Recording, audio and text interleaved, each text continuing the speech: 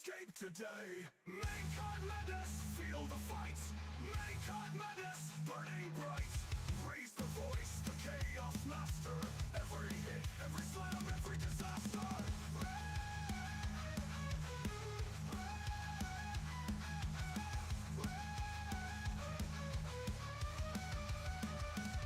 No cold, all foes.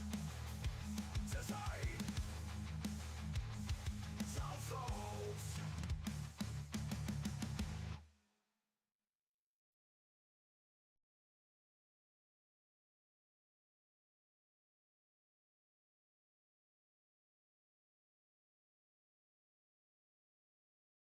Thank you, new Perry. Yeah, you're gonna have to go to Paramount Plus. Thank you guys for being here, because that's where I'm gonna be watching it, Paramount Plus live on my phone, looking at it through via the camera or via the stand behind my laptop, and getting ready here. It's about time to bring it in. Let's see what happens here, kids. We're gonna go to this live. We're gonna go to this live. I'm gonna put an earphone in so I can have some live commentary going on during this to kind of give you the full. It is free with the Paramount Plus subscription. I think it's like $60 for a month, or no, it's like 30 a month. I don't know what it is, guys. I'm not quite sure. I paid the annual for this. So when I'm doing this, it's got to be full on with it. I wanted to have everything, no commercials, no bullshit to really kind of throw everything off. This is what we've been waiting for in the United States.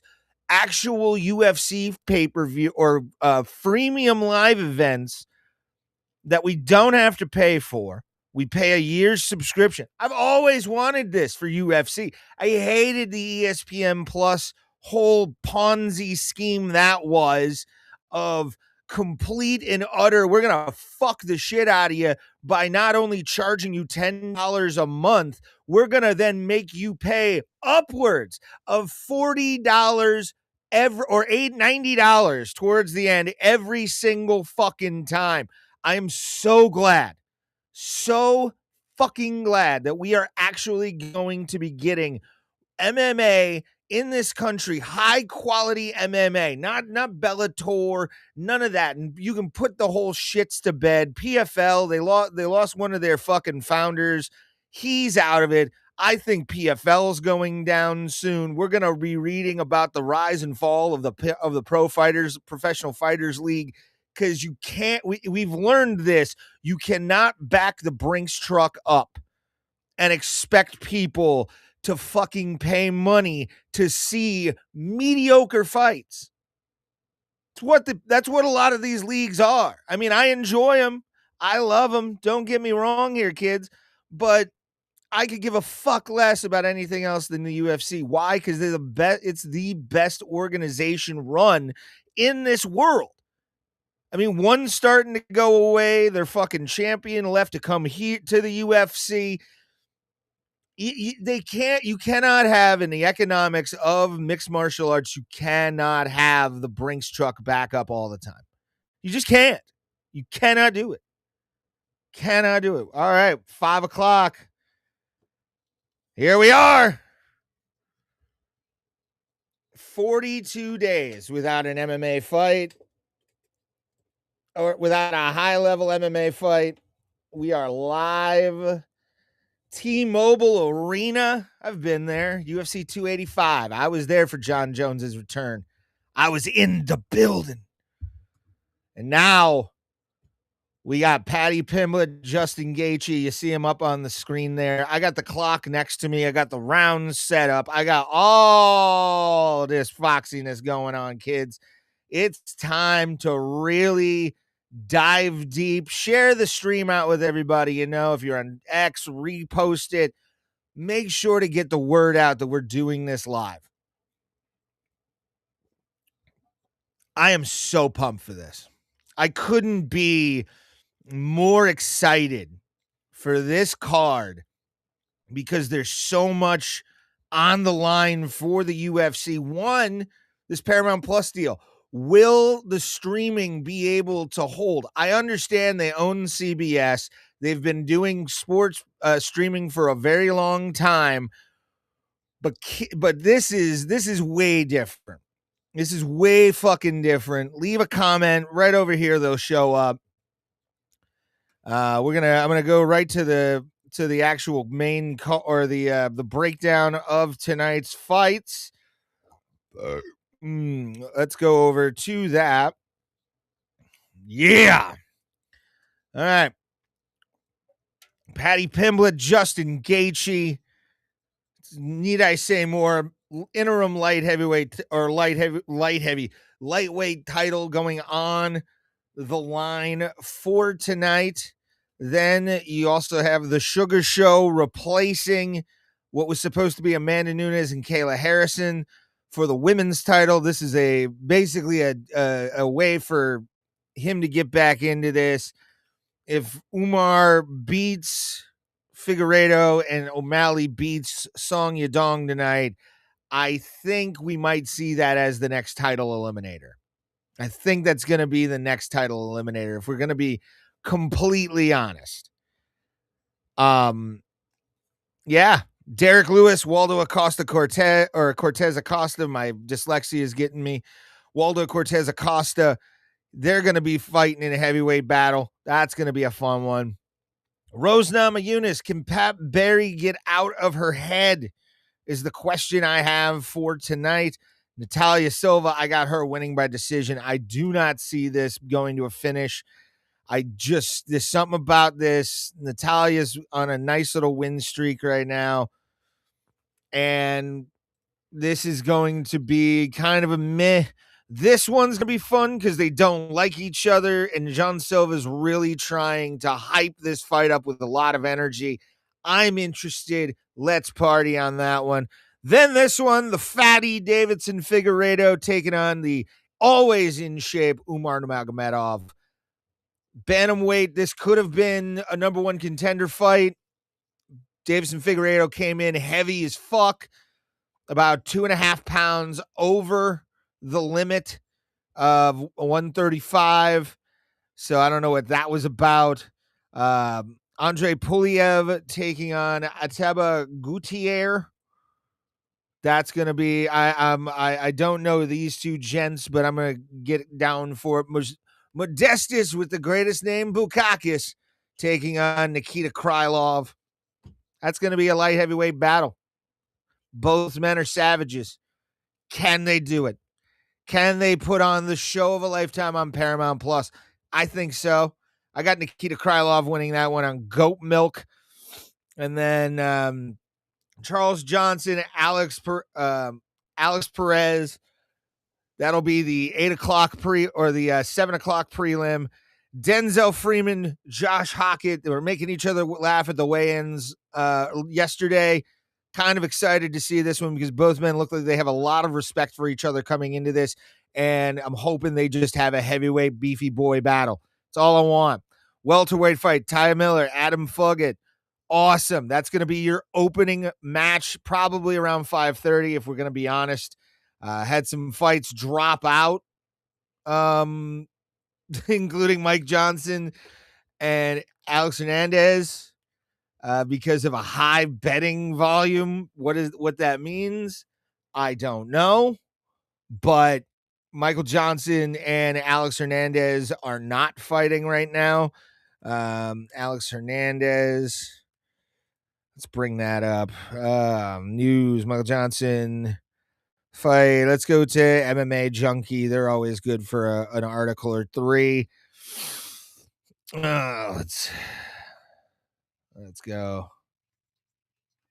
Disable my ad blocker. The fook. I will do that. Come on. Gotta do this crap beforehand, I guess. All right. Let's go to Yahoo Sports. Why? Let's go for it. All righty.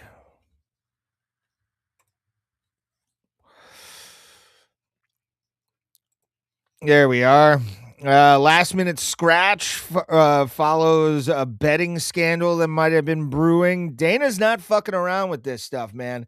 He does not want to have any more bullshit happening on his cards.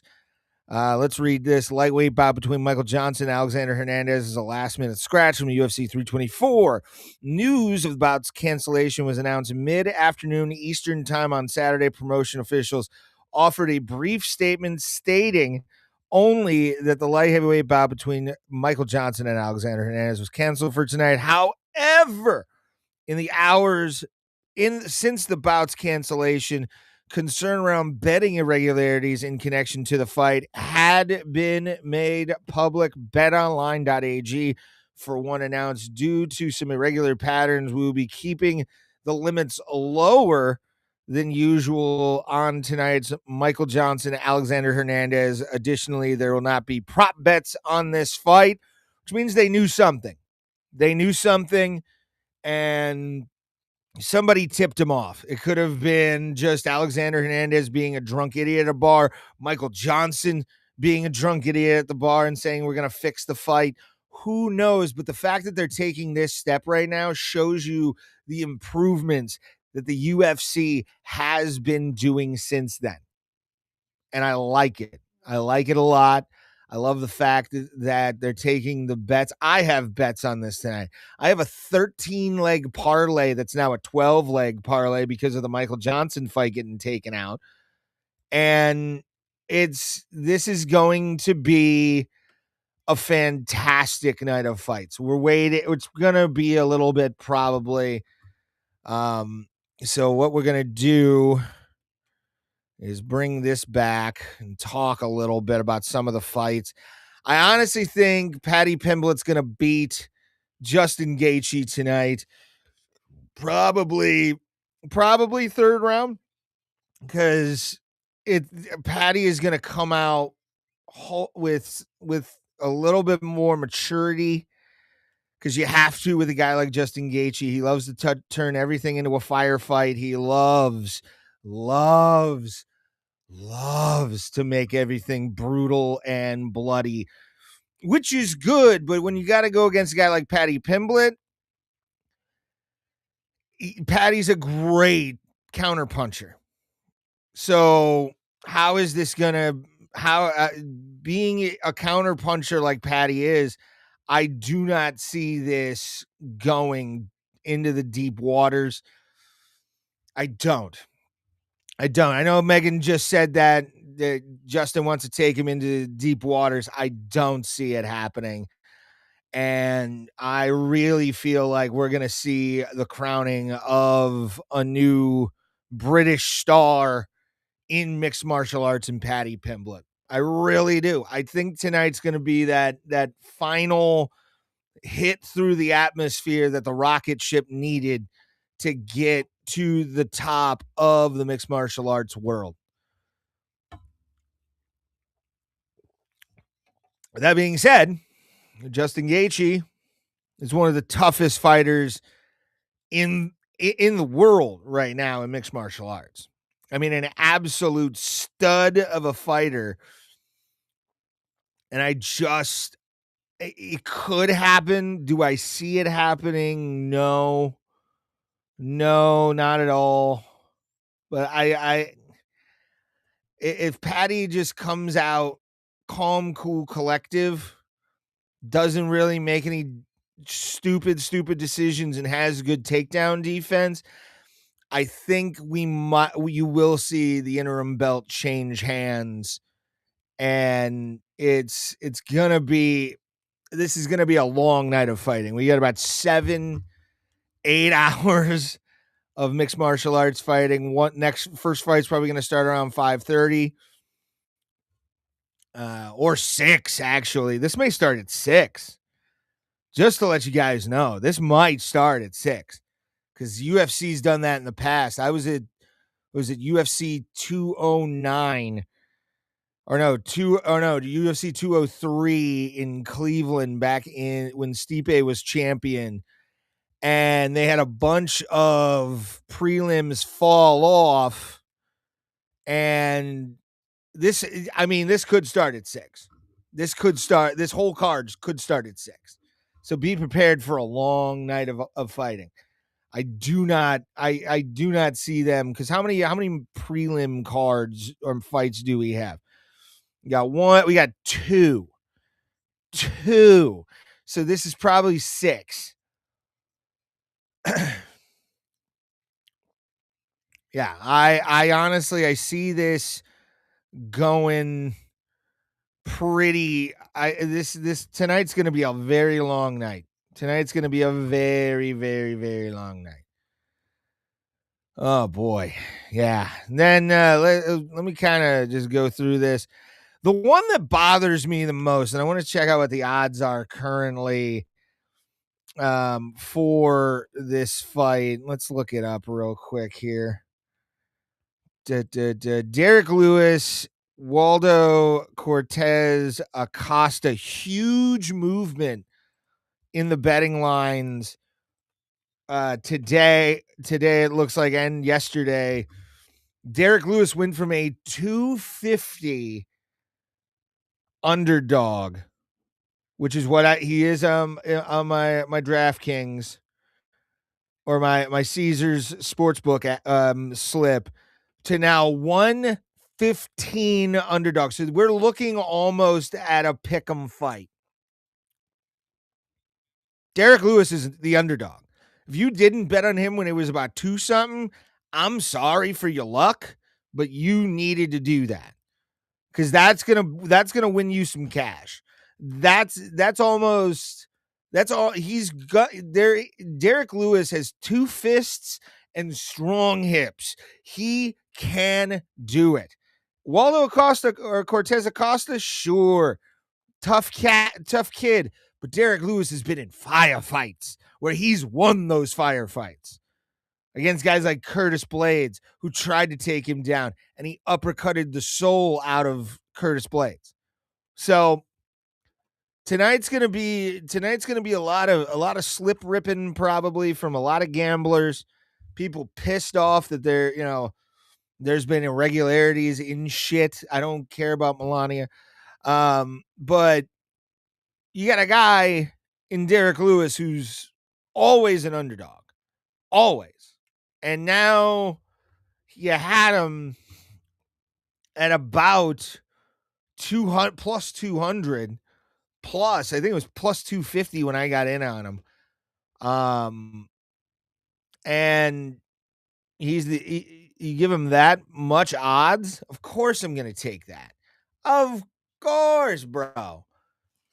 Hell yeah, dog. Why not? But dude, anytime you bet against Derrick Lewis, I hope you kind of lose. Kinda. I'm not gonna wish full loser on you, but you gotta think with your brain here, man. I mean, he's one of the best power punchers in the sport. He's claimed the souls and lives of so many MMA fighters. Sure, he's lost to DC Cormier in Madison Square Garden. Who hasn't? But a guy like Waldo Cortes Acosta, having him be that right now, or having his opponent be that guy, I'm picking Derrick Lewis. I'm picking the Black Beast all day, every motherfucking day. So I'm excited for that one. That one's gonna be the big enchilada, if you will, of any bet slip tonight. Should be a Derrick Lewis, Davidson Figueiredo, because he's fat. He's a fatty. Let's see what the fucking line was on that, by the way. Magomedov, Umar is a 153 favorite. Figueiredo's a plus 120. That's fine. I'm willing to rip up my bet slip because he missed weight. I hate the fact he missed weight. I hate the fact that a guy who was at the top of the MMA world at flyweight for so long had a 4-card series with another guy, Alex Moreno, who they traded the belt back and forth, to now see him miss weight. You're like, how long have you been fighting, dog? How long have you been fighting? How long do you know that this was going to be a thing? Or are you scared of the Nurmagomedov name? If you're scared of the Nurmagomedov name, just say it. We will judge you. We will judge you hard. That's how this is going to be, dude. But I put Davidson because it could happen where he wins. He's given up a good percentage of his purse, so he doesn't really get off that easily. And for people to be kind of sleeping on Davidson Figueiredo is a bit insulting to Davidson, but I think he's used to it by now. I think everybody should understand that this is going to be one of the biggest nights in mixed martial arts history, just because also you got so many fighters on this card. So many. I mean, look at the stackness. Again, Nurmagomedov, Davidson Figueiredo is the feature prelim of this card. The feature fucking prelim, dog. How do you not love this? How do you not love this? Let's go back real quick, actually. All right. Oh, want to thank you guys for coming in early. Let's get these numbers up. I'm waiting for the first fight. It's probably going to be about 6 o'clock. We got another half hour. Could be 6:30. I don't see that happening, but it could be 6:30 when we start this. So I'm kind of leery on the start time. It was supposed to be 5 o'clock, but again, we've had some big dropouts on the card, including the Alexander Hernandez, Michael Johnson card, because people just couldn't hold their fucking money. Like, how many people are going to just think they have a goddamn lock and not think that they're going to pull some fucking shenanigans to make sure you don't win money? And if there comes to find out that there's more fucking to this story, which we'll talk about tomorrow, hopefully there's some more details. Probably not.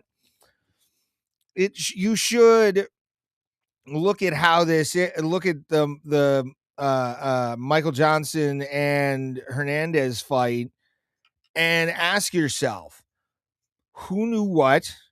Why did this really happen? Why was there all of a sudden just an influx at the betting window? It makes no sense to just break it unless, Alex or Michael had a fucking hand in it. It's weird, but I did. Wait, Alex Hernandez, old coach. Let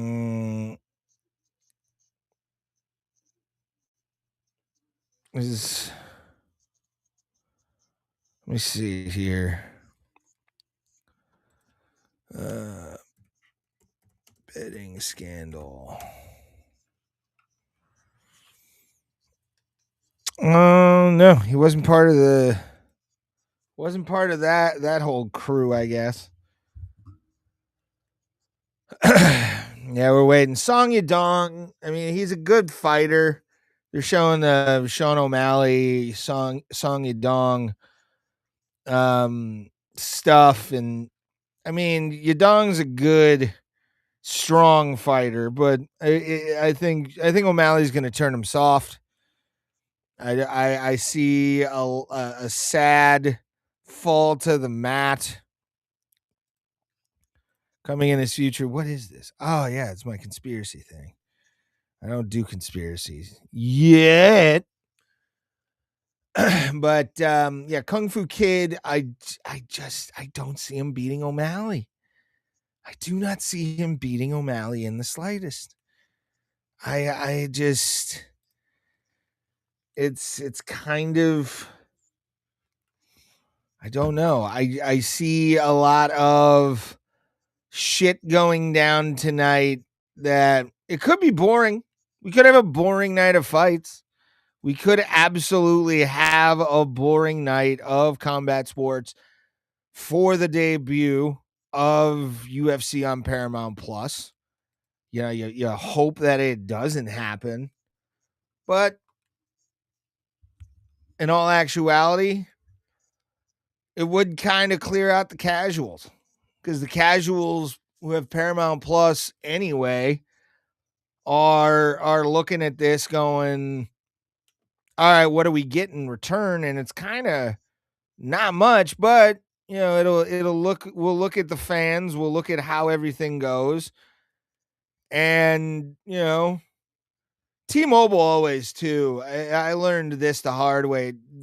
Vegas is one of the worst places to watch fights if you're a hardcore fan. If you're a hardcore fan, sure, they have the best fights, but the fans suck. Combat, because there's so much more shit to do. I mean, there's so much more shit to do in that town than just go.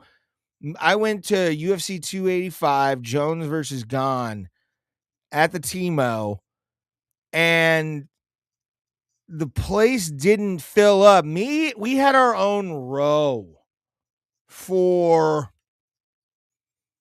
I want to say, all of the early prelims, which started at like 3, and then the most of the prelims, and even our row didn't really fill out until I think it was the Alexa Grasso Valentina Shevchenko fight, which was a co-main. I mean, we had a full on empty side. Me and my buddy, rarely do you get that at sports events where you can go to the bathroom at will. Like, you don't have to worry about pissing anybody off. For 3 hours, I was able to actually go to the bathroom at the T-Mobile Arena without having to do anything but ask my buddy to get up. I didn't have to walk through 5 fucking people. That's what kind of disheartened me about Vegas and like the idea of going to Vegas for fights anymore, is just not a lot of people show up in the beginning. When I went to Cleveland for the Stipe thing, I think it took until midway through the prelims, the 8:00 prelims back then, for the arena to truly get bigger, like a big crowd inside of it. We were up in the club level and had nobody around us for at least a couple hours. Then the Yancy Medeiros fight happened. Everybody went on to their separate ways, and we were able to kind of mill about until the prelims started, because nobody showed up. And then like halfway through, that's when people really started to come and sit in their seats and stuff like that, which was nice. Don't get me wrong, it was very nice. But yeah, I don't see this pirate doing anything but getting his head knocked off by Derrick Lewis. Man, I really hope Derrick wins this. I like Derrick Lewis. I love his fighting style. I love his personality. If you don't like the Black Beast, you're fucking stupid. It's not even anything to do with any other thing. You just don't like good personalities. There's a Curtis Blades knockout where you just destroyed Curtis Blades with an uppercut. We're getting further and further. We've got probably a half hour, probably another hour until the actual fight card starts. We're probably looking at another hour of just kind of chilling, waiting out, not really doing anything. What is this? Why do they have Mike Tomlin? Oh, like what the hell? What? Why'd they have Mike Tomlin on there? By the way, RIP to Mike Tomlin's coaching career. I'm a Steelers fan. We just hired the fucking Cowboys coach today. Oh, we're fucked. We are done. We are so cooked. Fucking as a Steelers fan, it's getting frustrating to like that team, I was a kid. I was like, God, 06, 07, or no, 09. Almost a decade ago now that people like actually had all that, man. Uh mm, no. Oh boy. Hold on. Check this.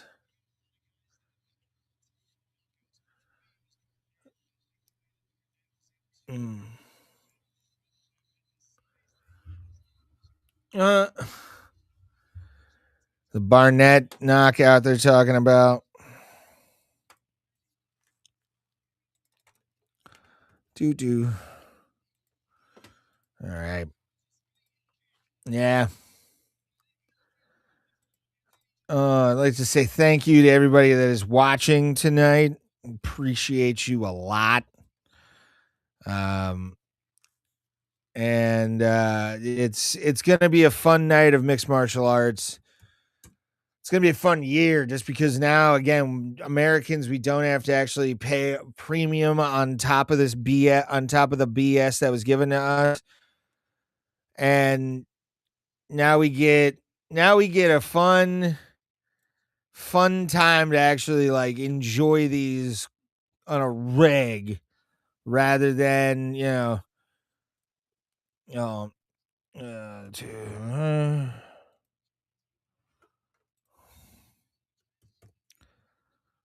there we are.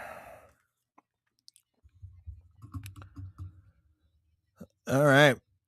Denzel Freeman, Josh Hokett. That'll be a fun little fight. Also, if you want tonight, down this way, I have a link here for buy me coffee. It's just a way to support the show. If you want to send me money for tonight, I'd appreciate it. I know it's e-begging. I'm not a fan of that much e-begging, but it does help the production of the show. It gives me the ability to keep doing this show for you fucking animals, and you get to also see your name up here. So it'll be right over here. Let me just show you that whole thing right here. Just do the test there. That's what you get. That's what you get right there. Conor McGregor doing the money sign. So if you want to send some money, it would be appreciated. It would definitely be appreciated for the sake of the show. So thank you guys for being here with us. Like I said, we're waiting. So one thing that sucks about having these kinds of long waits, we could be waiting another hour. I think if push comes to shove, first fight might not be till 6:30. I wanted to be here with you guys from the beginning of the show until the ending. Obviously, we'll be able to do that. I will be playing clips from my show as well, the Ray Highclack show, every single Sunday, 9 p.m. Eastern Standard Time, live on a lot of platforms. I'm everywhere. I'm like fucking herpes in a whorehouse. I'm fucking everywhere, and would like to just say thank you guys for being cool enough to stop by, say hello, share, subscribe, do all the things you want to do. Paddy Pimblett up on the screen.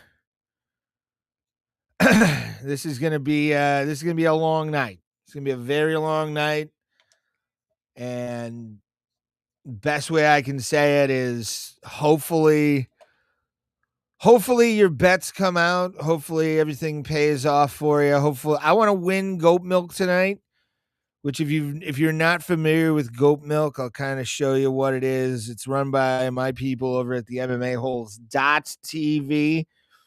It's a pick'em league. I'm going to be involved with this all year long. And my picks so far are 100%. We'll see how far up and down those whole things go with time. Arnold Allen coming in.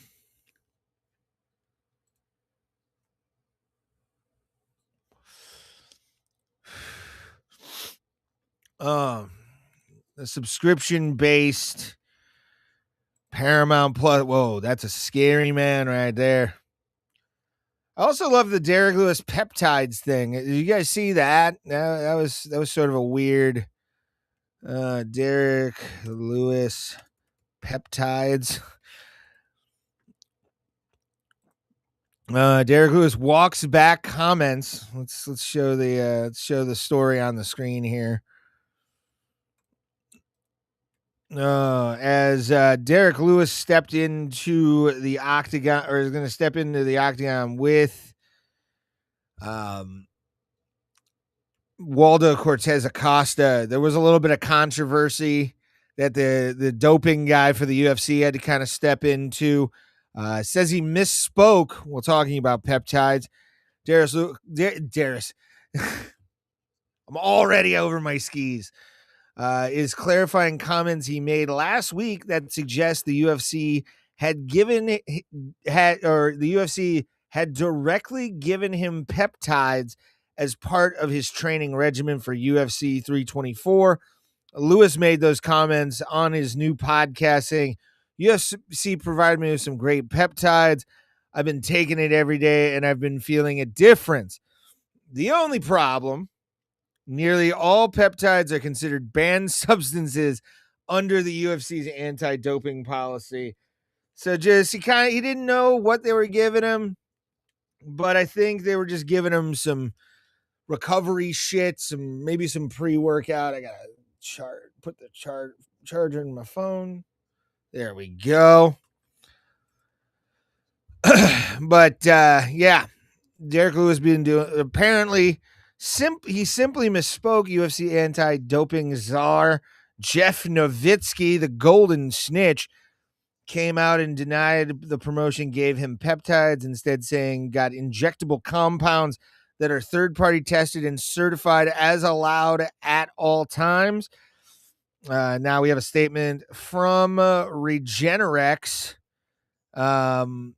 The secret of RoboCop, which is Regenerex. It's this stuff right here. That seems sus. Just saying. That seems sus as fuck. Pretty sussy.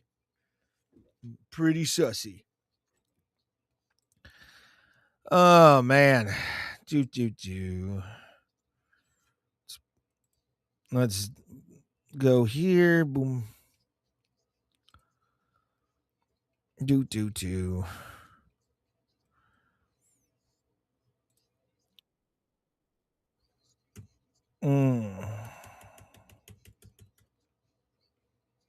On here.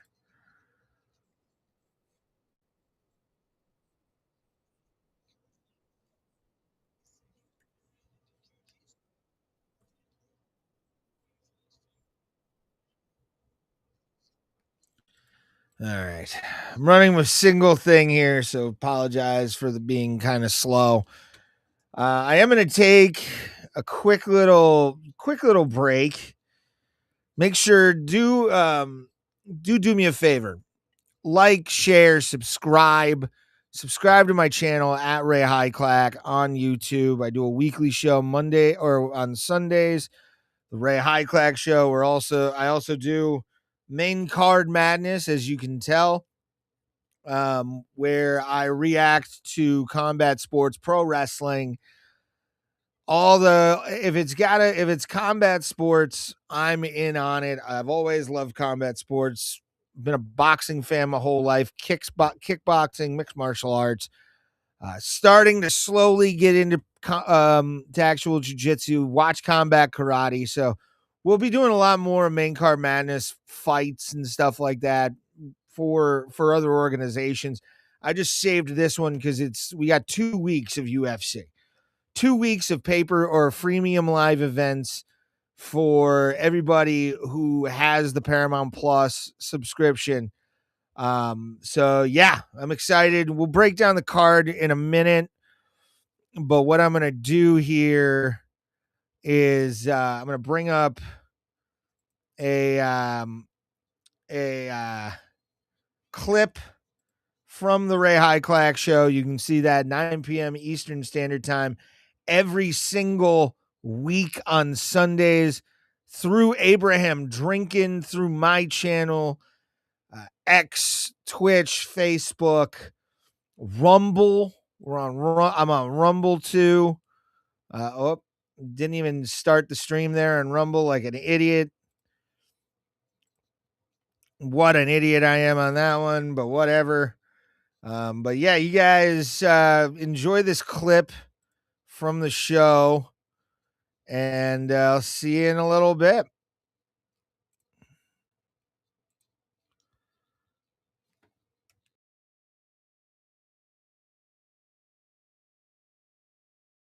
If he doesn't deserve a shot at Tyson Fury, and Tyson should just retire at that point. If he ends up getting knocked out like he did against Andy Ruiz, or TKO'd, we could still do it because that was kind of a weird stoppage, but it happens. But I love Andy for winning the title, so that's always a good thing. When you have a new heavyweight champion out of the fucking blue, that's what sports is about. So we'll be doing those for 2025 or 2026. Let me go to Dana White here. Francis Ngannou. All right. Yeah. Oh man, what a day. What a fucking day. You know who is having a bad fucking year, speaking of combat sports? It's Francis Ngannou, man. Like, Francis, I sort of, at this point, feel bad for Francis Ngannou. Do I feel fully bad for Francis Ngannou? Fuck no. Why? He did this to himself. He did this to himself, and he tried to think he was a bigger star because Dana and this is a big thing I've kind of had a problem with Dana with for a long time, and that's like his inability to see where the real stars are, where the fans' hearts are, and where everybody else kind of goes and says, "Oh no, I want to go into this market now. I want to go in to a market." A couple years ago, Francis Ngannou was undisputed UFC heavyweight champion of the world. He beat Stipe Miocic, an aging old Stipe Miocic, and then sat on the belt for a year. If you didn't follow the story, go to Bro Plata. It was the old channel that I used to do a podcast on. We did an entire breakdown, and I made the prediction, by the way, made the prediction back then that would be the last time we saw Francis Ngannou in a UFC cage ever again. And I have been proven right more, because on this show, again, I am never wrong. I'm misinformed. I can be underinformed. I can be I can easily correct things, but I'm never wrong because I have a microphone in my face and I fucking, this is my show. I can say that. because again, we can come back with follow-ups, we can do all the kind of crazy shit, but I'm never wrong on this show. Never. And I want all of you to be okay with that, to know that I am never wrong. So we established. But Francis did probably, and pro wrestlers have done this in the past, and it never really worked out for them. The Ultimate Warrior comes to mind. Held Vince McMahon up at SummerSlam 1991, I believe, against the Iron Sheik and Sergeant Slaughter, and held Vince up for money before going out there. And Francis basically did that. Francis Ngannou, whoever Francis's team is of lawyers and agents and all these people, really never gave him a reality check. Really never gave him the idea that he is not worth the money he thinks he's worth. And also, no matter what, and we've all learned this through a lot of things, but if you watch pro wrestling, you watch MMA, you can't fuck over a promoter like that. Hold his belt hostage for a year, by the way. For a year, he did this. Offered John Jones. Offered Tom Aspinall. Offered all these fights, but wanted to get more money and then try to babyface his way. Francis took the shotgun, placed it on his toe, and pulled the trigger and wondered why his foot exploded. Like, that's what this is. Because boxers have been stripped of belts after weeks of having them. Just because they didn't, Bud Crawford is no longer undisputed champion. I think the WBC removed his championship from him because he didn't pay some kind of silly fucking dues or something. Like, who the fuck are you that mad he beat Canelo? Seriously? Are you that pissy that he beat Canelo Alvarez? But what Francis did was dumb. Like, Francis could have been the biggest star in the UFC, but he put the cart before the horse and expected the horse to pick up the hay behind it. Like, he had no earthly idea, which he should have. Again, it's on his management. I honestly, I blame Francis for 25% of this. If I'm going to give it a number, 25% of this is Francis's fault because he fucked up and trusted the wrong people and trusted himself too much. Trusted himself way too fucking much here because, I mean, sure. And we can bring a bunch of the, fighter pay and all this crap. Which that's a bullshit argument too. Like, that comes from people who don't follow the business side of this, who don't understand real production, who don't understand what the pricing of renting out arenas is, deposits, all that shit.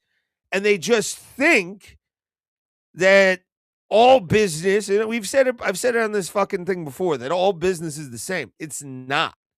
It's not. And this is a totally different kind of business because it's run almost weekly. It's shown on one platform. It's not shown on multiples. And the production costs are pretty insane. And I think for the end of the year, what I'm going to do is I'm gonna look up on a few AI sources and a few actual like legitimate sources how much annually the UFC spends what its operational budget disclosed is. And don't give me the whole thing of like, well, they hide money and they don't pay fighters enough. Boxing has never paid the lower level guys that much. Okay. And you got to tell me, you can't tell me with the problems ONE FC has had, Bellator, Strike Force, Elite XC, that Ultimate Fighters League or whatever that hasn't got off the fucking thing and they asked the fighters to fight for free. Dana operates on a fucking shoestring at this point, and he gambles a lot of his personal fucking wealth. Not my fault he does that, but the fighter pay argument died when all of these organizations that back the fucking Brinks truck up to try and get these big stars in totally just fuck themselves out of ever contending with the UFC. Because you can't. You should be your own entity and be your own identity. But everybody tries to do what Dana did and realizes, oh, fuck, there's only one Uncle or Scrooge McDuck, Uncle Fester, who runs mixed martial arts because he's been running mixed martial arts for over 20 some years now. So don't give me the fucking fighter pay thing. Francis tried to hide behind the fighter pay argument and still enriched himself, but gave guys $1 million. Big fucking whoop, to be honest. He probably made more with Tyson Fury. He made like maybe 5-6 million. Tyson got the rest because he's a former world champion. And Francis still lost that fight and then went. And I honestly, when he said he wanted to come back to the UFC, AJ scrambled his fucking brain. Because for over a year, he was shit-talking Dana. He was shit-talking the UFC. When that company gave him a regular paycheck instead of him being a sand miner in Africa, he's on the biggest stage ever, and he fucked up. So let's go read this story. Dana White relieved to remove Francis Ngannou from UFC. Dana White holds a strong grudge towards former UFC heavyweight champion and fighter Francis Ngannou. The animosity stems from disrespectful encounters shared with one another. Not surprised. Apparently, Dana White was pushed by the Cameroonian fighter not giving him a $50,000 fight bonus, but for not arranging for him for a private jet to Paris. My God. Moreover, there's serious negotiation disparities that forced Francis to leave the organization and pursue other options like the PFL, which, again, not impressed with what he was doing, and boxing, where he lost both fights. Some reports indicated that Ngannou could have been the highest paid heavyweight fighter in UFC history. He declined all offers that came to him. But he declined all offers that came his way, guys. You're the UFC champion. Once you get a couple victories and Dana likes you, then you can pull this shit. Conor McGregor did it, and Conor owns part of BKFC now because he's fucking rich, and Dana wanted to work with him. Francis was just hard to work with. If an opportunity showed to rehire the heavyweight giant, Dana White said gladly pass because having Francis was more of a burden burden than business.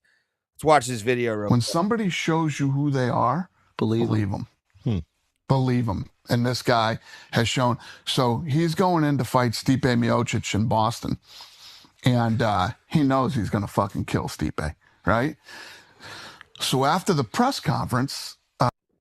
First of all, you did. But fuck you, because Stipe all day.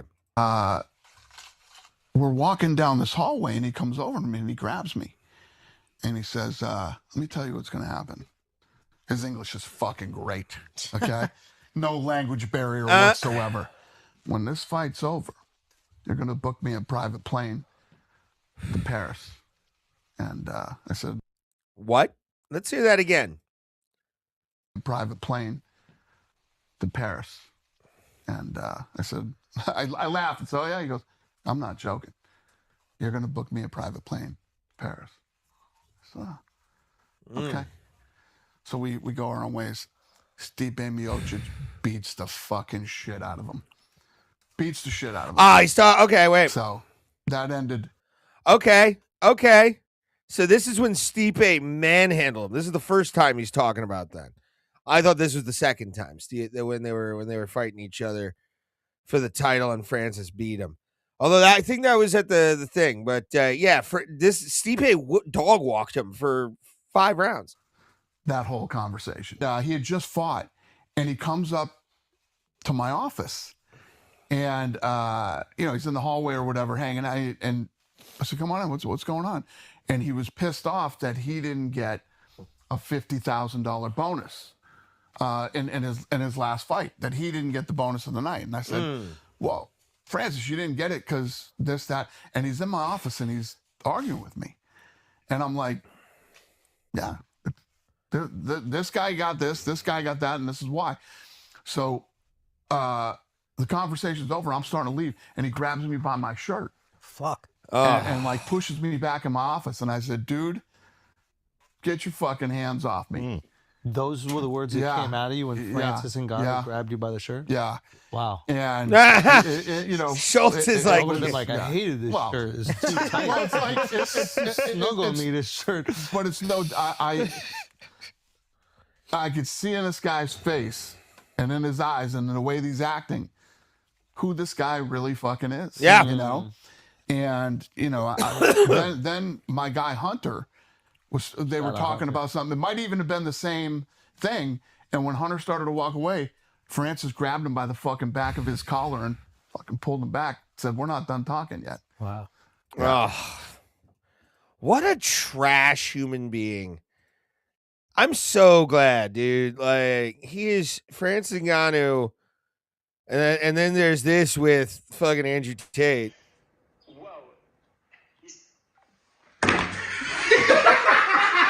I don't even know why they put that. That's funny. Let's take time to add some humor. Yeah, agreed. That's how I would have reacted for that. But yeah, Dana should have fucking just fired him right there. I mean, absolutely fired him after that. He would have went to 1, been the 1 heavyweight champion, and nobody would have fucking heard from this idiot again. The face of a man who is just stupid.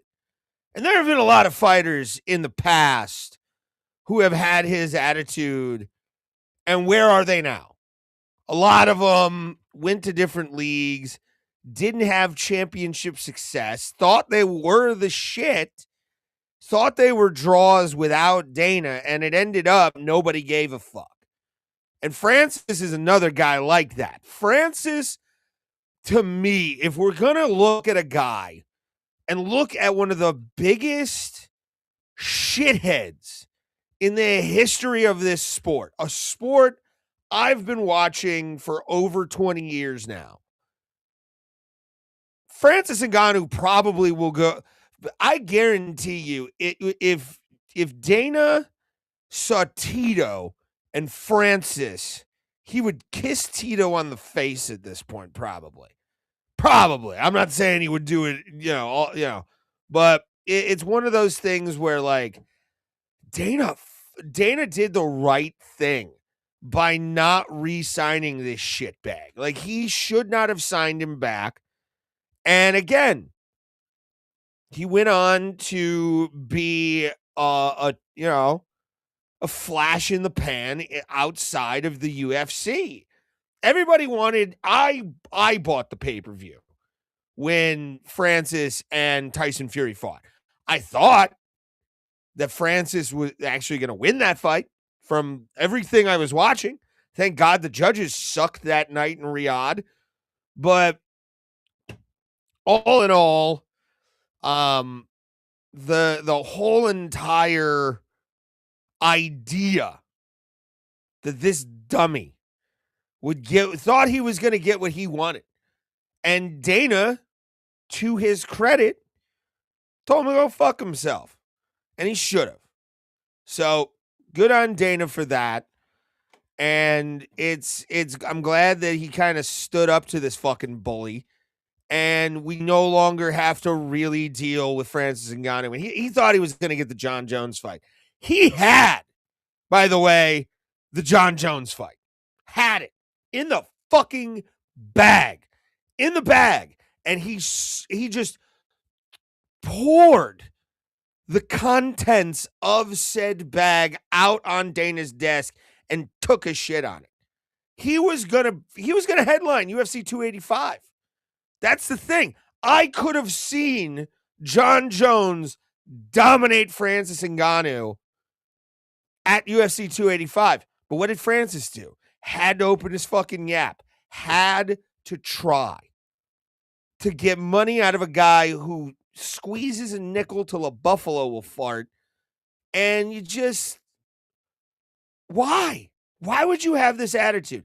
If I was in the UFC and I was close to being a champion, not only, and you can call me a suck up, you can call me whatever, I'd get what I want out of Dana because I'm just working with him to get to where I need to be. But Francis knew better than a lot of people. Just how it is. It's sad. It's fucking sad. But again, we're going to probably, in the next 10 years, there'll be articles written. There'll be probably some ebooks written because nobody's writing actual books anymore. A lot of AI history books of MMA when it's its 50th anniversary. And I hope that two big blunders are pointed out. One, it's Dana not promoting Stipe enough and really getting the crowd behind him by showing that he's a former firefighter and all that fun shit. But then to have him be, have to deal with the biggest falling star in the history of mixed martial arts in Francis Ngannou. That's how it should be. All right, let's bring this up because I do want to talk about this because I like Resident Evil, and they announced Resident Evil Requiem at the Gaming Awards, and I kind of want to show off the graphical change between it. So let's bring that up now. I gotta pull that and widescreen it. There we are. I'm going to pull back. I'm going to edit this a little bit here so we can.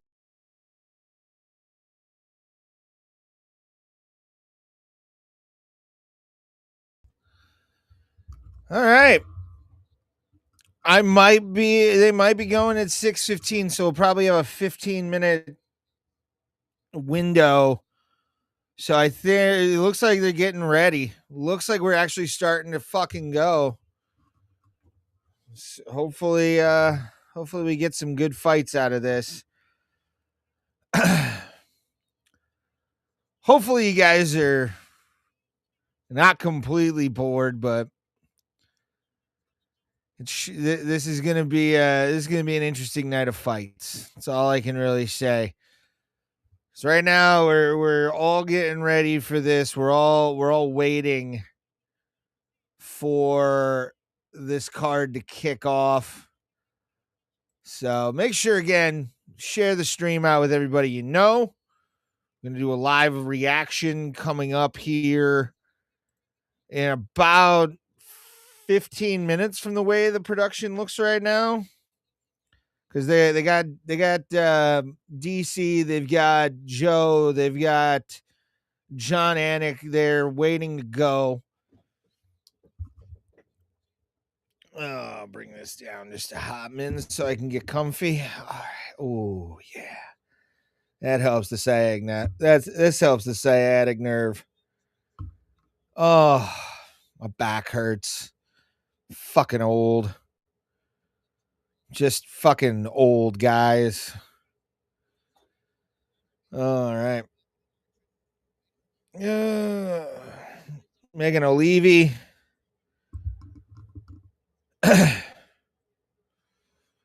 Can't wait. Can't fucking wait to actually see what they do with this. It would be so good. So good to fucking have Paddy win this. Oh my God. I would love it. I would absolutely love it. If you like it, like this video right now, wherever you're at, wherever the platform is, give a like, give a share, give a subscribe. I want your picks. I want your picks in the comments. I'll read them in between each fight. Also, again, I'm going to kind of pimp this. I'm going to fix that real quick, but wanted to pimp this. You got a link down below for Buy Me Coffee.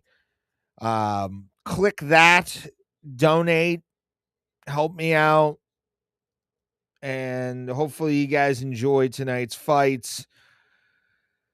Because I want to make this a fun, environment for you guys. I want to constantly be able to do this with at least decent production value.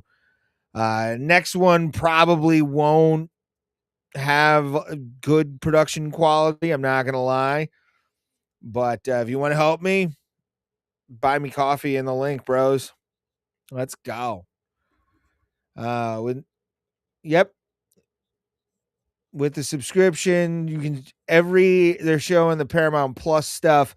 I really hope this goes well for them. I don't want this one to fail. ESPN, I wanted it to blow up in ESPN's face so bad. So fucking bad. But it didn't. ESPN nickel and dime raised the prices, raised the subscription costs, all that shit, dude. Now we have Paramount Plus. You put it on. They've done sports streaming for years now. So it's just it's hopefully we get a great experience out of ESPN or out of Paramount Plus compared to some of the dog shit that fucking they all did for this man for ESPN Plus. I mean, there was times where you couldn't watch that shit because it was so behind because commercials were fucking the app up. Hopefully Paramount Plus, and I have the $120 annual subscription. So hopefully this brings me some kind of thing. Oh, here we go. There it is. Adam Fugit taking on Ty Miller, showing the graphics. I'm liking it. I'm definitely enjoying this. This seems like it's going to be fun. Hopefully the production value is actually pretty tits tonight. Getting ready. Ty Miller, Adam Fugit. Let's bring up this one real quick. Paramount Plus era begins. All right. Ty Miller is 4-1 in his last 5. And Fugit is 3-2. All right. Let's see what the MMA holes community says. Ty Miller to win by KO. Okay. All right. All right. All right. Ty Miller 6'1", big boy, or 6'2", and Fugit only an inch shorter than his counterpart here in this. And actually, let's do this real quick. There we go. That way I can have it on my TV for watching the replay later. I'm watching this on my phone for anybody watching. I got my stand. Oh. Well, I'm not watching it. I'm going to watch it later then on my TV.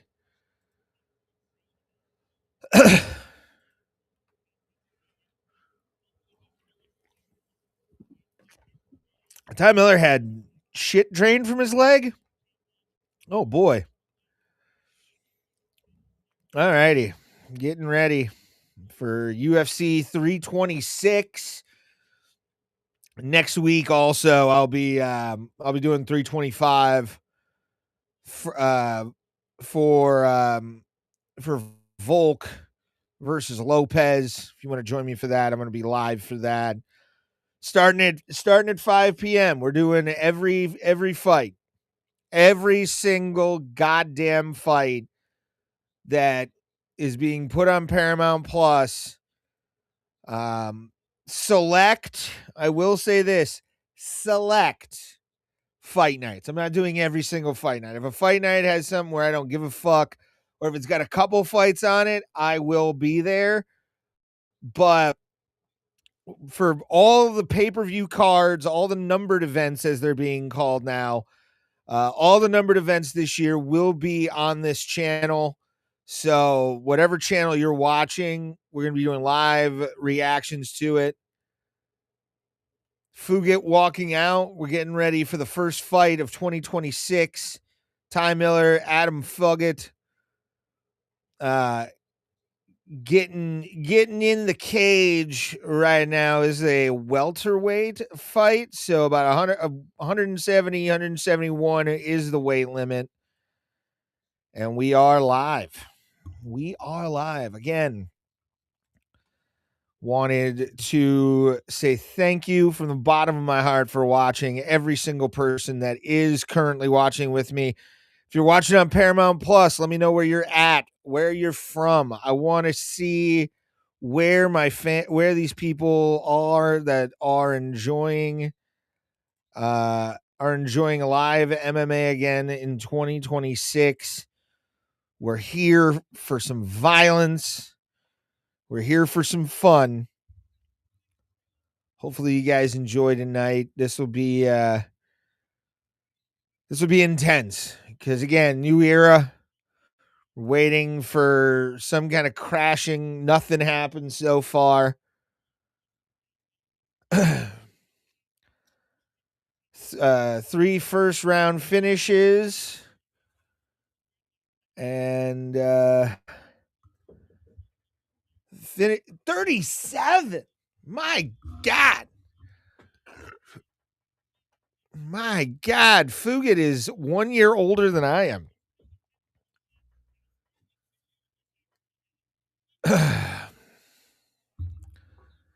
Actually, let me bring this down. There we are. That way I can have a little bit more of a line of sight instead of seeing nothing because my eyes are shit. All right. Ooh, they invoked Islam's name. Oh, finally, mixed martial arts back. UFC 324.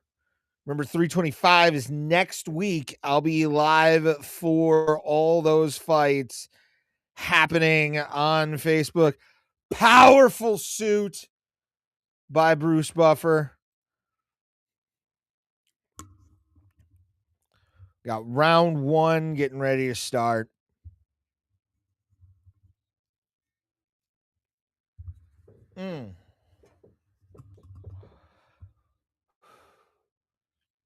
Let's go. Both men looking focused.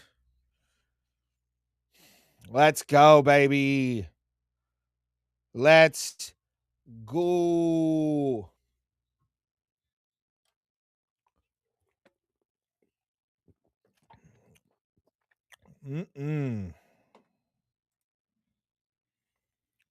Let's Fugit go.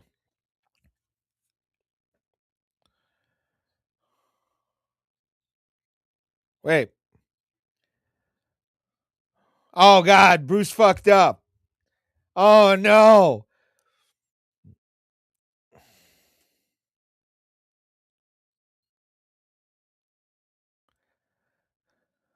Oh, no. Oh, no. Oh, no. Bruce fucked up big time. I don't. Rogan said it best. What just happened?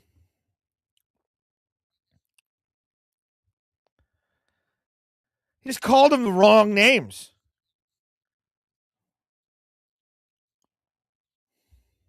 That's Adam Fugit. All right.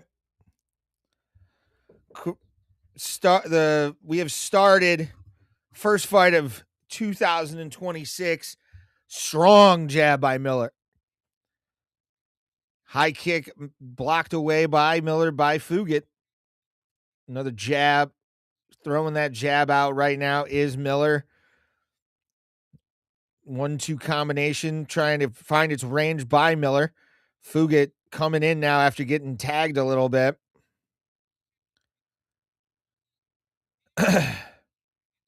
Boom.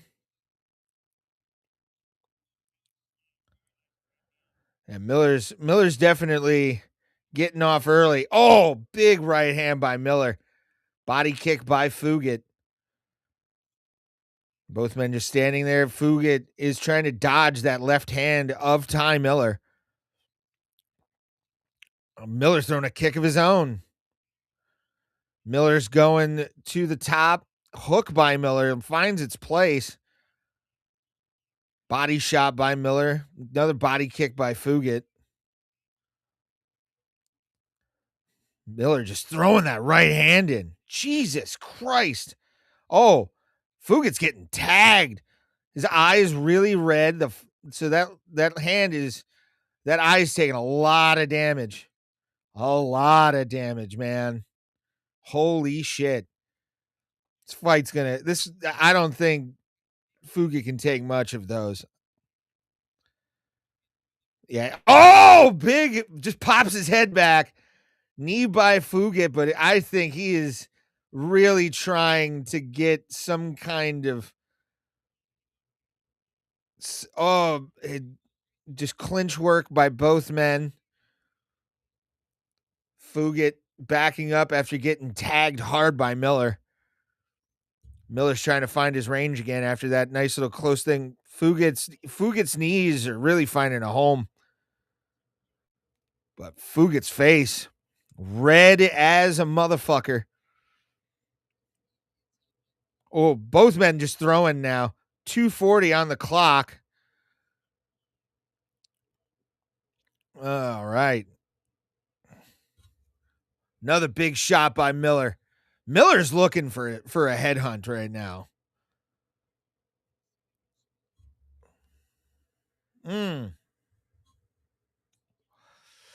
Another big shot by Miller. Miller in control so far, finding homes for all those fists. He is running an orphanage that is slowly out of the ordinary. Got 2 minutes left on the clock. It's Ty Miller piecing up Adam Fugit. I mean, he is really piecing him up. Wow. Ty Miller is just absolutely chewing Adam Fugit's face up like a wood chipper. Both men just standing in the center of the cage now, and Fugit trying to dodge the attacks of Miller. Miller totally in control of this fight right now. And ahead right now, winning this round. 125 left on the clock. Miller just eating Fugit up. I mean, absolutely causing so much carnage. It's amazing to me that Fugit hasn't gone, tried for an elbow there, dude. That would have been hot. Oh, Fugit takes aim. Elbow by both men throw elbows, and Tyler got caught, or Ty got caught. Ty got caught with that elbow. Oh, and now Fugit's coming back. My parlay might be fucked right now. Oh my God, 40 seconds left on the clock as Adam Fugit is showing signs of life after taking real damage from Ty Miller there. Fugit is down. Could he be out? Under 30 seconds left on the clock. Fugit's trying to get back up. An elbow by Ty Miller. Miller is walking him backwards. Can Ty Miller get him out in the first round? 14 seconds. We have 14 seconds, and a man is almost about to go out on his feet. Under 10 seconds now. And he drops him. Oh, Chris Tione calls it off. Chris Tione calls it off. He calls it off. Oh, my God. Oh.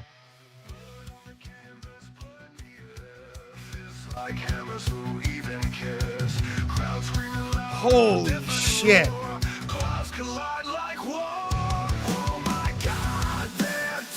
Just crushed him.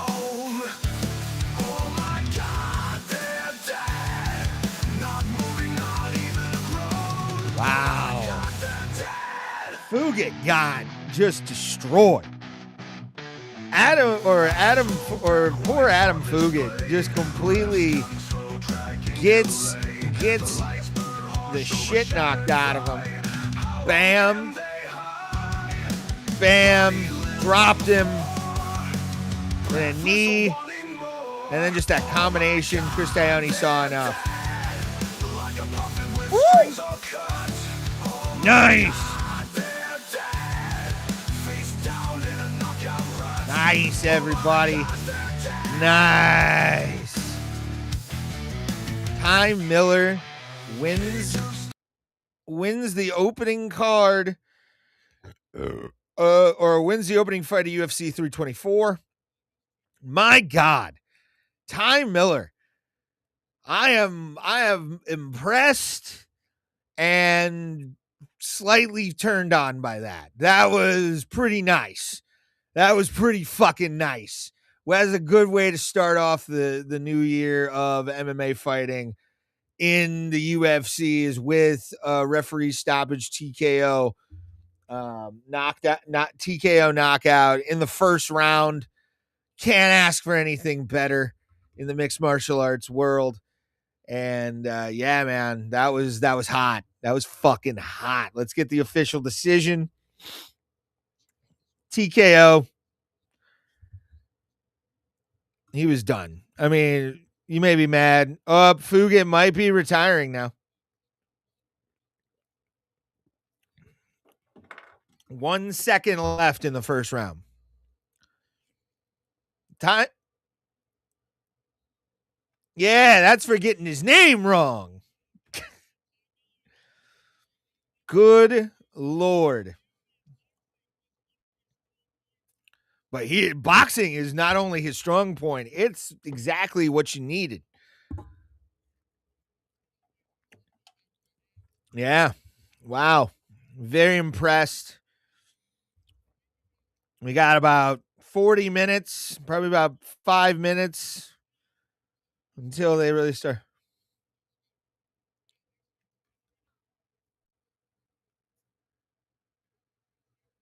Mm-hmm. Fuck yeah, man. Oh, that elbow.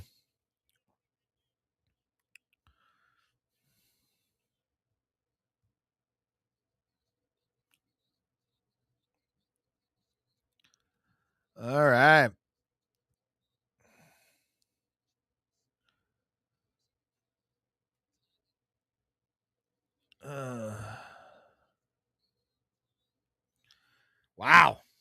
big win for Ty Miller. We probably, like I said, we probably got about 15 minutes until the next fight.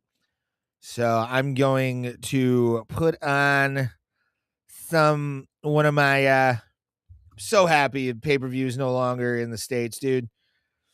February 12th, they're announcing Musa Masi is going to be defending his BJJ belt February 12th. So I might do that if I don't have a show that night.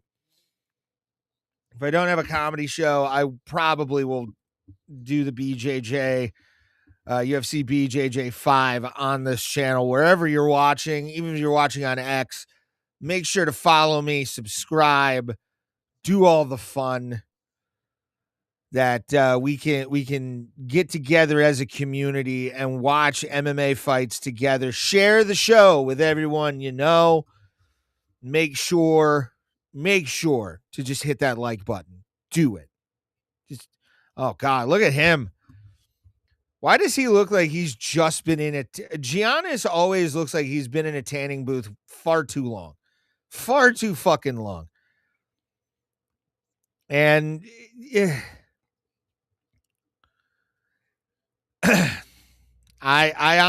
Who you got? Leave a comment down below. I'm looking forward to the Freemium live event where we get USA doesn't have to pay pay-per-view costs anymore. Couldn't be more happy. Couldn't be more fucking overjoyed with that. Denzel Freeman and Hockett next. They're showing them all warming up and stuff. So hopefully you guys enjoy. Make sure, again, share the show with everybody you know. Make sure to get yourself subscribed to whatever channel you're watching. It could be Abraham Drinking, which is down there. It could be my YouTube Ray Highclag. It could be the Ray Highclag Show channel, the official channel of the Ray Highclag Show. Go to one of them. Go to Abraham Drinking, because I've shout out to George Gresco and the crew over there for bringing me in. They got a show April 14th that's going to be live streamed on their channel as well for a comedy show. So I'm excited to hopefully be a part of that. And yeah, it's going to be a good time. It's going to be a good time.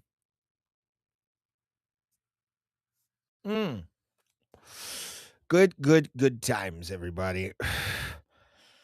All right.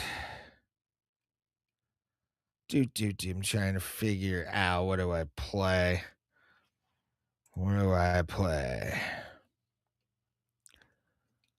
What do I play for you guys? Just so I can give myself a break. It's about 4 minutes. That's not long enough. Oh, we'll play this. Play this. All right. All right, guys. I'm going to take a quick break while we're getting ready for the next fight. Probably 10 minutes. But if you're new to the channel, you just found this channel, every single Sunday, 9 p.m. Eastern Standard Time. I think I'm going to push it up to about 8. I do a show called The Ray Highclag Show, which is the logo right over here at the top left of the screen. Join me live every single Sunday. Here's a clip from the show.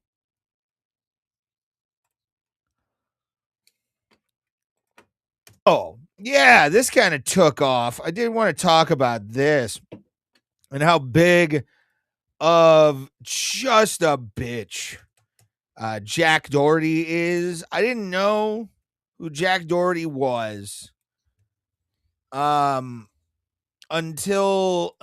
this video came out.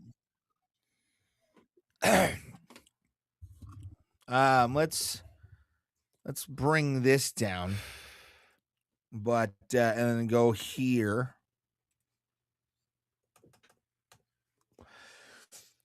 This kid is just about a piece of shit.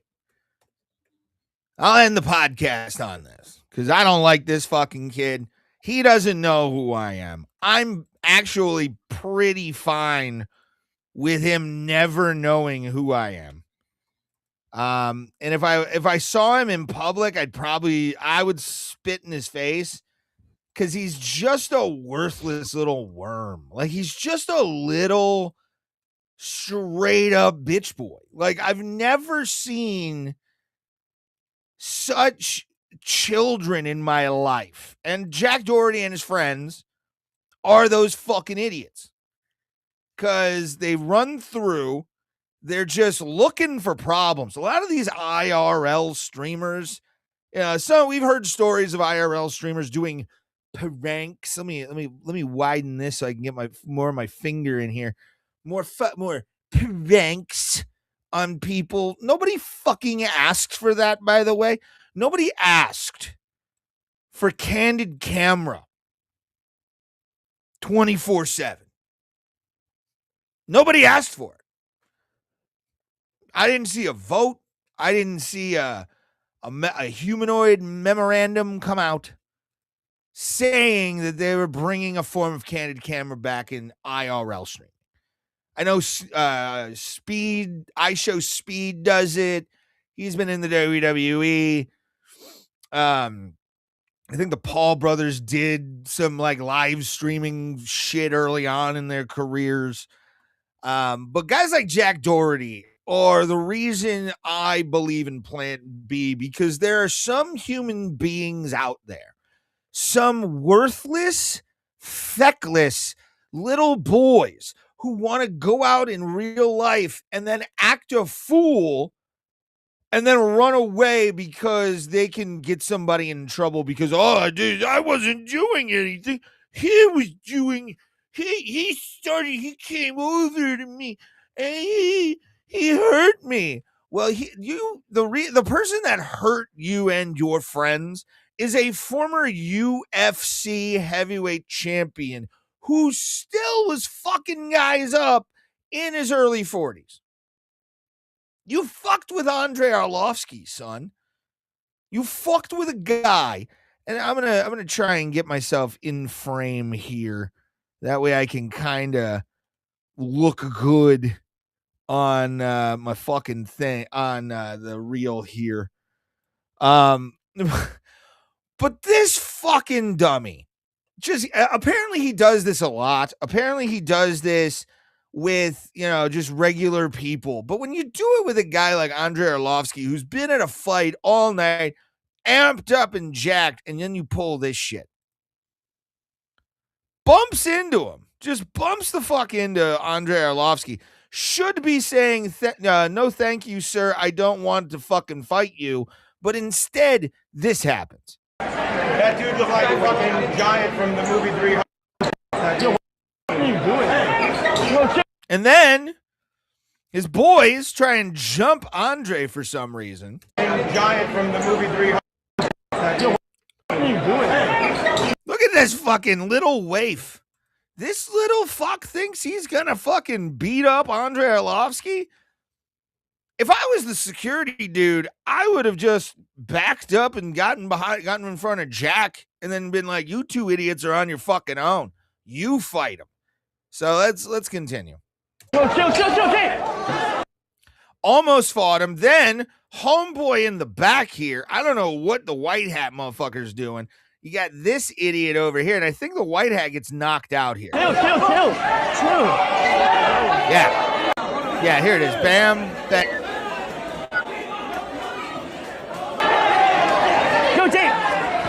Blocked by Andre. And then just fucking runs away. I gotta tell you, dude, like these fucking IRL streamers, these just low lifes. And I am not an IRL streamer, by the way. I want everybody to know that. I don't classify myself as that. I'm just some idiot online. That's it. I'm not looking to start problems out in the world. I'm looking to start problems online. Why not? But when you got a guy like Andrei Arlovsky who can legitimately snap your neck, why are you starting shit? And then Jack decides to just hide behind this fucking security guard here. I love this. Get the fuck out. Get out. course they're wearing a Team Jake shit. It's such a bitch. He's such a bitch. Look at him. He's just such, both of them, all of them are just bitches. I would love to fight them 3-on-1. I guarantee you I could beat at least one of these little queers. I could beat one of these little assholes in a fucking heartbeat. And I barely box. But these motherfuckers I could handle pretty easily. No security guard, no nothing. Jack Doherty, you're just a bitch, bro. You're just a bitch. And that's all you will ever be after that fucking fight with Andrei Arlovski. Because you backed up quicker than your boys did. Your boys tried to jump him and do a 3-on-1. And Andre, being the giant that he is, fucked your kids' worlds up. Good. And I hope they learn a lesson. I've seen he's running his fucking dick licker a bunch about some other shit.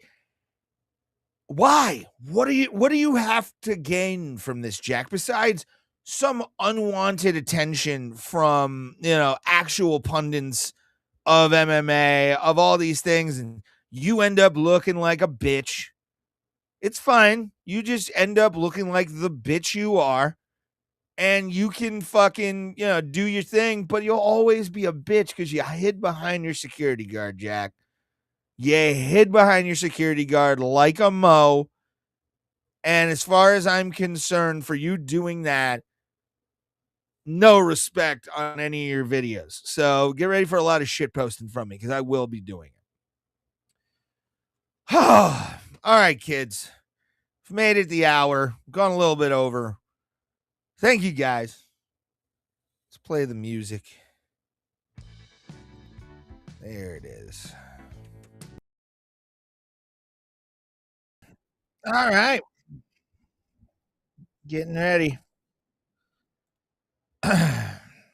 Getting ready for the next fight.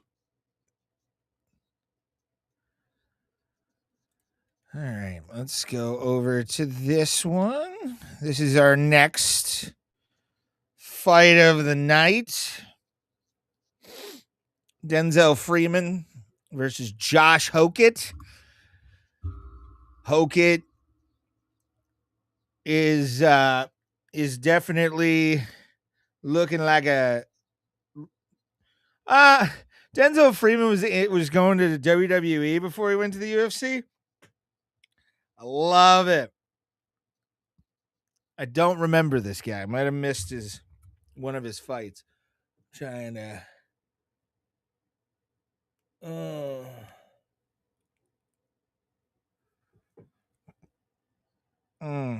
right. Pardon me.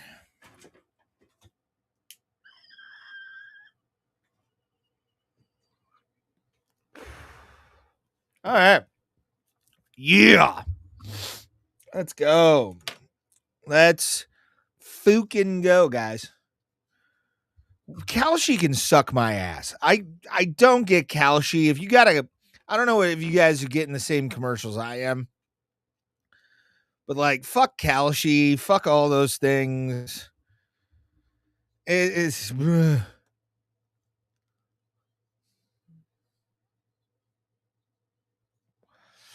Kalshi.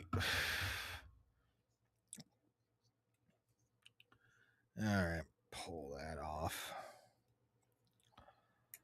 4th foot long free, dog. Monster Energy commercial. But who does Kalshi? I want to know who does Kalshi. If you're watching X, YouTube, Facebook, doesn't matter. I want to know if you guys do Kalshi because I don't understand it. I don't get the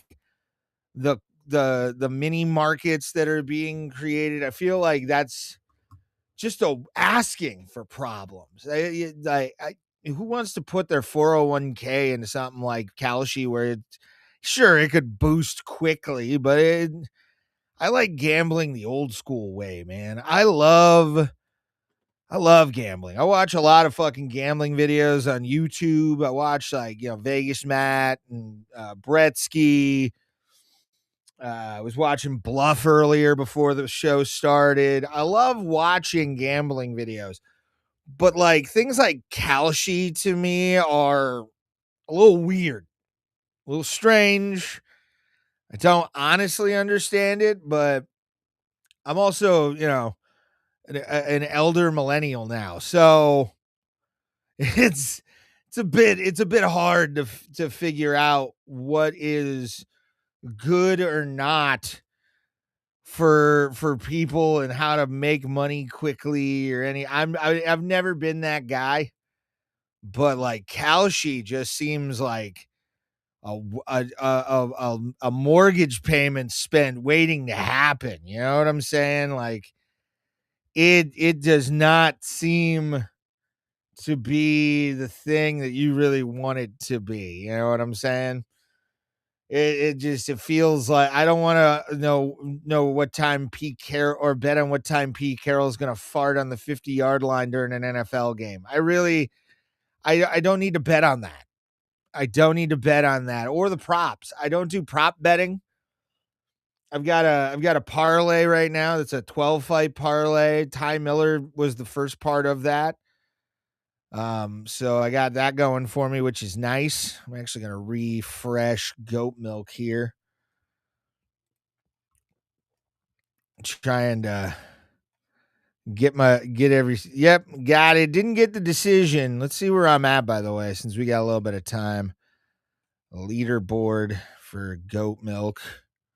If you don't know what goat milk is, go over to the MMAholes.tv. Those guys run a pick'em MMA league every single week. There's a fight, and you can go make the picks for that. I gotta find me. Trying to find where I'm at here. All right, we're getting ready. Checking in a little bit. All right. Denzel Freeman getting himself in there. He's fighting out of Colorado, so he's got a bit of a gas tank on him, hopefully. And I believe he's a former Marine, so he's got all kinds of he's got great survival instincts as well. Thank you for your service, Denzel. Mm-hmm. Let's see.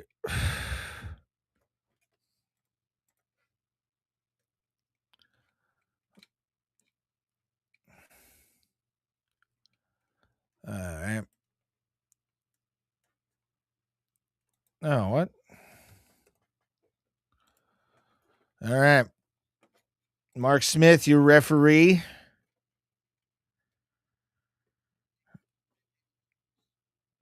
All righty. Cage door's about to be closed. Heavyweight beefy boys going at it. All right. Fight's on.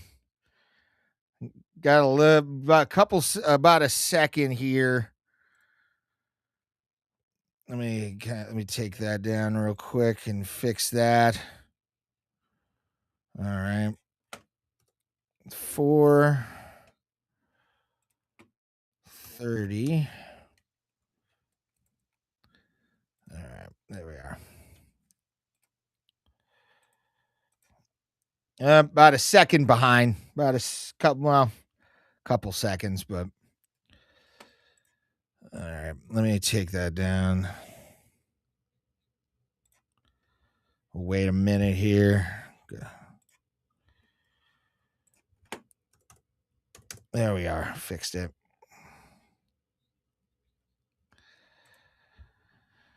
Wow. What a turn of events here. Oh, fuck. I did it again. Okay.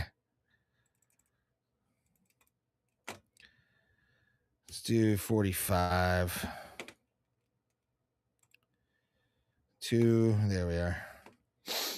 Perfect. Back on schedule. Hoke is just dominating Freeman right now. Freeman's just trying to get up. I mean, and they're both back up. Okay, they're both back up. Hoket's trying to take down Freeman. Freeman is staying firm.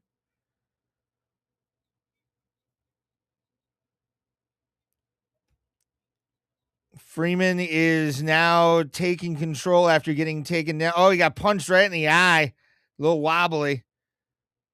Freeman's trying to fight back, gain some points back. 3 minutes left on the clock, guys.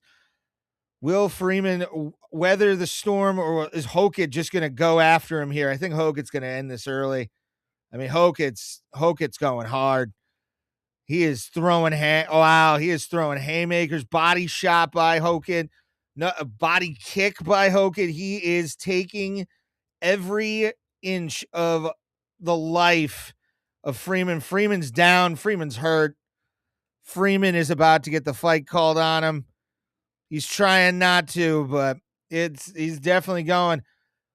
Hoket's trying to go for a rear naked choke. He doesn't even have a hook in. He has nothing. Full turtle position by Freeman. And Freeman is getting pushed over. Full mount. Hoket's now got both hooks in on the backpack. Oh, but he lets it go. It's not good, kids. 2 minutes left on the clock. Denzel is trying to get up.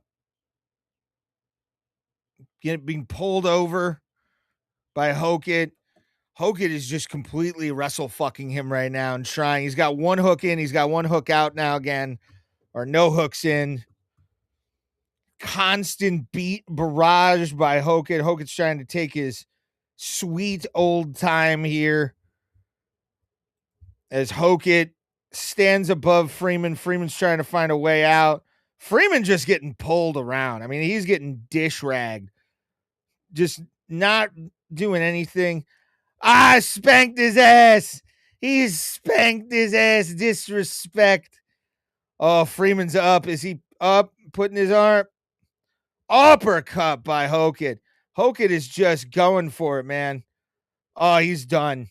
Hoket's knocking out Freeman right here. Freeman shoots the double, doesn't get it. Freeman ends up on bottom again. Yeah, Freeman's looking or Hoket's looking to get out of this. Looks like the gas tank in Colorado did not help. Oh, he's done. He's done. He's just keep raining down blows. It's over. This might be it. Mark Smith might have to step in here. Freeman does not feel safe right now. He is scared as shit. He is just getting beat up by Hoket. Hoket is fucking Freeman up here. Wow, how Freeman did this. 10 seconds left on the clock. Freeman barely gets anything. He's gonna yeah, wow, Mark Smith calls it. Freeman just got the shit kicked out of him. Wow. Horrible body language. Horrible body language. I'm 2-0 in goat milk. Goody gumdrops. Yeah, he was not going to get off the stool. DC's right. There's no way he would have that Freeman would have gotten off. That uppercut right there is really what killed him. I mean, he was done. Done. Oh, what a badass performance by Hoket, Josh Hoket, showing why the UFC signed him. Heavyweight division's getting better. I'm seeing the heavyweight division getting better, kids. I don't know about y'all, but I honestly, I see it going. See it going. A big shift in the heavyweight division. Oh, man, he bird leg, or he chicken legged himself. Dude. There's a referee's cam. Oh, look at those sunglasses. Those are hot. Hot. Yeah, he stole the soul of of Freeman tonight. Well deserved. Hokit getting the victory. There we are. Wow. What a great shot that was.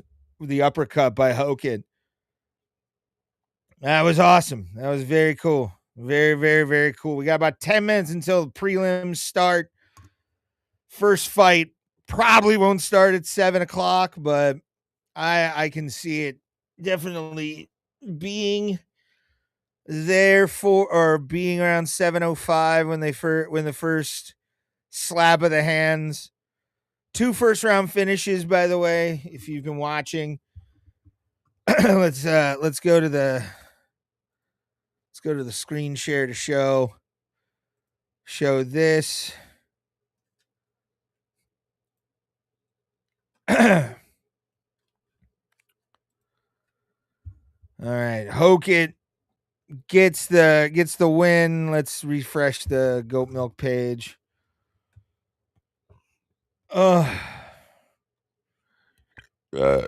Didn't get the decision win, but I did get, and Ty Miller, I got both these guys first round KOs.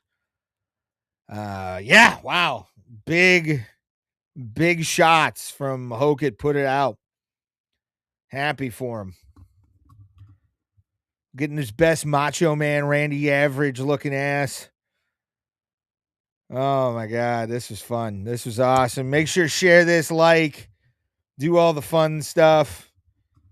Do all the stuff to help build this community. I want to build a reaction community. You guys watch while we're going. Look at Macho Man. Just the Macho Man Randy Savage. If he does the voice, I swear to God, I'm turning this off. Oh my God, he is. Oh my God, he is. Oh, come on.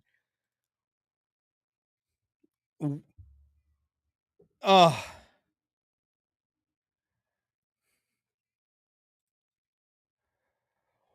What the fuck did he just say?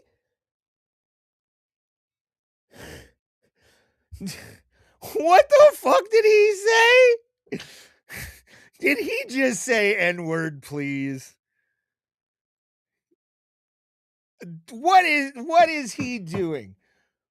Is he trying to get the WWE to sign him? Is he trying to get Hunter to sign him?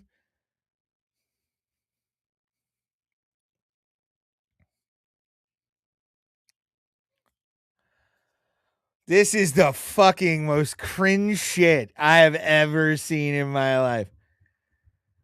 Oh my God. You get CM Punk to help him with that promo? What was that, dog?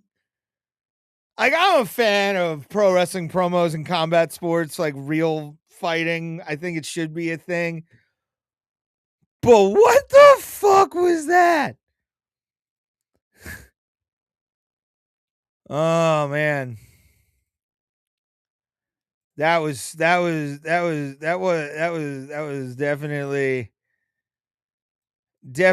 not what I was expecting for that at all. Like, I did not expect any of that. And that was wow. Just wow. I'm kind of, let's move this over a little bit. Yeah. I gotta figure this out.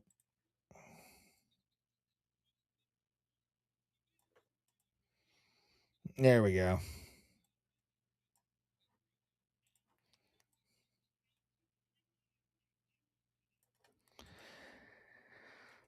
What the fuck did I just watch, kids?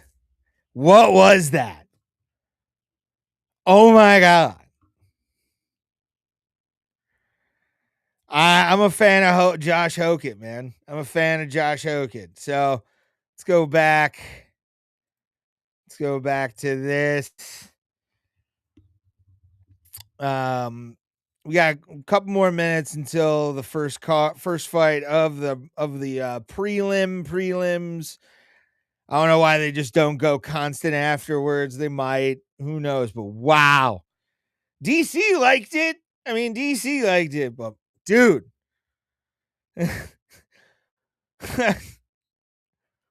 That was crazy. That was legit crazy.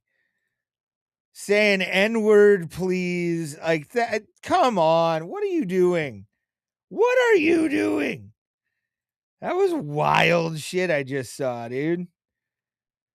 Like that was insane. Wow. Man, the UFC's changed a lot since we first started watching it, hasn't it, guys? Hasn't it? It's crazy. Like, I mean, my God. What the hell did we just witness? I gotta figure this out.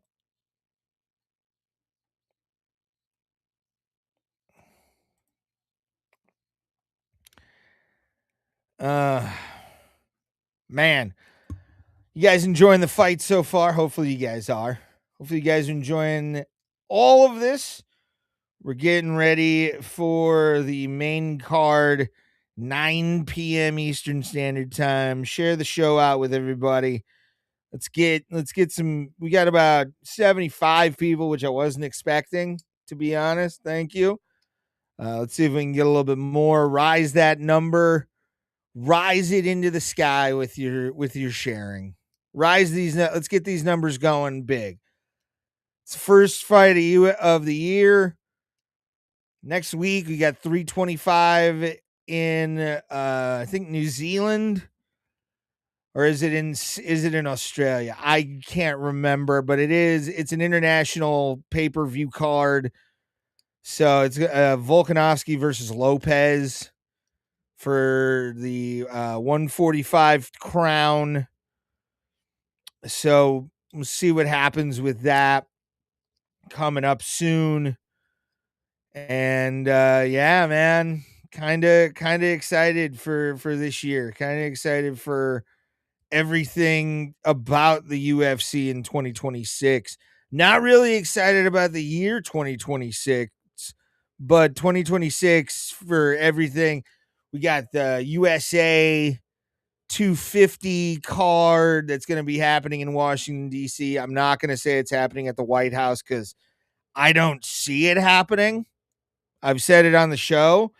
I don't see any chance with the political violence going on in the world right now and how tensions are high, how they're planning on doing this at the White House without like literally every military member on planet Earth for the US coming back to the US and making a 30-mile perimeter around the city of DC. There'd be checkpoints upon checkpoints. You're better off having it at this Capital One Center where the Washington Capitals play than having these guys going into a very dangerous situation already. I don't see any chance in hell that they're gonna have the UFC card at the White House. I do not see it happening at all.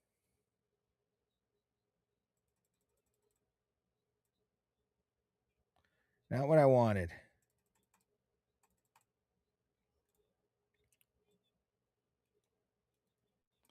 There we are. All right. Thank you guys for being here. Much appreciated. We are getting ready for the main card. It's going to start in about 5 minutes. So make sure to like, share, subscribe. Just share the show out. Share the fucking show out and come hang out with me here as we break down these fights. It's fucking cold in the Midwest. It's cold pretty much everywhere. Hopefully I can still have power during this because there's a good chance I could lose power tonight. And we're getting ready for this banger of a pay-per-view to start. And hopefully you guys enjoy UFC 324. I'm excited. I don't even know really how to describe the fact that I'm pretty pumped for this. So, but what I'm going to do real quick, every Sunday I do a live stream on whatever channel you're watching. If you're watching this channel right now, you're watching you're watching here for live reactions. I do a live podcast. It's news, not a lot of politics. Don't really do much of that right now. There's plenty of people doing it, and I don't want to be clickbait. I want to bring people together with dumb news stories that I find online. And I do a live show. So if you want to come hang out, we're always getting together live here with every single week in for the podcast. So feel free to come join me for that. I'm trying to find all right, yeah, no. It's not it. I'm trying to find one.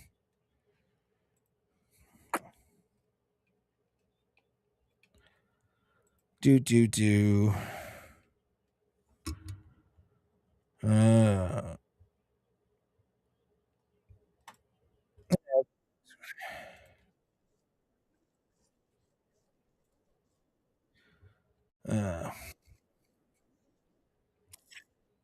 I'm going to admit I liked Kiss as a kid. I got into them. They fit the pro wrestling motif. Shit. At one point, there was a wrestler named the Kiss Demon in WCW World Championship Wrestling. He never really went anywhere. I think he wrestles every once in a while if the payday's right, to be the Kiss Demon again, which is cool. I would hope Gene would at least let him use the gimmick to make a little bit of cash, 10% off of it. Why not? But no, yeah, man. Ace Frehley, one of the craziest guitar players ever caught on film. I need to adjust. I don't know why. Everything just sounds, maybe I'm deaf. I don't know.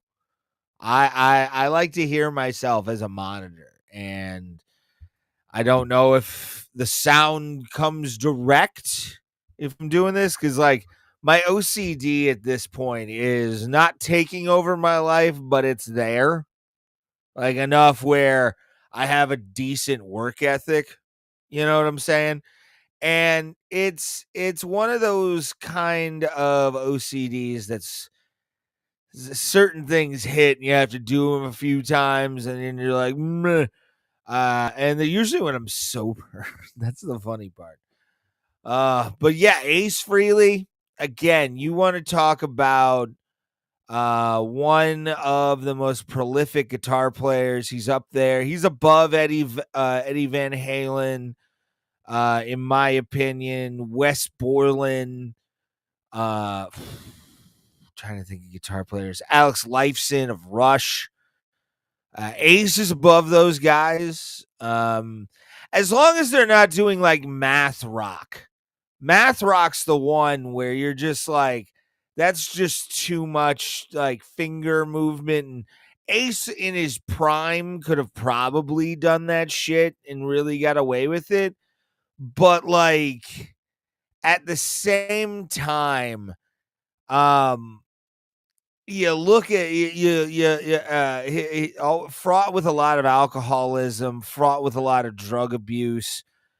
Ace was Space Ace. He was the star child. I mean, there's stories written. I'm not going to get into them because honestly, I'm not like I said, Kiss was something I got into as a kid.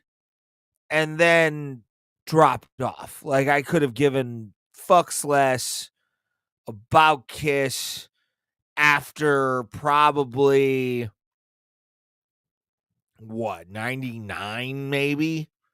I want to say 99. I want to say when like the Psycho Circus tour started up, that's when I was kind of like, okay, what is this bullshit? I don't really give a fuck about Kiss anymore. Love the music. A lot of Ace's riffs are in songs that I like. We all know the classics, you know, Rock and Roll All Night, Party Every Day, God of Thunder, fucking, God, what was it? Shit. He had his own solo album under the Kiss thing when they all did the 4 solo albums. Which I think one of them had Back in the New York Groove, which if you're an Opie and Anthony fan, you remember Jim Norton doing on the drums a really shitty rendition of Back in the New York Groove. I was actually, when I found out Ace Frehley had passed away, I went back into the Opie and Anthony fan archives on YouTube, a bunch of them, to find Jim Norton doing Back in the New York Groove on, I think, it wasn't like Trapped or Taproot, but it was something like that. Their drum set, some band. It wasn't Godsmack. It wasn't any of those. If you're an old O&A fan, you remember the people that were on O&A. But yeah, Jimmy started doing like, we're back in the New York Groove, and it was totally off key from what Back in the New York Groove was. Completely devoid of any of what it was, but it was Jim Norton. But when you were a child and you heard Back in the New York Groove, you were like, okay, I need to listen to this. And Ace Frehley did a cover of Back in the New York Groove, which is dope. Ace Frehley was like the one in Kiss, or at least the star child character of Ace Frehley. Out of all of the people in Kiss that you look at him as the most badass. Paul Stanley's Paul Stanley. He is the voice of Kiss. I can't. That's weird. I don't like that at all. We need to fix that. Chat box needs to be above my face here. Black Diamond, Love Gun, great songs. Thank you, D-Rest. Appreciate you, buddy. D-Rest, by the way, real fast before I continue on my Kiss Ace Frehley rant here. On X or something, send me those songs, because for some reason Discord deletes video links. I don't know why, or I have a weird setting I'd have to go fix, but send me those things so I can get your music on the show. I do need that, but D-Rest, do that for me. But yeah, it's Ace Frehley. Outside of, like I said earlier, of all the characters of Kiss, I sort of gravitated to the Star Child character a lot more than somebody would have on like Gene Simmons or Paul Stanley. And we all remember the classic Family Guy line of Peter Griffin, no X, no Facebook. I don't belong to any platforms at all. Okay, well, I'm gonna have to, send me those in Discord, and I'll save them for myself. So yeah, but send me those in Discord, buddy. Love you, thank you. And the characters of like, you know, the demon or the cat, and nobody wanted to be Peter Criss. Like even Peter Griffin said it best. Not even Peter Criss wanted to be Peter Criss in Kiss. And Ace, you always kind of heard was the in and out of trouble guy. Obviously the alcoholism for a while. Again, and we'll show it here in a couple seconds. The Tom Snyder interview where he is not me level, but kind of a little bit worse. You can definitely tell if you've been around alcoholics enough, and maybe are one and can kind of look at the signs if you're, you know, able to look in on yourself a little bit more, which I hope you do, because that kind of stuff works. And as I'm drinking right now, I can luckily say psychedelics help me to see the problems in my life, and then me go, I'll keep some of them. But yeah, Ace Frehley, some of the amazing guitar riffs you would hear were from him in that band, bar none. The other guys that had replaced him, the younger guys, yeah, Ace or nothing, in my opinion, for if you're going to listen to definitive Kiss.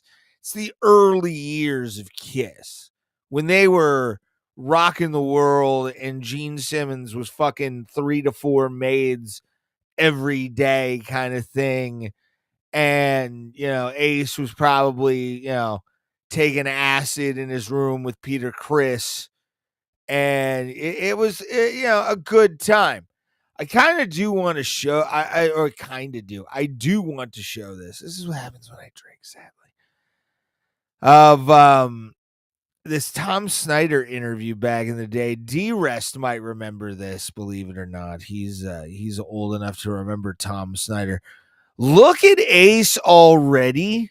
Like, I have to kind of fit this, or just, you know what? I'm going to remove that. There we are. I wish I could fix this. Maybe. Yeah, this might work. All right. From Tom Snyder.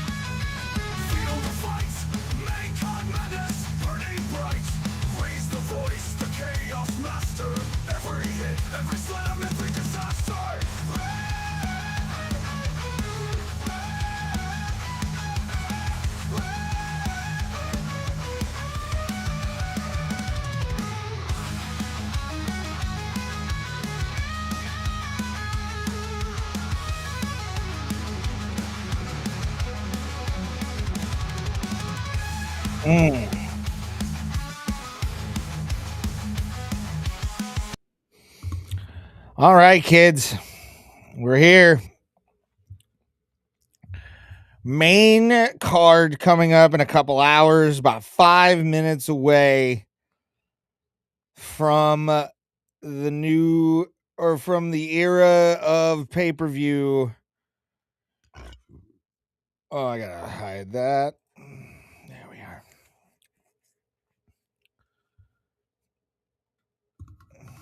Oh, hell yeah. They're talking about the all this.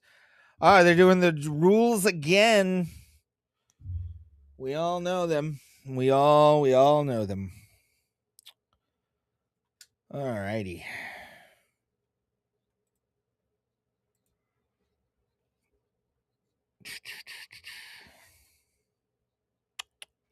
Waiting. Just waiting.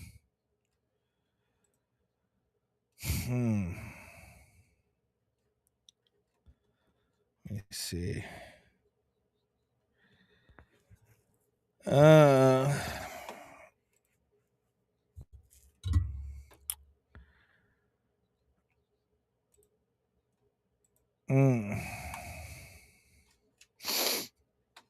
There we go.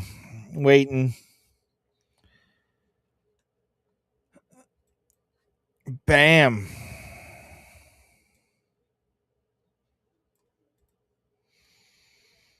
All right. Alex Perez. Energy Johnson. Let's go to that real quick.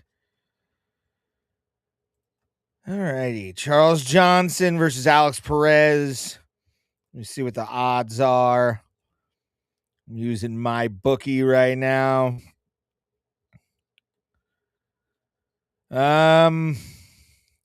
Johnson is a 186 favorite right now. And Alex Perez is a plus 150 underdog. So Perez was on Dana White's Contender Series. And we're here to see if these guys will be able to fight. We got a FanDuel commercial if you haven't already bet. I've got a 3-leg parlay of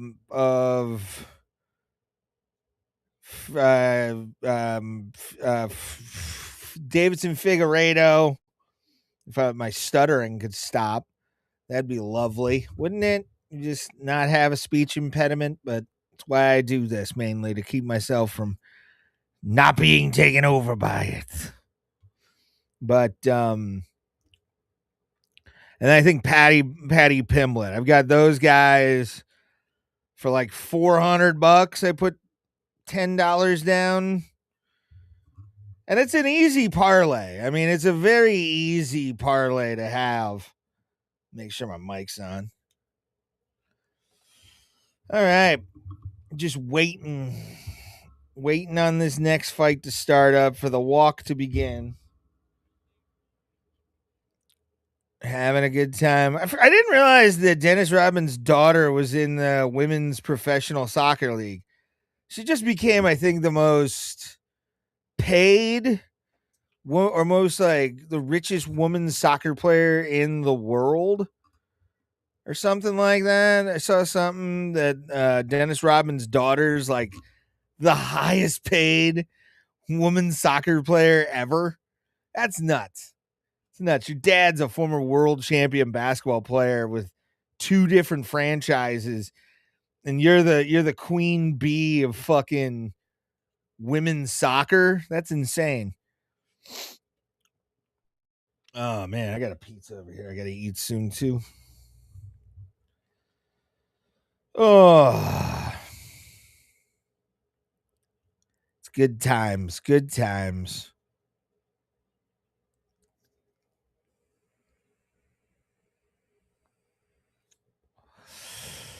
All right, we're waiting on this to start up. Could have waited around. Probably here after this Bombas commercial, we'll get our fight. Oh, I'm itchy. It's dry. Dry and cold. Cold and dry. It's too cold and dry, man. Just waiting on these fights to start up. And just hope. How many car fights do we have on this card? 1, 2, 3, 4. We got 4. Oh boy. Oh boy. I don't even know. I should play some like music at least underneath. Oh. What was that? Press the pause button.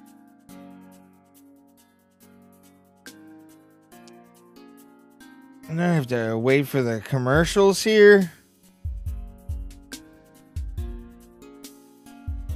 I don't want to learn more. I could give a fuck less.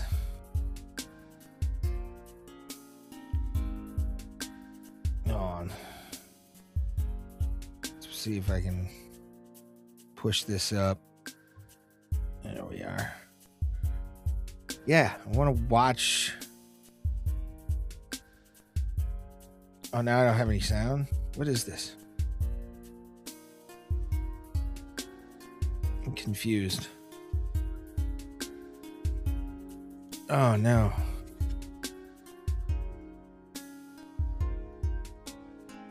Why don't I have any? Oh, there we are. All right. Charles Johnson with that goofy ass hair. The hair's goofy.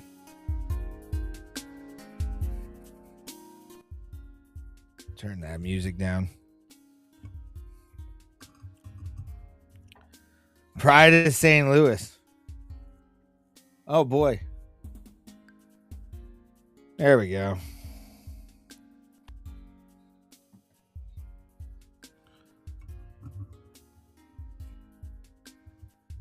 All right, Alex Perez. One of the original Dana White's Contender Series cats.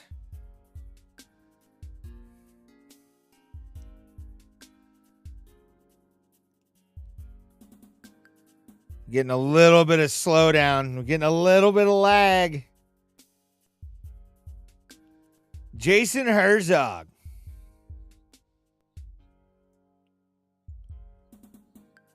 Here we go. Waiting for the cage to close.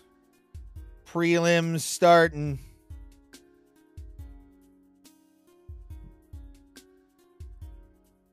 All right. Here we go. Should be on point time-wise. Perez takes the center of the octagon. Johnson throws a leg kick. Up. Bam. Charles Johnson with a massive combination. Body kick by Johnson as well. Here we go. Both men starting early hot. Oh, head kick by Johnson. Charles Johnson getting busy early. Oh, hook by Perez. These boys are meeting each other in the middle, and I love it. Johnson with that goofy head. Some kind of something happened.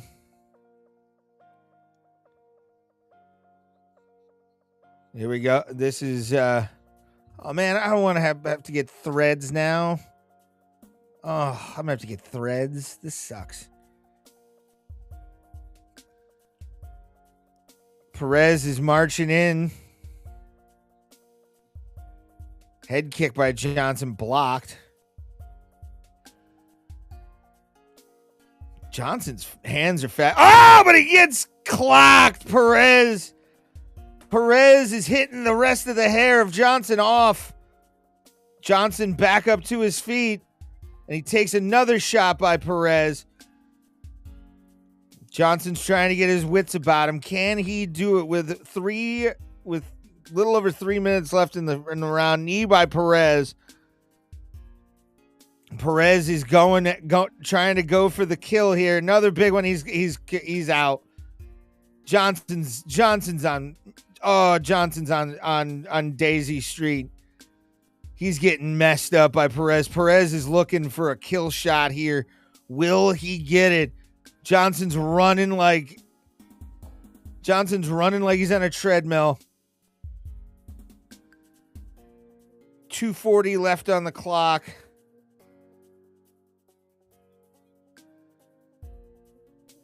Johnson's just getting clocked here. I think we're going to get a first round stoppage. All those guys want the stoppage bonus. $25K tonight. Johnson's down. Johnson's hurt. Who do I have in this one on Goat Milk? All right, I got Perez. Perez is just fucking him up. 2:10 left on the clock. Charles Johnson, CJ getting thrown back to Grove Street. Will Charles Johnson survive this storm? He's getting a chance to recover by Jason Herzog. And he's steady on his feet right now. And he's done. Yeah, it's over. Nope, yep. Stop him! Herzog, for fuck's sake, stop him! My God. First round KO by Alex Perez.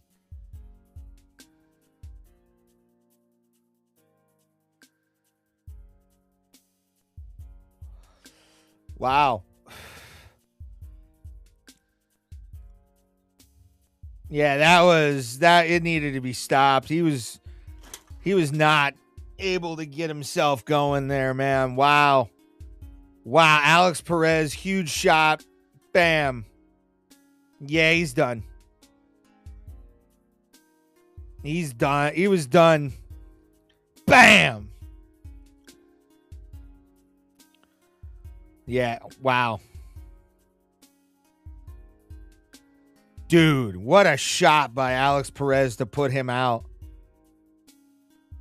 Block that knee with his thing, and yeah, he was just done. Just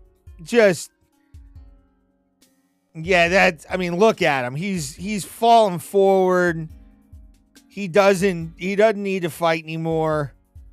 And there it is. He's taking a walk.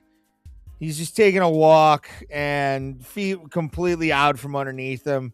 See the ref cam. Bam. Yeah. And Herzog's like, fuck this. Get him off. Wow. Excellent job by Perez there. Great shots right there to end the round or end the fight. Wow.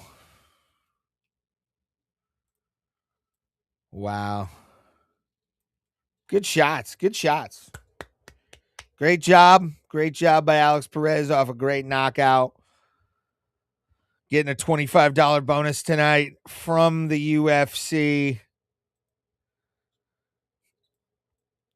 Move this over just a little because it's bothering me. All right. Excellent job by Alex Perez to get the win there.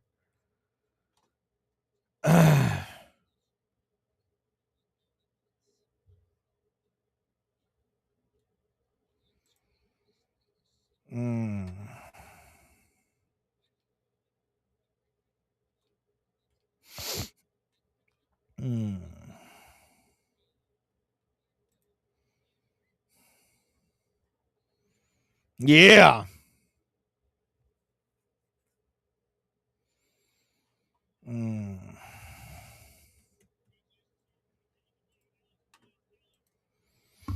Excellent job.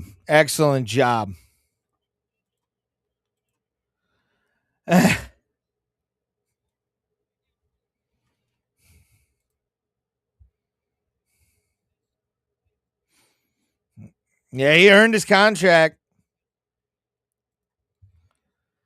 Earned the contract right there for sure. Wow. Excellent job. I'm going to bring up another thing and kind of hang out until the next fight. Try and find something here.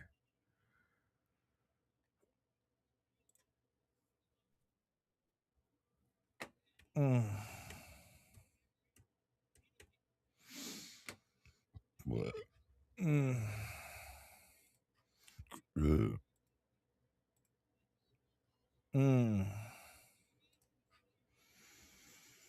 Yeah, wow. Nice win by Alex Perez here. I'm gonna screen share, throw up a thing from one of the episodes on the Ray Hyclack show. Since we got nothing else going on, I got to check goat milk. Actually, let's check goat milk.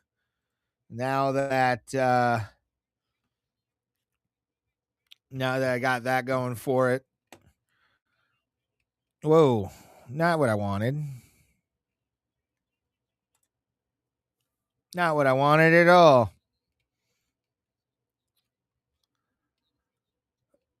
All right. Trying to find my... Oh.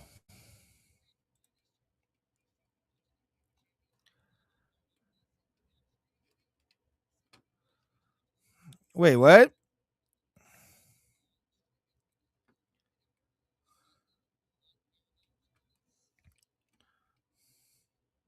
Why am I not? What is this? What is this crap? I gotta look at where I'm at, man. Hold on, let's bring this up.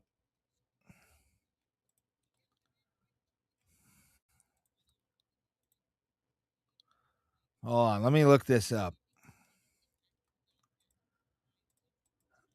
See what the leaderboard looks like.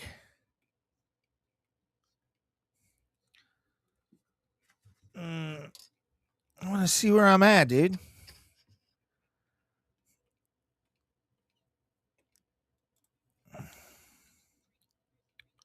Trying to find goat milk or myself.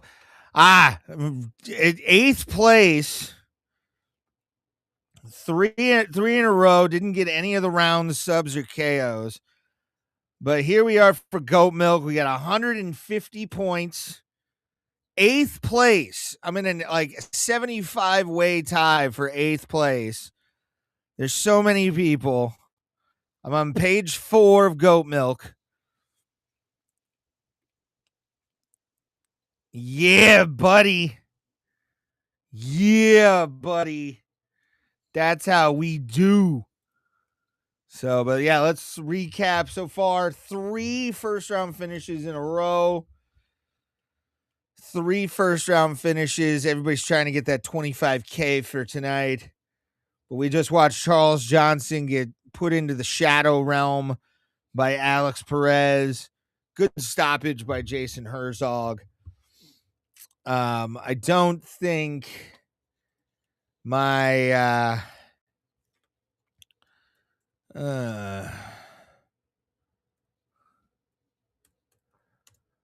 there we are.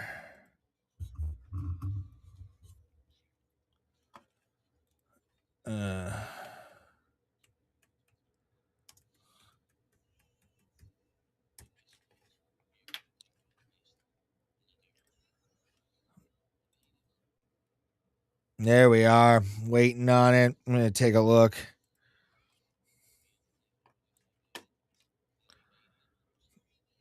There you are.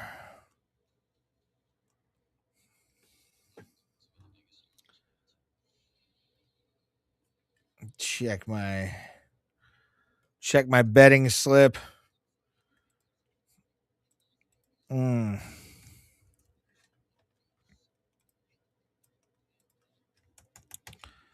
Yeah, log into this.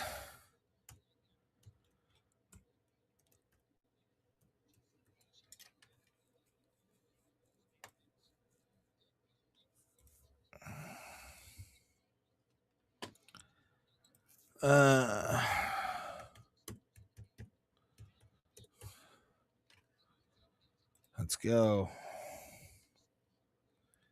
Waiting on that.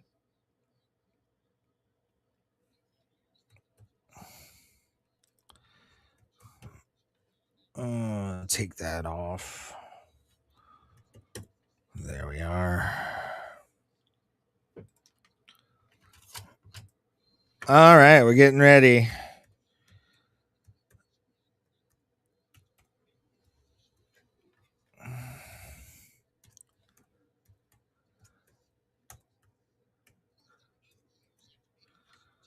All right.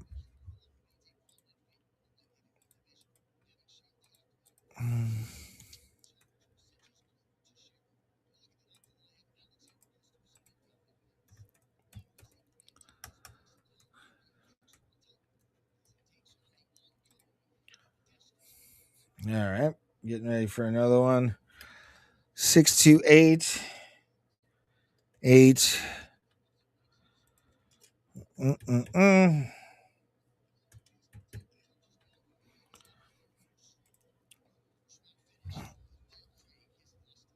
All right. Set up later. Nope. Let's see what my where's my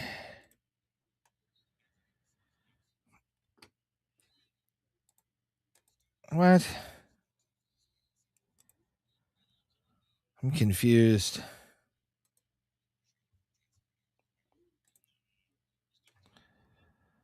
All right.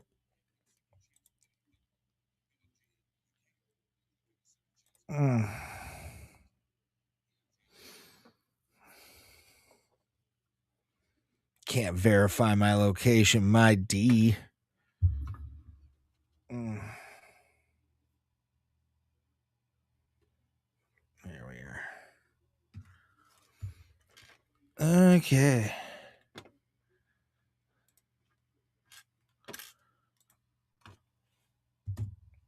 There we are.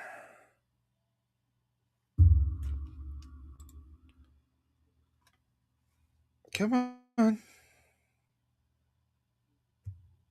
Now I have no audio? Why don't I have any audio? Man. Yeah. Okay. Charles Johnson, I picked. Why is the audio not working now? I'm confused. I am so confused right now. Let's go, dude.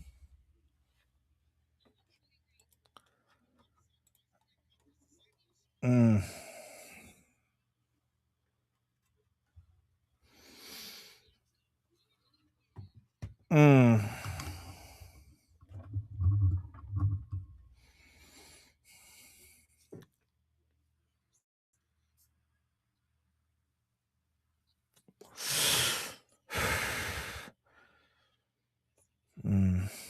Good times. All right, guys. I'm going to bring up another video. Yeah, I'm going to bring it over to this one. And bam.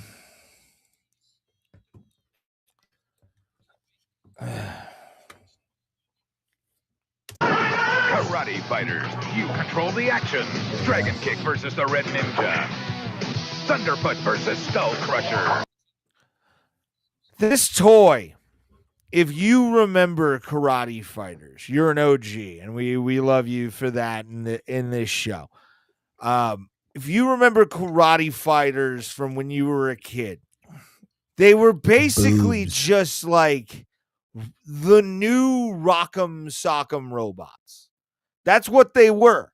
But like one leg moved, the other leg was like stuck to a fucking post. And when you moved like a thing, I was born in 85. You remember this though, Hearns. Like you understand the amount of people and children that wanted this. That reminded me of Pit Fighter. That's what this was kind of based off of. This toy, I had Karate Fighters. WWE advertised Karate Fighters, and my father bought them for me because I begged him. I wanted Karate Fighters. This ad is one of the most successful.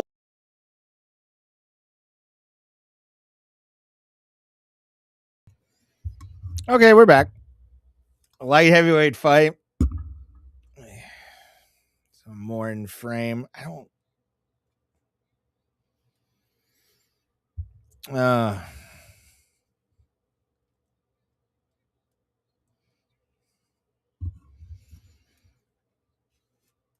All right, we're going to move this back. Modestus Bukakius getting ready to fight. Ooh, Kyokushin Karate. I like it. Move this just over here. There we are. I think you got 2 more after this. And look at these kids.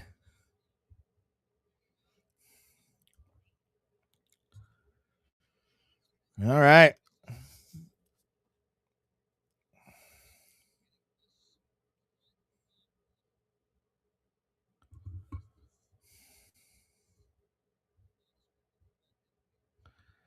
There we are.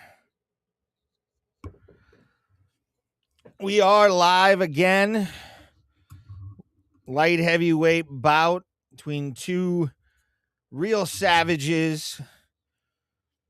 Krylov throwing kicks early.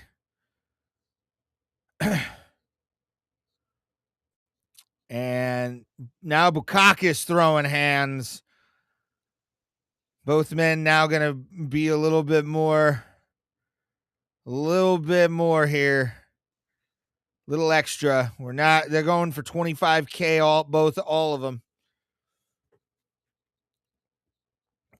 Krylov in the black trunks, Bukaki in the green. And now the Krylov is getting backed up by Bukakis. Bukakis is not playing any kind of games here. It's quite insane. Bukakis up against the cage. Krylov is trying to just bring this cat down a little bit in speed.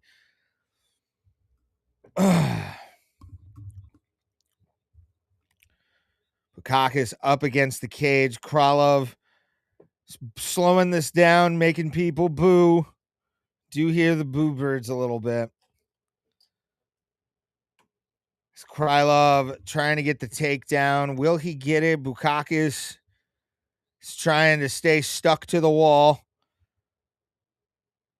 The energy of the whole event has been brought down by Nikita Krylov. Krylov's trying to get a takedown here. No chance it's going to happen.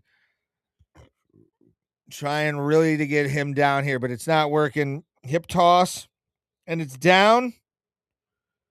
Krylov trying to get full control, but Bukakis staying up. Good takedown, though. He got points off of that.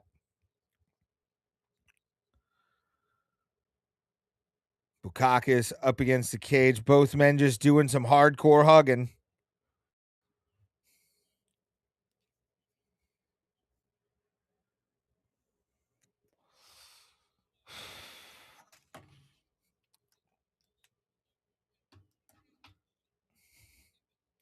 Yep, they've been super spoiled, DC. Oh, hell yeah. I do have the Meta AI app because I'm a nerd. Bukakis trying to keep this takedown going.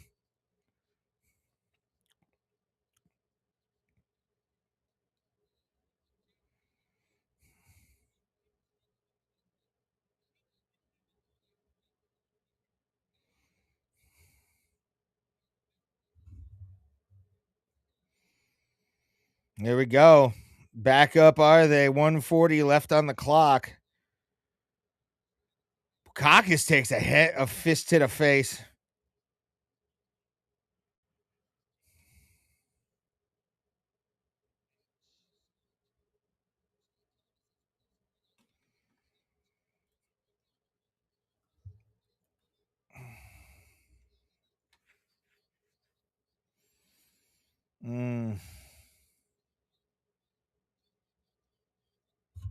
Oh.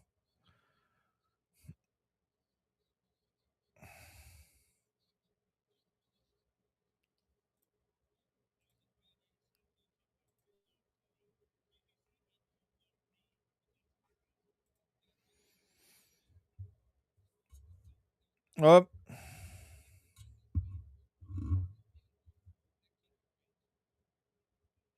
Here we go. Oh, Krylov. His chin's way too high right now. Oh, Bukaka's getting backed up, though, so he's keeping himself going, but Krylov just throwing his chin in the air. I mean, can't do point karate like Wonder Boy. Oh, Bukakis, though. Bukakis has stumbled. Krylov trying to get them Russian fists in. Thank you guys for watching while we're waiting. About under 10 seconds left on the clock. And that's the end of round number 1. My God, I'm actually going to have to change the rounds now. I haven't had to do that all live stream. Second round incoming.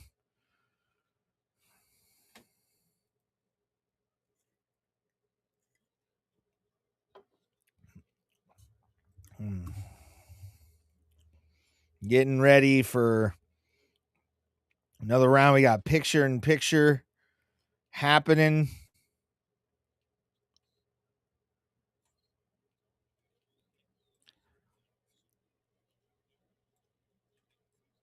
I mean, you better not get clocked right here. You better have his weight underneath him. Otherwise, he's fucked.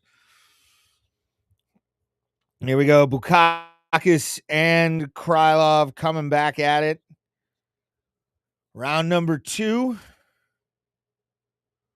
Wait for the cage door to close.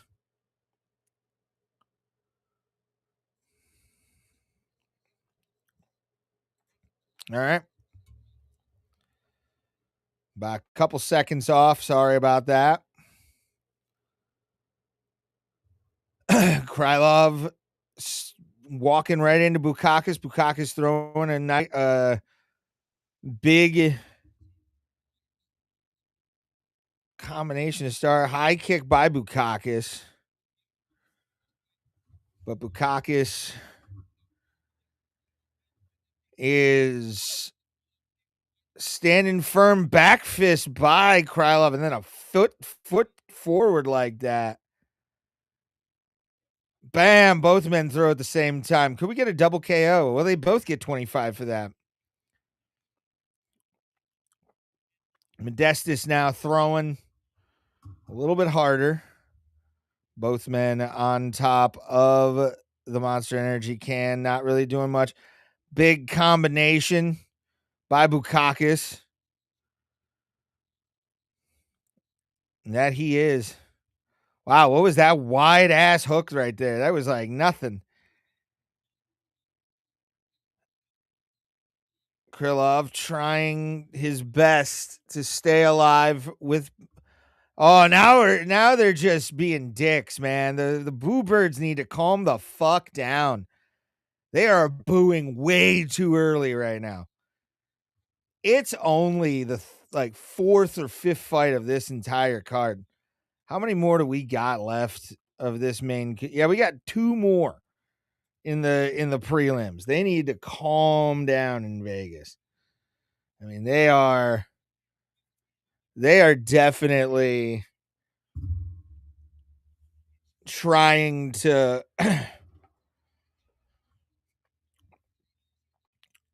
UFC Ignite. They're making their own food now. I don't trust that as far as I can throw them. Bukakis up against the cage with Krylov. Now he has dominant position. Will he get a takedown or will he push away? I feel like this is just basically to wear down Krylov, but it's not going to really work. Krylov looked like he was actually clinching pretty well, but now it's throwing a forearm into him. Is that a knee to the balls or is that a thigh? Oh, body shot by Krylov.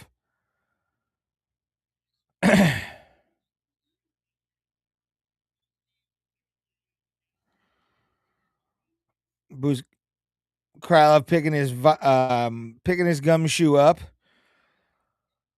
Will this fight will probably go the distance, kids. This is probably going to go the distance. Sad, but it's true. I gotta change my lighting here. Soft works better. All right.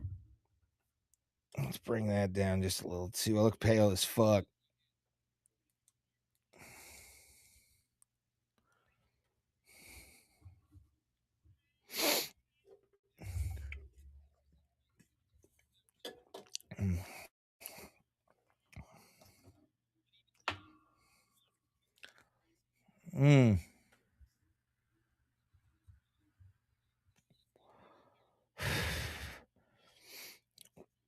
Bukakis getting himself in position to not he looks like he's just taking this whole round off.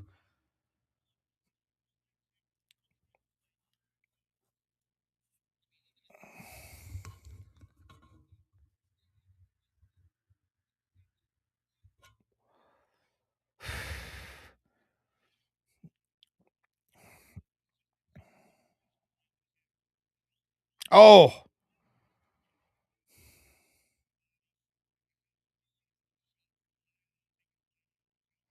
Yeah, wow. This fight has gone to shit really quickly.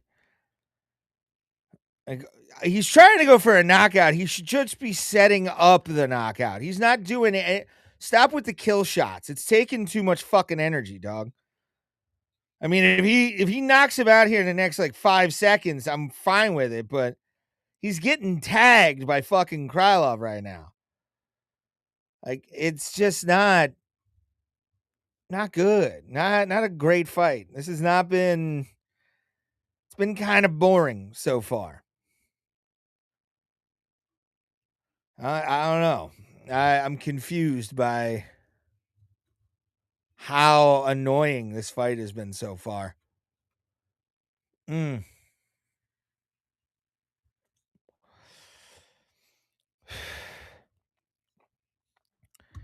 Round 3 about to start. Let's reset that.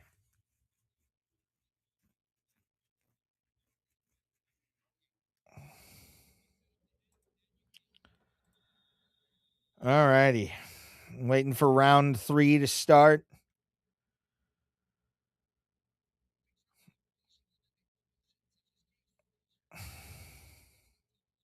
Can't believe this fight has been gone 3 rounds. We've had 4 knockouts in a row, or 4 first round finishes. And of course they do that while I'm waiting for him to do it. BS. Whatever. I'm going to reset this to 4 minutes. Where's the timer? Where's the timer, dog? Oh, they're not going to have a timer. I'm not going to have a timer either. Oh, boy. Round 3. Oh, there we are. Oh! Huge shot.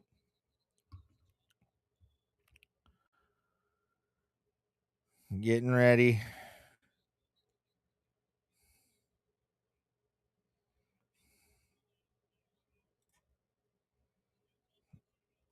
There we are. Back with timers. Hopefully there's no ball shots. Hasn't been any dick shots. Usually we get 1 dick shot in the first fucking round. Oh. Insane shots being thrown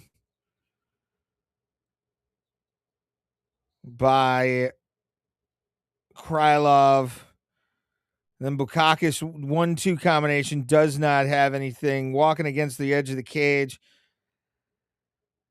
This fight really has been uneventful. Hasn't really had anything. Yeah, all he's doing. He could lose this fight. Bukakis could be losing this fight. This is wild. Oh, nice shot. Yeah, he's boxing like me in the gym. Like, this is kind of embarrassing to watch, man.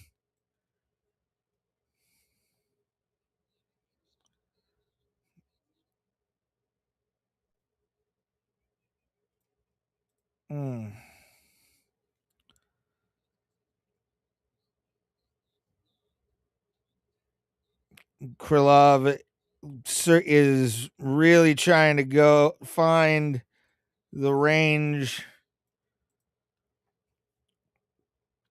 Both men are now just completely spent, and I mean, this is nuts. I mean, this is bad, like super bad. Front kick misses. This fight sucks. I mean, compared to the ones we've had so far, it's a snooze fest. This is an absolute fucking snooze fest.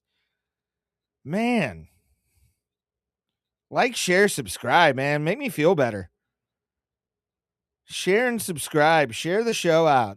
Share the stream out. Big shot by Krylov there. Krylov trying to avoid the power of Bukakis. Bukakis trying to survive. I mean, he's losing this fight. He's losing this fight 2-0. Without a doubt. Boom. Big shot by Bukakis. I'm very interested to see what the judges see. Very, very interested to see what the judges see. Oh, I'm like, oh, this is my hand. It's all the weed resin. I'm interested to see what the judges have to say about this fight. I'm really interested to see what kind of eyes we have on this fight, because this is bam.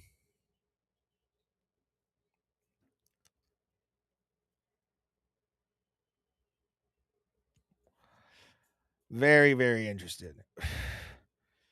I mean, they're making it interesting the last 20 seconds, but all in all, this has been the dud of the card. Are we gonna get it? Are we gonna get a oh!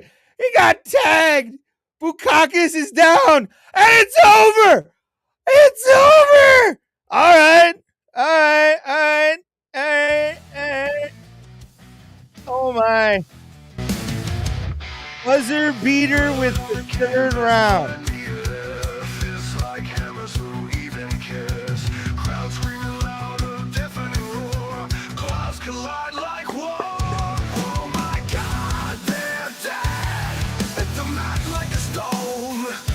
Man.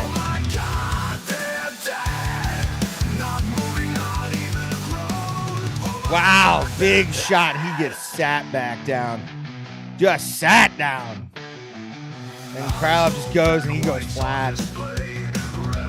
Bam! Nice shot. Nice shot.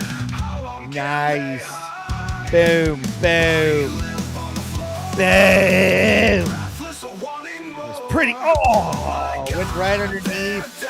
Perfect timing counter shot. Fucking right hand. That was hot.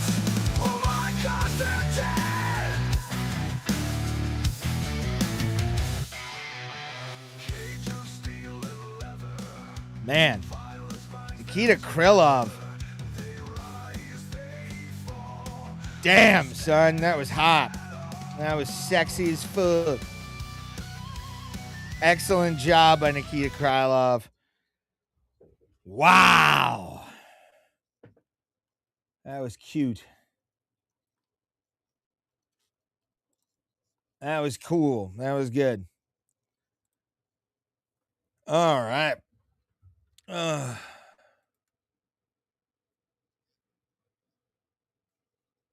It was very good. Very, very, very good. Very cool. I like that one a lot.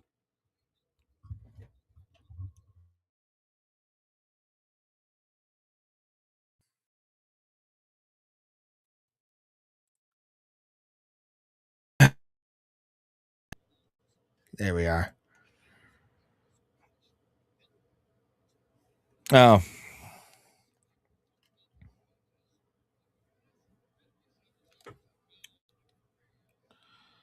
All right. Big knockout. Big knockout. All right. I think what I'm going to. All right. Making sure my audio is where it needs to be. Cool, cool, cool. Big shots, big shots. Let's go to do.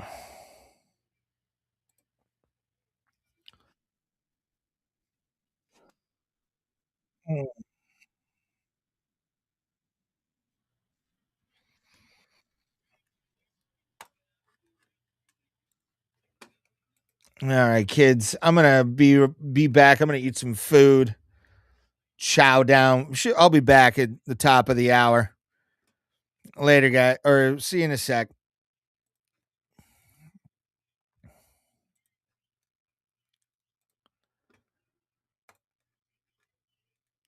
I'm gonna bring up a video here, of our friend Derrick, and show some text messages that was an exchange between me and Mr. Moneyberg.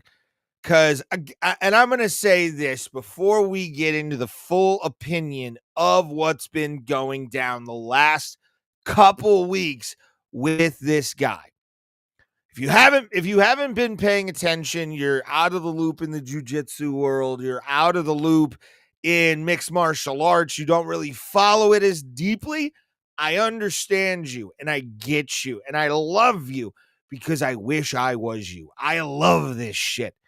And for this guy to be just the self-righteous knob job that he is, and be on Ariel Helwani's show. All right, let's bring this down. Hold on, I gotta bring in these are the text messages. I'm gonna drop that real quick here. There we are. Oh, nope, not what I wanted. Not what I wanted. These are the text messages, by the way, from with me and Derrick that I want to talk about. Because D, seriously, brother, I don't want to hurt you. I want to have a friendly comp, bro. I'm not some dickhead. You can ask people I've rolled with. I have safety in mind. I just want to feel your black belt skill here, because it's funny to me. It's funny to me that a guy who wants to claim that he is a Brazilian Jiu-Jitsu black belt, who's, let's be fair, he paid for his belt. Like, he paid for his belt, and there's no other way to really describe it except for it's a fraudulent belt. You may think you have this brilliant, you're this black belt, but really you're a casual white belt who paid Mickey Mises Mouses, whatever the fuck, to wear your team's rash guard, and then I want to know how much money you paid Colby Covington to give you your black belt and lie to you. Gordon Ryan, same thing. Gordon, I would trust with technique, but when it comes to black belts and competition Brazilian Jiu-Jitsu players, Gordon Ryan is not going to be a guy I take seriously unless the other guy he's fighting is on gas as well. Technique, I will go to Gordon Ryan all day, every day to learn technique. Would I trust him in competition? Fuck no. But the fact this guy is so cocky, like I would have let it go thinking, just another dopey fucking white boy that, bought his black belt.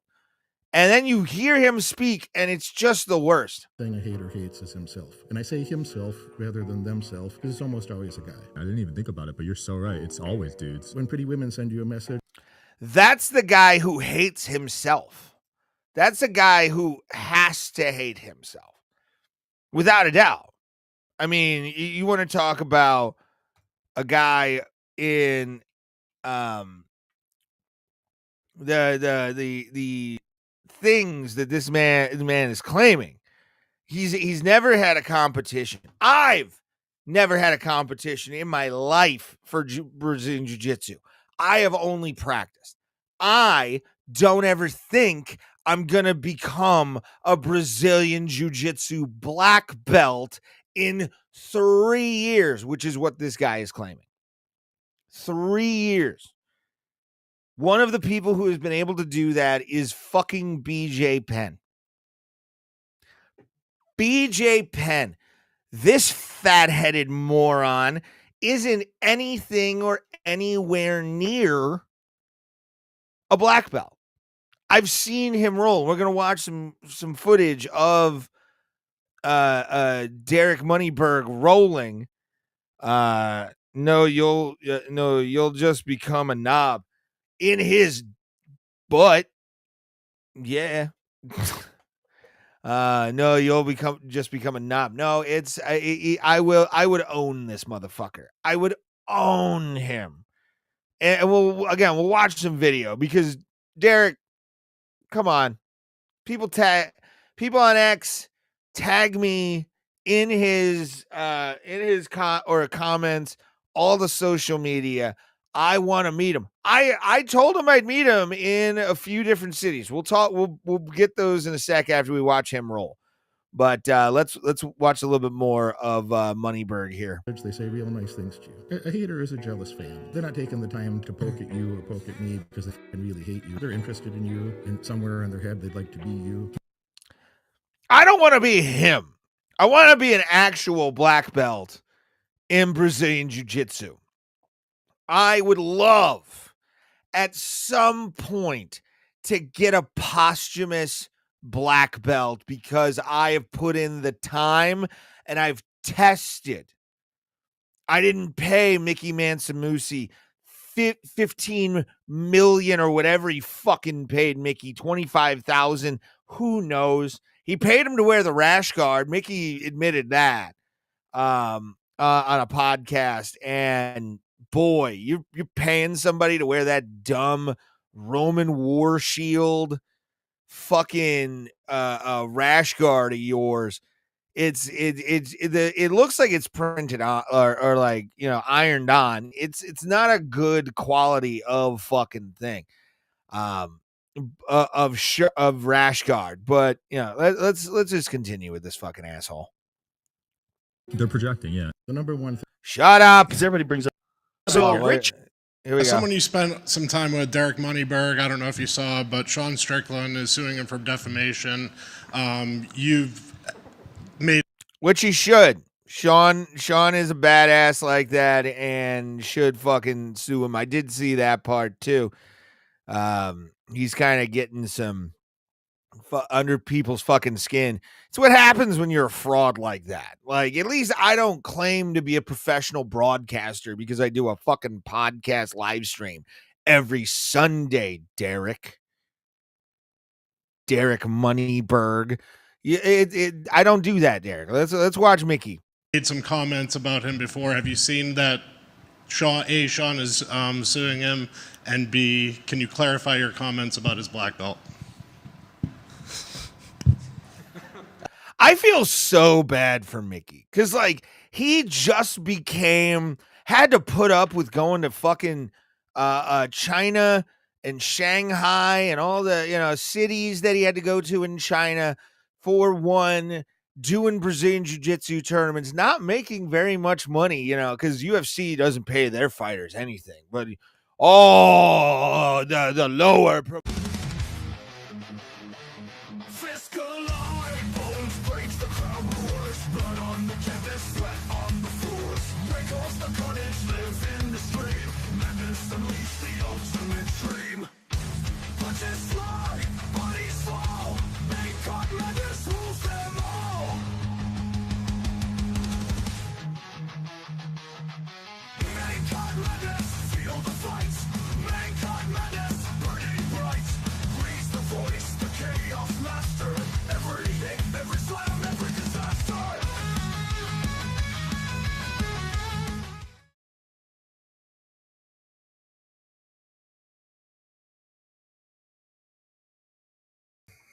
We're back. Live. Andre Puliev being introduced right now. And then Atemba,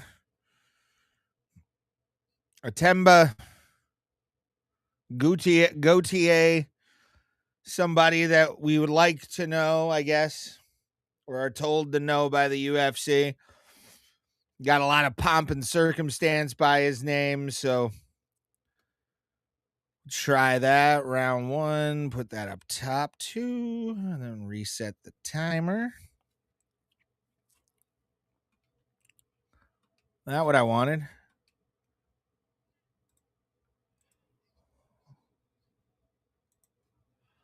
All right.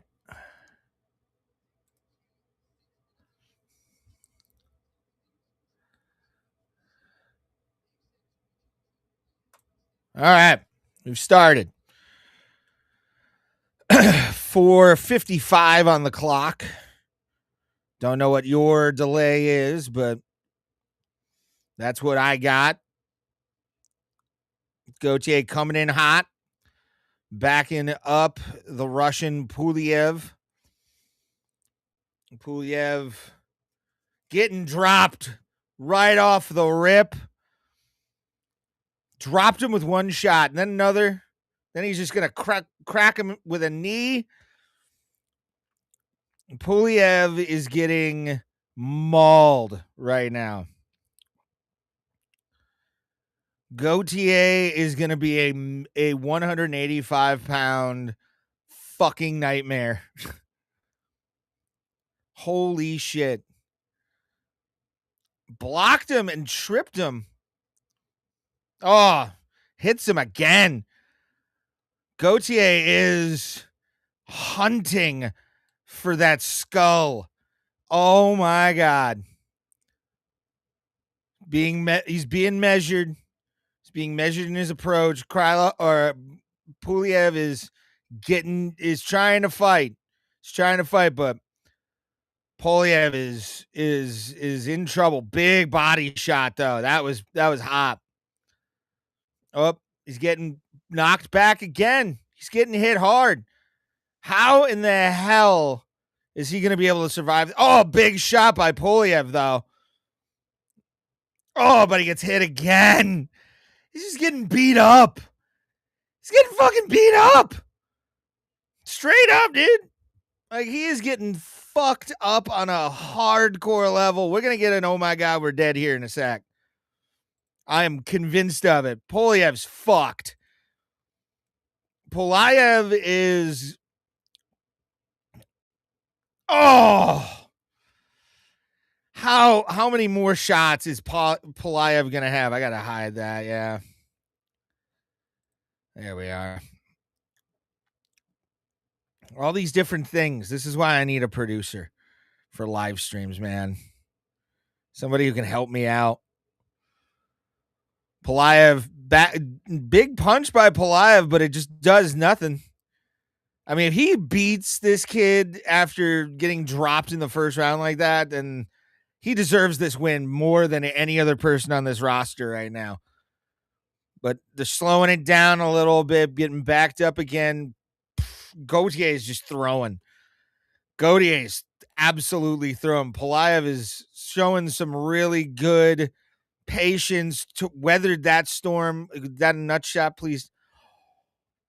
Oh no. Oh no. Oh, Gaethje is bleeding though from that left eye. Pulayev is making it very calm. Oh my God.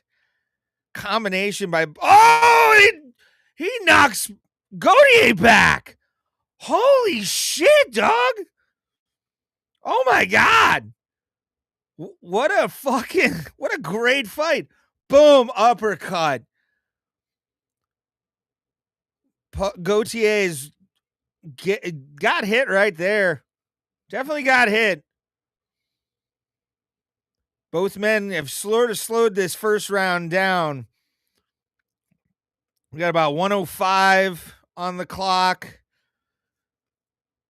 This has been a tense first round. Like, this has been one of the more tense first rounds in a while, because Gaethje can knock your fucking your eyes in the back of your skull. And Krylov is fucking getting hammered, but countering pretty effectively. Not much going on now. It's sort of snail's pace at this point. And this is, I mean, both guys have slowed down. Could Pulayev actually pull this off? Did Gaethje just blow his fucking wad? He just blew his load. Oh, shot by Pulayev, finds the mark. Oh. Okay, we're just going to let the clock run out after that. Pulayev brought it back, man. Okay. Atiba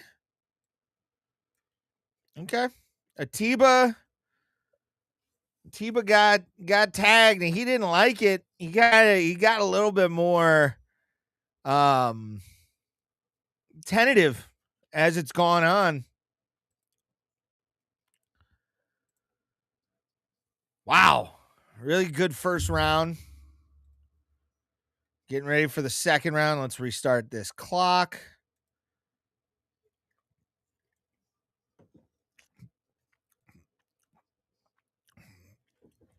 Here we go.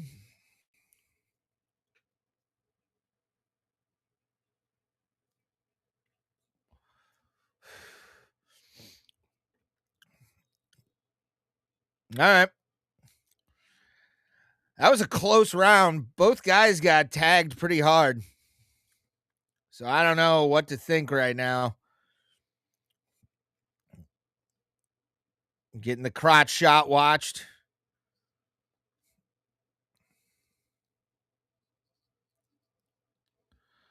All right, fight's on.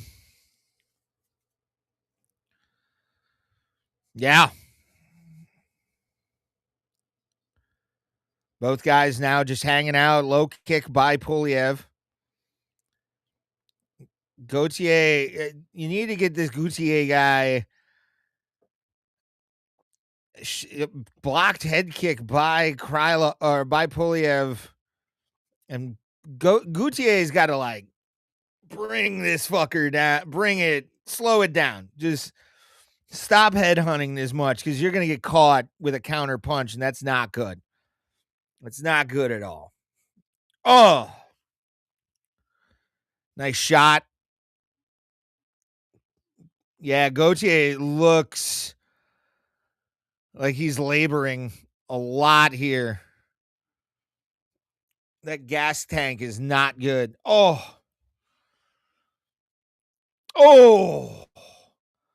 Pulev just taking. He looks like Ari Shafir a little bit. Does Pulev? He looks like Russian Ari Shafir. Pulev with a body shot. I don't know how you score that second round. I mean, Gaethje got those 2 knockdowns, but Pulev came back in that first round. So how are we? How are you guys have this? Is my question.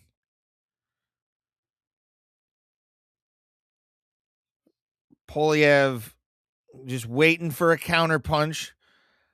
Gaethje gets just pushed to the side. Nice parry. Bam! Big shot by Pulev. Hook by Pulev. Gaethje is tired. Body kick. That was a nice body kick. Front kick. Oh, he got hit again. He's down. Oh, he's down. Pulev is fucking in trouble. Pulev is up against the cage. Gaethje just staring at the abyss. Counter by Pulev.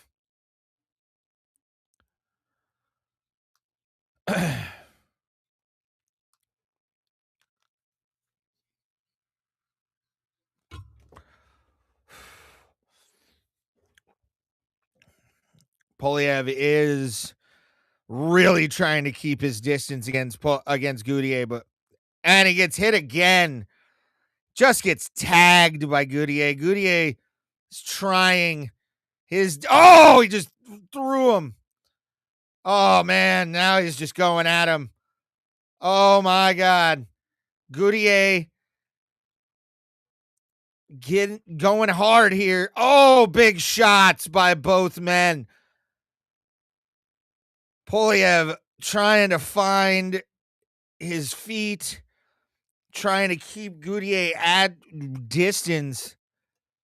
Gaethje going in, stalking him. Body kick by Pulev, push kick by Pulev. I gotta figure this out. There we are. Pulev gets kicked in the face. Oh my God. Oh my God, guys. Kind of slowed down a little bit. That tagged Gaethje.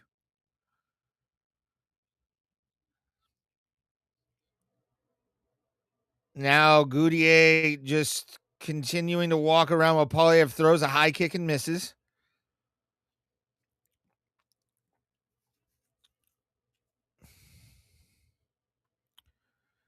Gaethje trying to find a way in. Oh, stop booing. I'm hearing boos. Fuck off with your booing. Who cares? Did you not see the last fight? Did you not see the last fight? It went all 3 rounds. There it is. Pulev trying to kick his way out of trouble. And that is the end of round number 2. Good round. Good round. Good round. Good round.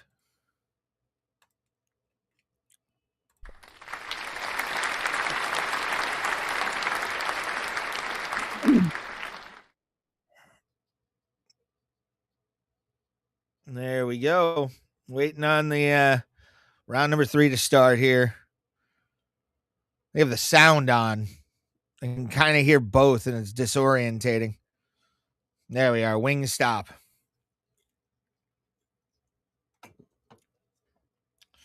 That first round is a little hard to judge. Same was this, but I think Gaethje probably won that round just based on aggression and really trying to throw him. He also hit him, knocked him down twice. I think Gaethje won that pretty handily. All right, getting ready for round number 3.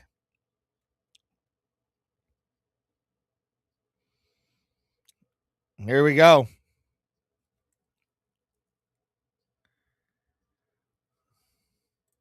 All right, there we are.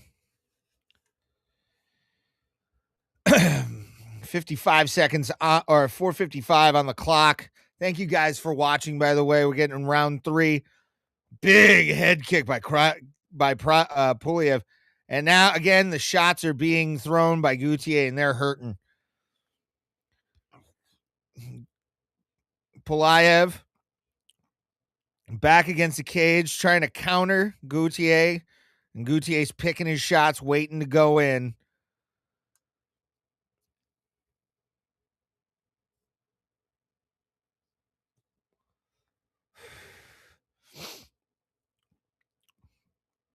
Going for it. He's going for it, is Gaethje. He knows he's got to win this, because who knows? That first round could have gone to Pulev towards the end.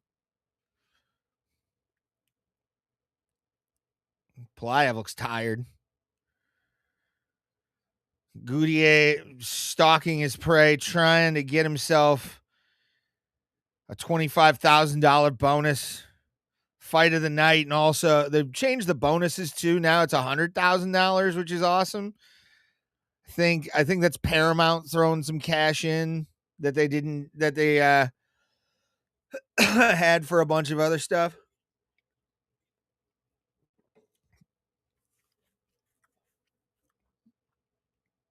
Oh boy.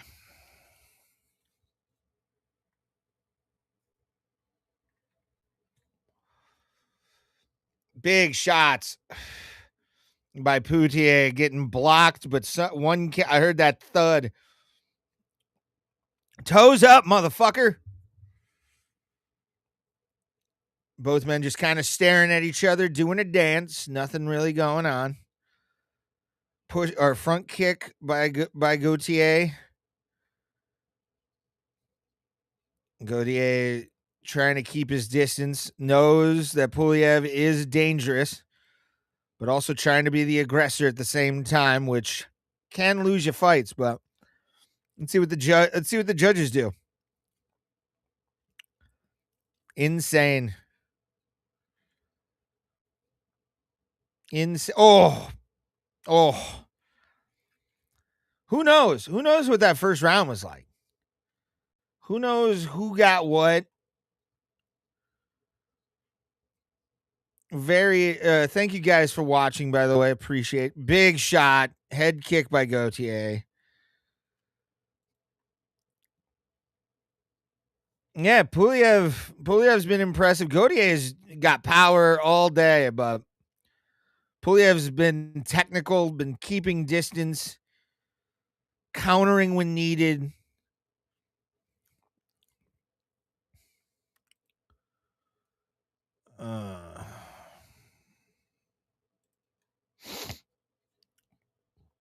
Poirier catches a kick and then just throws a hand.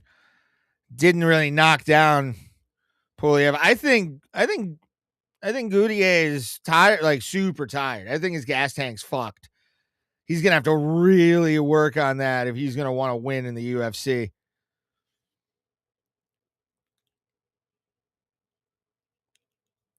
Yeah, I didn't see that happening. Thank you guys again for watching. Not much action happening currently, but Gaethje is throwing some hands at Pulev. Make sure to like, share, subscribe, share. That's the one thing I'm going to ask you guys to do a lot tonight. Is just share this stream out. I'm going to be going next week for UFC 325 from Sydney, Australia. Lopez versus Volk.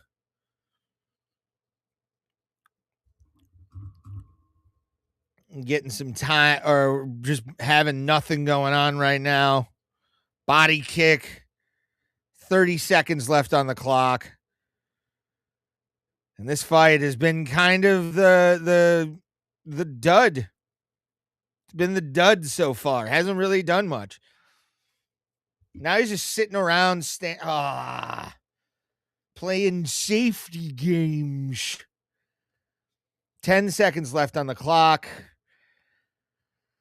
Pulev. I'm picking. Pulev didn't win this. Going out on a limb. Wow. Judges are actually going to have to earn their pay tonight. Not that one. There we are. Want to join the chat? Chat right over there.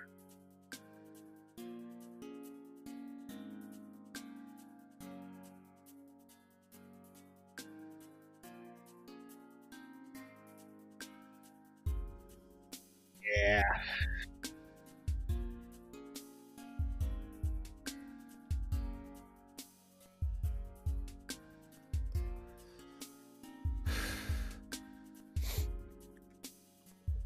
There we go. That was... He just ran out of gas. I mean, he ran out of gas right after that combination. Hey, Chuck Liddell. Look at Chuck.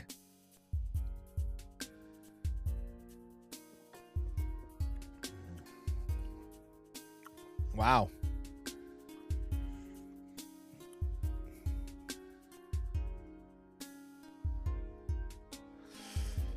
Waiting for this to get it going. I mean, I think Pulev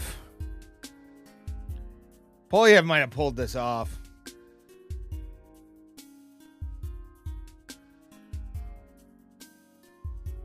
Let's see what happens. Split decision. 29-28. Okay. Okay. I mean, whatever. Not a big surprise. He did get those the first round was absolutely his if we're really looking at the knockdowns. And yeah, he beats him. And then finally, we got about half hour.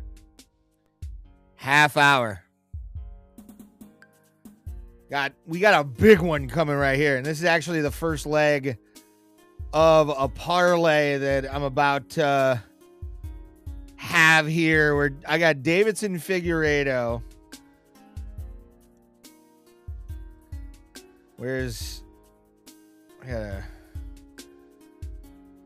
Let me look here if I can bring up if I can just show up my bets here without.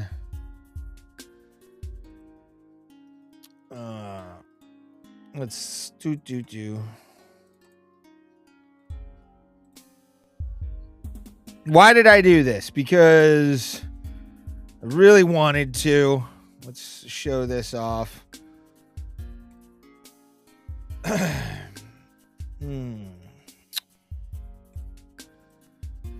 So I got Davidson Figueiredo at plus 800. Where is it in there? I got Davidson Figueiredo right here, plus 800. Am I crazy for doing it? Yes. But at the same time, I also know it can be a thing.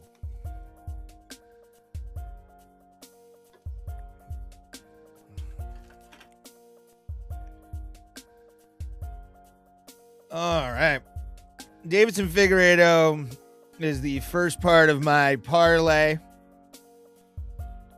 And I got Derrick Lewis, and then I got Paddy Pimblett. If this hits, it pays $400. Like $450. So hopefully I get this. I want Davidson Figueiredo to win. Obviously, I don't think he will. But if he beats Umar, great fucking time for me because I get to continue on. And then I got Derrick Lewis, who was a 250, and now I kind of want to take a look at what this looks like. All right. Let's see. Derrick Lewis is still... Oh my God, he is still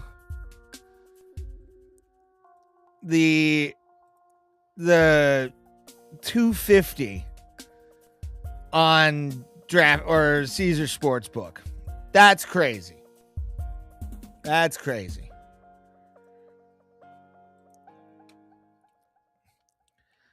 All right, I missed one so far. That was the Polyev. I bet against Gaethje. But now we got Davidson Figueiredo, former 125-pound champion, taking on the number 2 bantamweight in the world. And hopefully my bet comes in. Probably won't. But we got this coming up here for that, and we're waiting for everybody to kind of come in to this next one. Probably be in the next couple minutes. I think they should do the walkout, but I think they're up against it. So who knows? Who knows, guys? Who fucking knows anymore?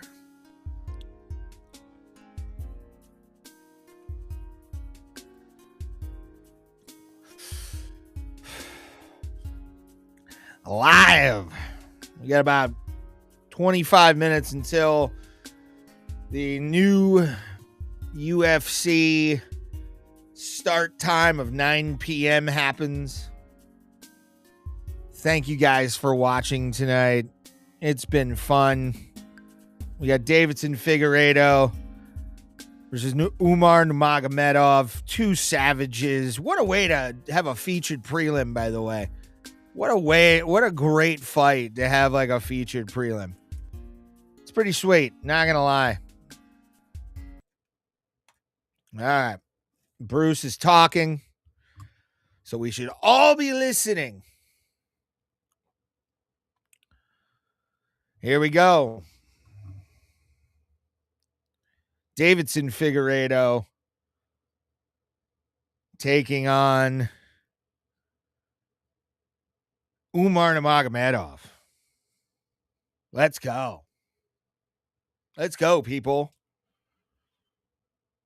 Let's go. All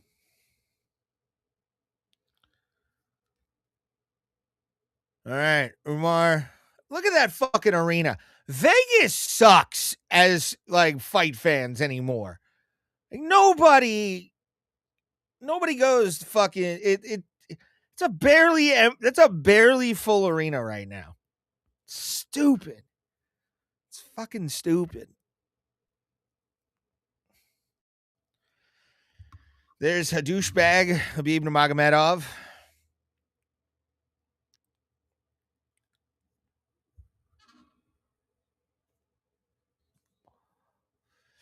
Herb Dean, your referee.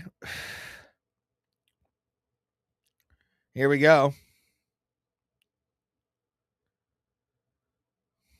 Waiting for the door to close.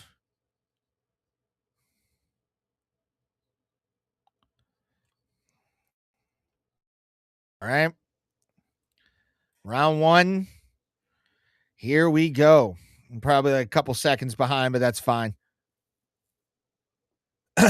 Both men now just meeting in the center of the octagon, being patient.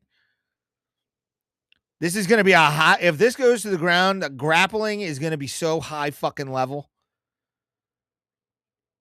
Davidson Figueiredo taking a leg kick from Umar Nurmagomedov. As Khabib yelling from his corner. Both men understand that they are fighting legends right now as a high kick misses by Umar Nurmagomedov. Figueiredo backs out. Push kick by Nurmagomedov. That'll definitely make it back up hard. Umar stalking Davidson. Davidson trying to figure out a way inside on the Russian. Figueiredo backed up against the cage as we get into the first round of 3. Check kick by Umar. Umar's way bigger than fucking Davidson. That's kind of like Davidson looks small compared to Umar. How tall is Umar? 3-inch height advantage, and then it's only an inch reach advantage. Okay. But yeah, I mean, Umar looks massive compared to Davidson. I mean, 3 inches, guys will tell you 3 inches matters a lot. But yeah, look at Davidson just kind of going in. Both men clinch now. And Davidson is trying to hold off Nurmagomedov as he has the clinch and then takes a 2-piece from Umar, does Davidson Figueiredo. Figueiredo is trying to get out of the way of Umar Nurmagomedov. Nurmagomedov is stalking Davidson with intent. Push kick again by Davidson or by Umar. Umar Nurmagomedov trying to figure out what both men kick at the same time. Ha ha. I would love to see a double nut shot one day. High kick by Nurmagomedov off base. So, and Figueiredo gives it as well. So many weird names to pronounce here, kids. Nurmagomedov, it's a tongue twister fight. This is a fucking tongue twister fight, dude. He's got his neck. And he lets him go. Umar Nurmagomedov back on the Monster Energy cannon. Davidson just backing off a little bit. Will Davidson survive this first round?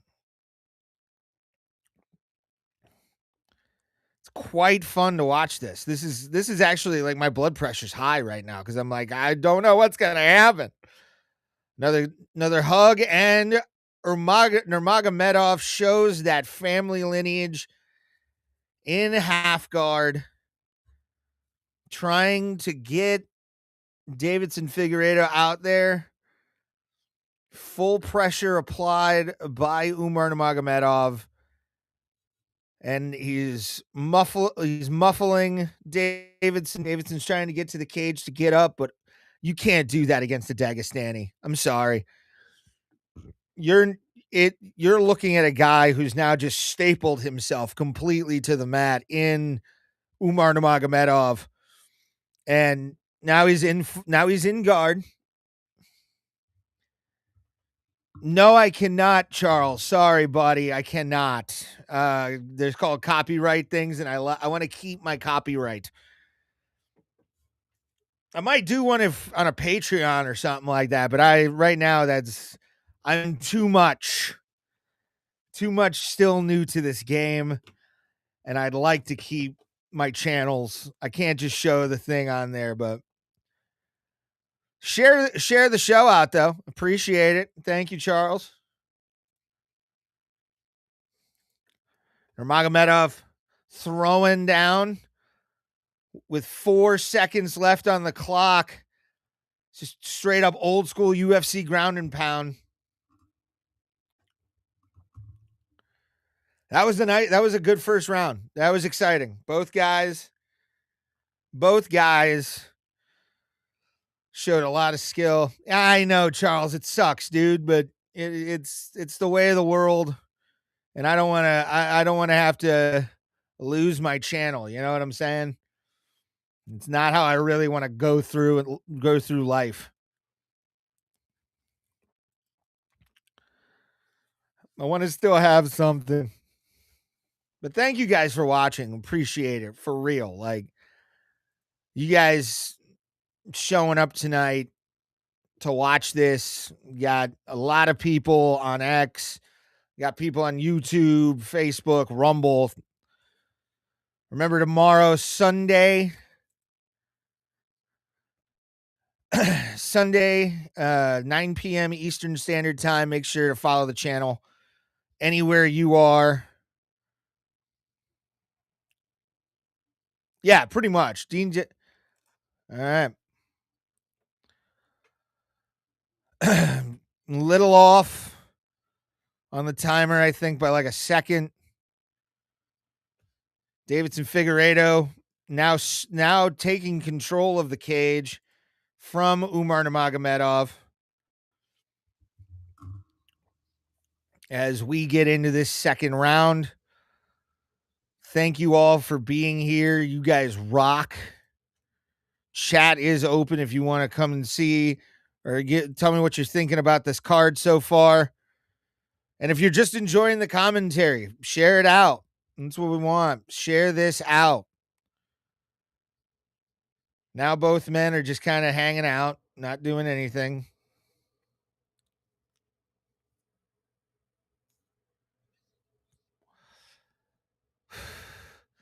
Kind of down pace from what we had in the beginning of the show, which is always kind of to be expected, but you know, you can't really be mad at the whole thing. Oh, high kick by Nurmagomedov comes short of the mark. Nice shot. Head kick. And now half guard into side control. Figueiredo's looking to get a finish possibly. Oh, and nope. Wow. I was about to say, if that was going to, Umar Nurmagomedov gets fucking submitted, I'll lose my shit. I will lose my shit if Deiveson Figueiredo subs him. Like, there's no, what? That my brain had to, that's why I paused. Like, my brain couldn't register that.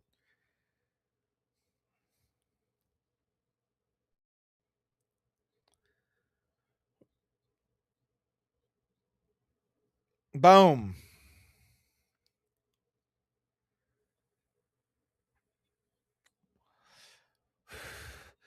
Now both men at the center of the octagon, not really doing anything. Back to status quo. Make sure to share, like, do all the things. Thank you guys for being here again. It's an honor to be calling these fights and talking about MMA again. Every day like that is a great day. Remember that, kids.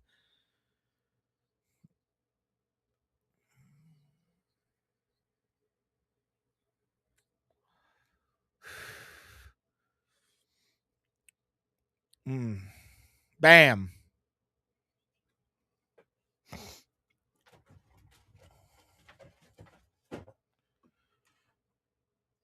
£2.5 pounds overweight was Deiveson Figueiredo. Big shots by Umar. I don't think Davidson's slowing down. High kick by Umar. Bam. Gonna have a firefight, I think. I'm hoping we get some firefights here.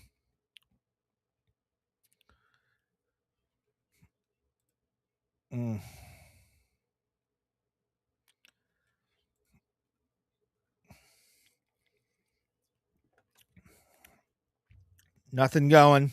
Still kind of fucking around.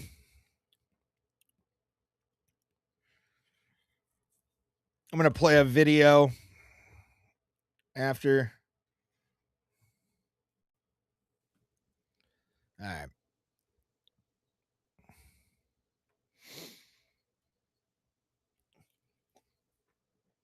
Okay.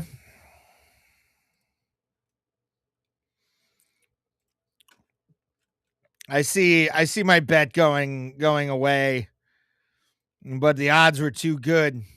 Ooh, big defensive stops by Davidson.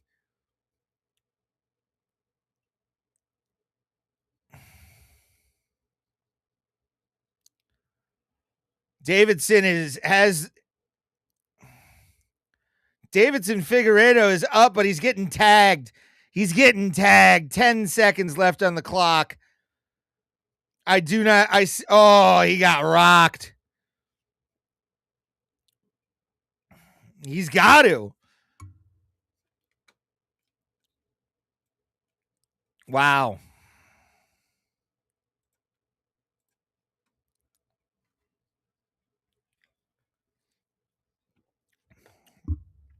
He needs to do that. He's down 2 rounds.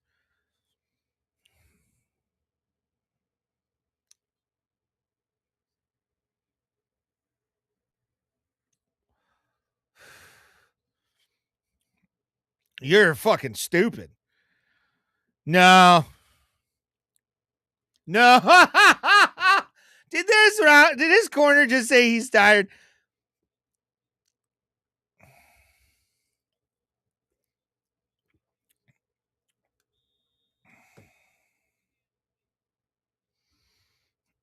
All right. We're waiting on the stools to be brought out. Get out. Let's go. Start this up.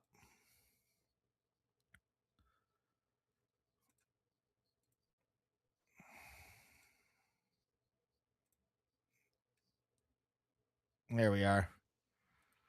No. His corner's being very nice to him. Yeah. Agreed. Joe just said it best. I think it's unrealistic to think this is 1-1.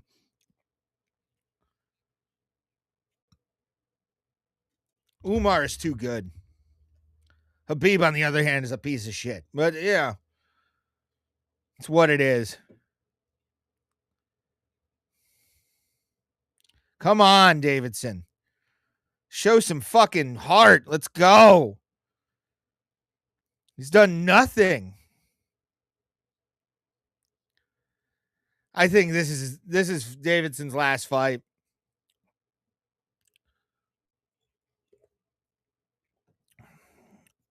Bad fight. Did not expect the last 2 to go to judges' decisions. Did not expect this.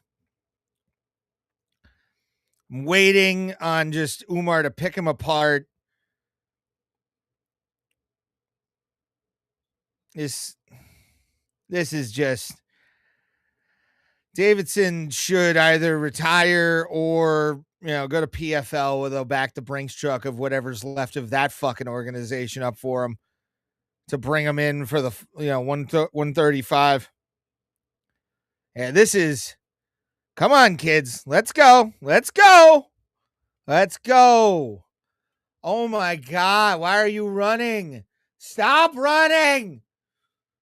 Stop running, Davidson. For the love of God. Let's go. Oh, nope. Not going to happen. But there it is. Umar just won this fight. This is going to be the only action we get out of this. And Davidson Figueiredo is getting fucked up. Yeah, I mean, he's in guard. If he wants to just sit here for 243, he can. Oh, my God. Davidson Figueiredo loses again. I mean, I don't see him winning this. He's got about a 1 in a billion chance now. 1 in a bill to really kind of have any shot of winning this, but I don't see it happening. Like, share, subscribe. Yeah, I mean, he's got him locked down, and he's just getting beat up. I mean, this isn't a Nurmagomedov special. Is just beating the shit out of their fucking opponent. Although Habib would, wait 2 Ramadans and fast while he was on top of the guy to get to the thing, so it took forever. But Umar Umar can finish it. Islam goes for finishes. You got a half guard situation where he just shot that leg straight out. I mean, Umar's making him his bitch here. Butterfly hook, but even then, I don't really see that being a factor. Back into half guard. I mean, Umar Nurmagomedov wins this bitch so easily. Got about a minute 20. I'm about 3 minutes or 4 minutes behind. Crowd booing. It's it's shit, but I think honestly, if this was a 5-rounder, this would have been over by about round 4. And he's just floating over him, trying to mount him, butterfly guard. Trying to get that butterfly to elevate. There we are. Bam. Big shot by Umar. Umar misses. He's just taking it to Davidson Figueiredo right now. This is crazy. I mean, watching the fall of Davidson Figueiredo is quite interesting to watch. He had 3 or 4 great fights against Alex Moreno. And now, I mean, he's missing weight. He's getting utterly crushed by Umar Nurmagomedov. Yeah, this is like definitely kind of a sadder thing to see.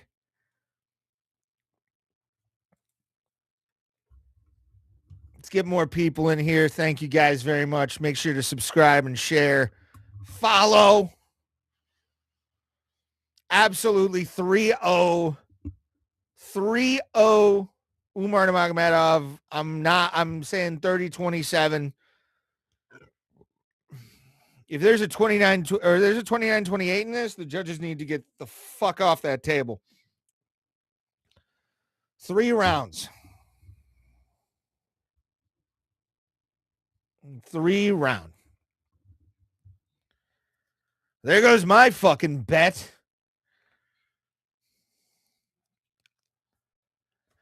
Oh, what a night. Hopefully you guys are enjoying UFC 324 so far. That's a dope camera angle, by the way.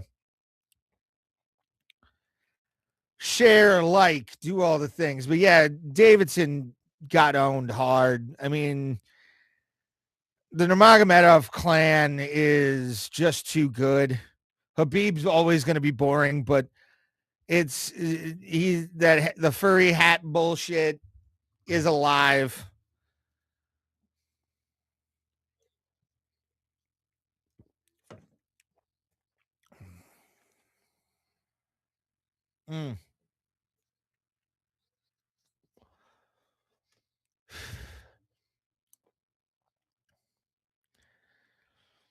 Yeah, there's no way.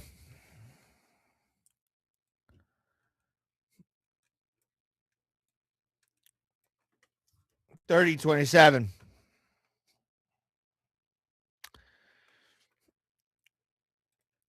Great job, Umar.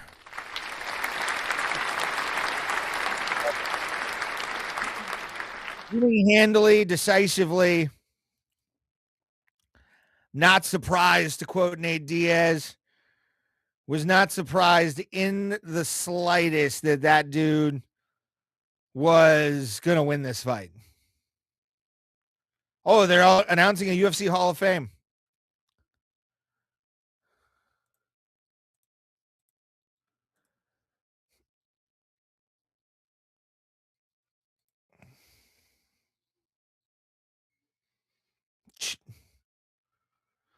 Dominic Cruz. Good on Dominic Cruz. All right, let's switch over.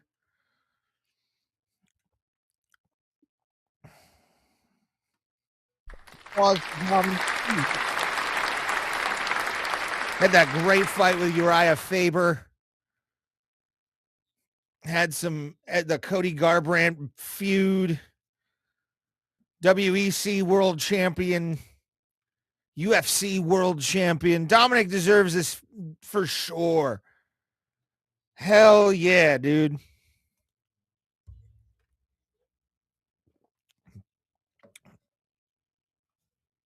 Yeah.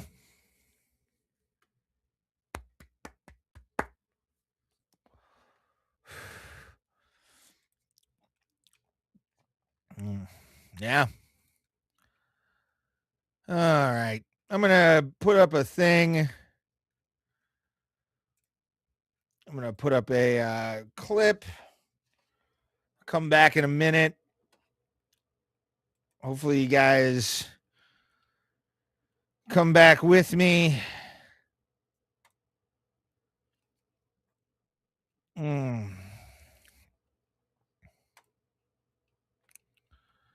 All right. Let's see. Let's put this clip up.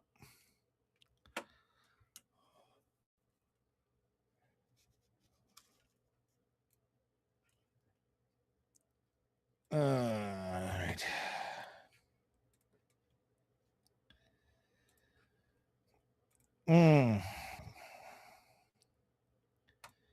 See you guys in a sec. We go to this, which is who the fuck am I?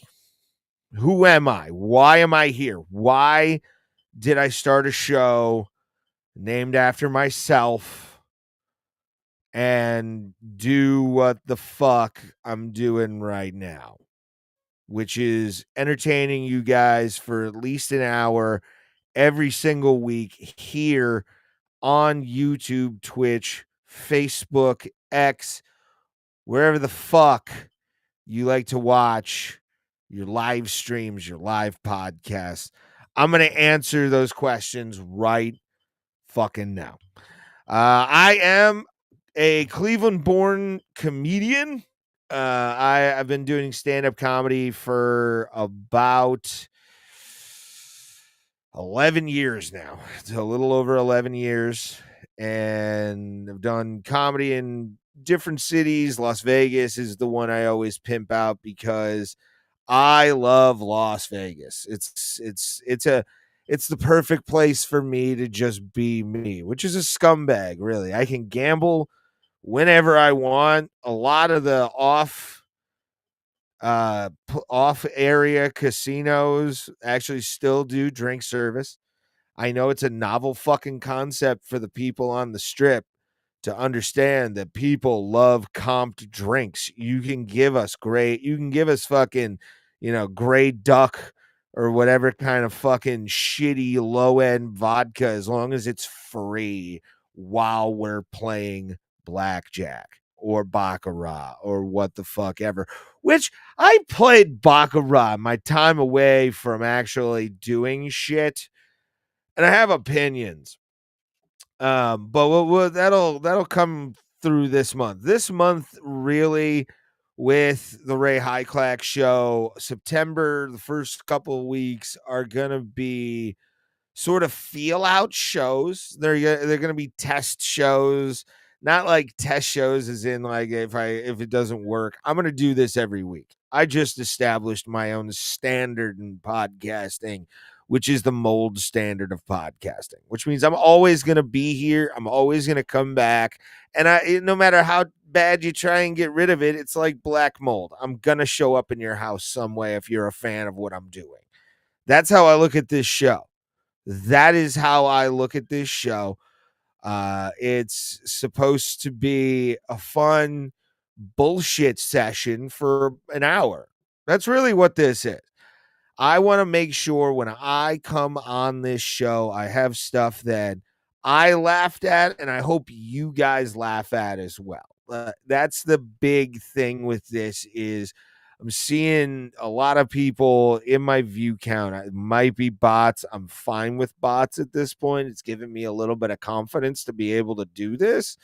So I'll take that. If we can get if we can get some people in here, that would be amazing. Just again, I'm going to kind of go to my old thing here, which is just like, share, follow, subscribe, do all the things.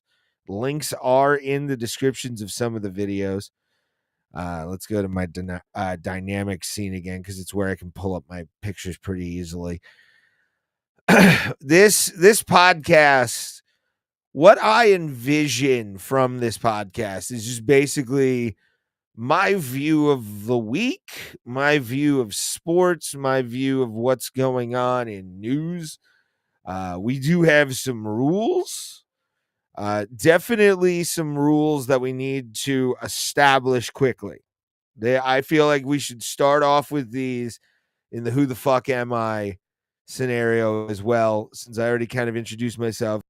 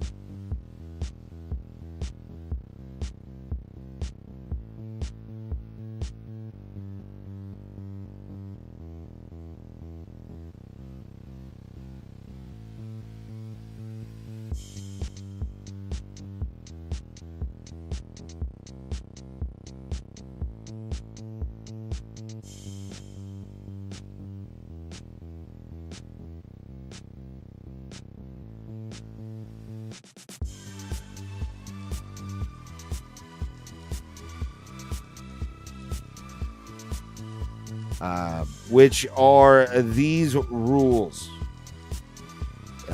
Freedom of speech is tolerated in the podcast itself, and it's a big thing for me. I feel like, consequences do need to be there, but you can say whatever you want. It's your choice to be an asshole. Whatever. I'm not going to hang out with that person, but I will let them get whatever they need to get out before they go home and hopefully bite a bullet. You kind of want it. And chat will not be censored. I will not ban anybody for anything. You can say whatever you want in the chat. There is chats throughout each of my scenes. So if people want to kind of talk about what I'm talking about, I will acknowledge you while you are in that chat.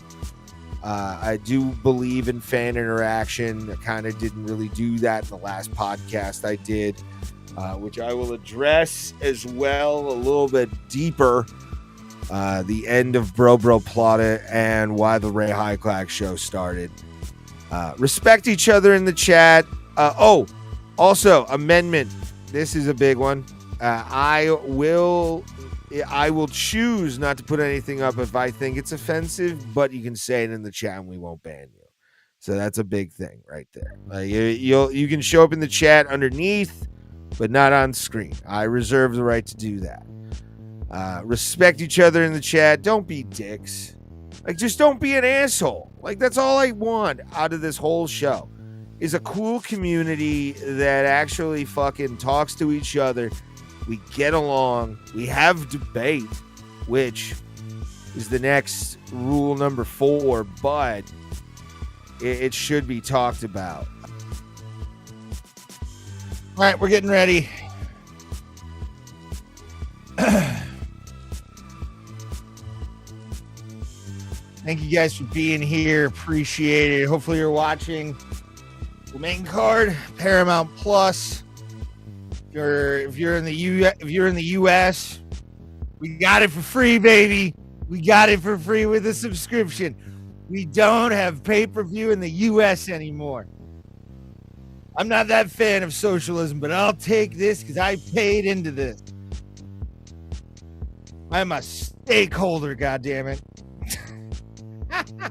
So stupid. been a good card so far. We had 4 stoppages in a row and then a bunch of decisions. Let's go over real quick to this while they're making their way out to the octagon. Arnold Allen taking on John Silva. Barking constantly is Silva.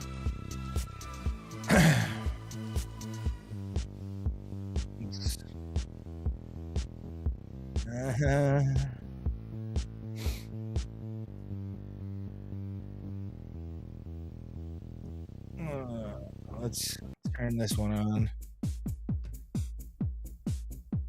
Keep forgetting I had that on. Oh God, the sunglasses. What's with the sunglasses? Oh my God. Look at Macho Man right here. Oh, scary with the thing. Oh boy. Yeah, I got Arnold Allen winning, but who knows? John Silva could come out like a ball of fire and get 25K. All right. Very cool. Getting ready for this first numbered event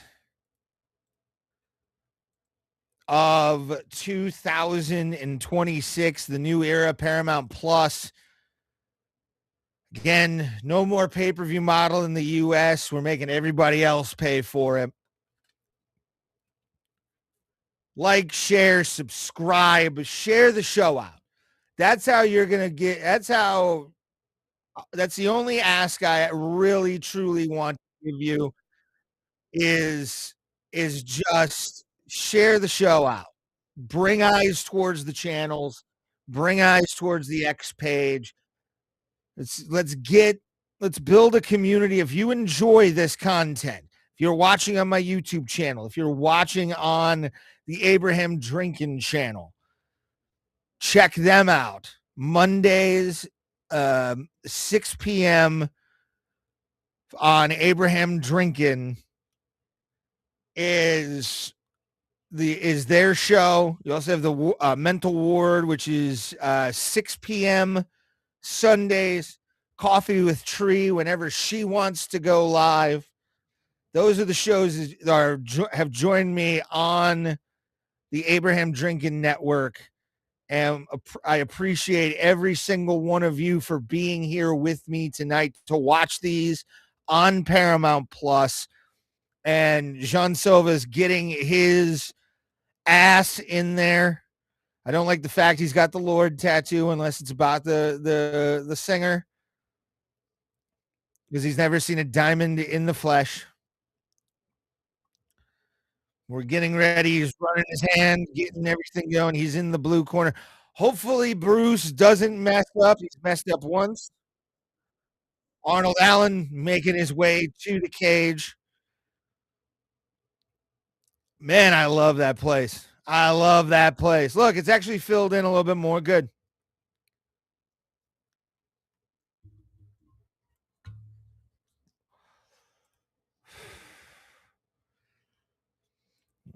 Make sure, again, subscribe to these channels. Subscribe to these channels. Share the show out. All of you guys who are watching this currently, you're amazing. We're waiting on the next fight of the evening.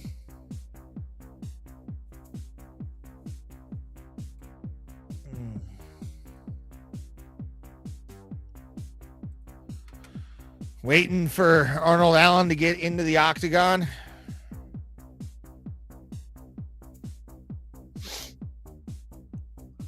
$9:30 start. Good God.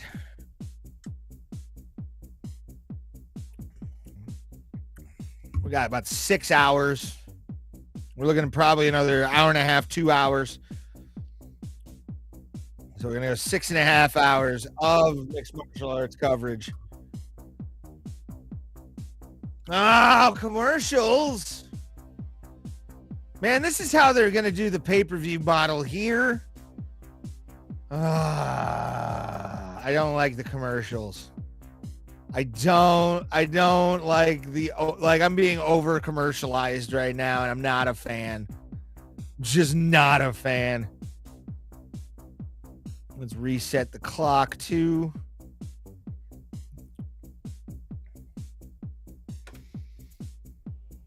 All right.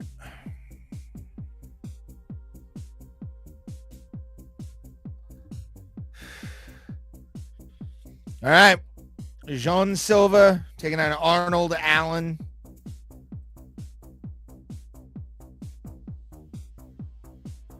Here we go, guys.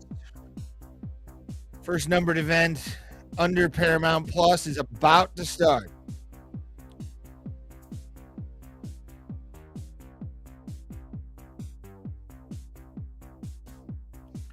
Yeah! God, it does my heart well to hear that.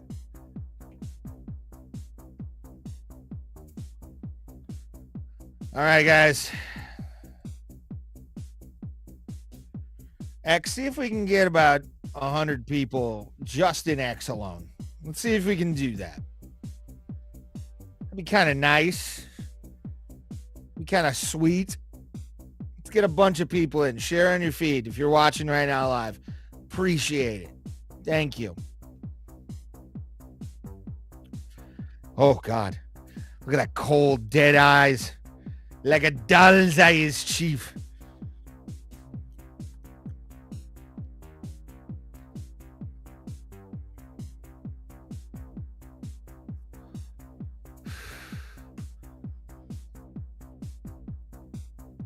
Gian Silva. All right.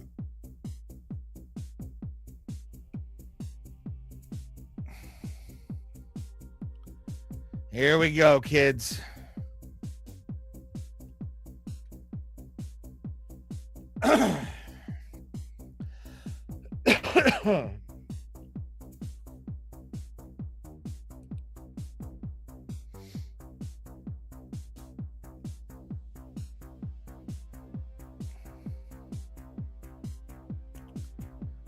Almighty Allen versus the Lord. Bit of an irony here. Chris Tione, don't let him die.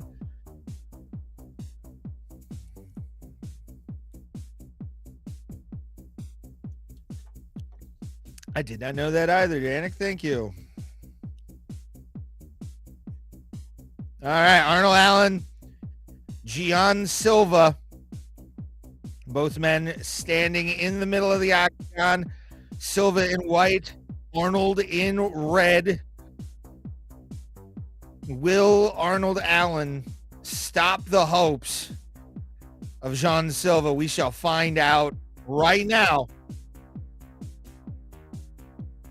Silva coming, just waiting it out right now. It looks like Allen's bouncing back and forth. Big shot by Silva to the body of Allen. Allen's not really being active right now. Arnold Allen, red trunks, as I said. Gian Silva posting up, trying to look for something. Arnold Allen going out of Toronto, it looks like.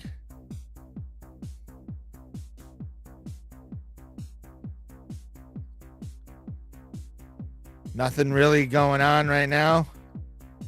Crowd barking up a storm.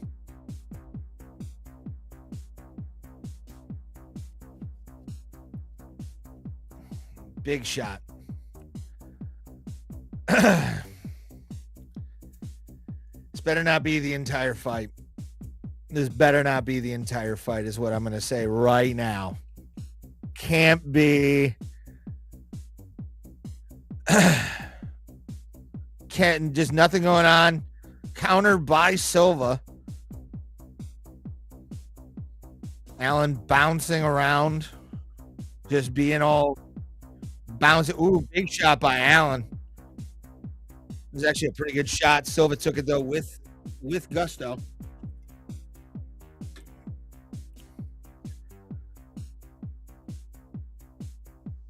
Arnold Allen. Counter punch by Allen hit Gian Silva. Silva's not really looking that confident right now. I don't know why. Ooh, that would have been fancy. Return to the high kick. Another one shot by Allen.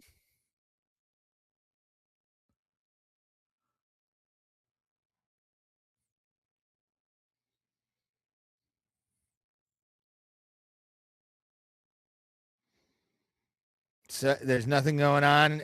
Silva throwing a combination into just hands. Nope. He's not going to stand and throw, dude. Sorry. Fuck no. Are you an idiot? That's terrible fight IQ.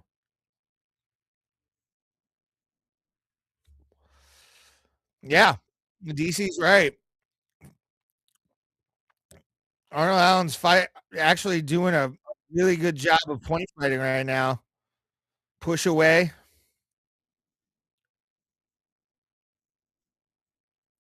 Come on, Tione. Don't be an asshole. Let's go. This Tione is so bad. Arnold Allen now playing the fight game.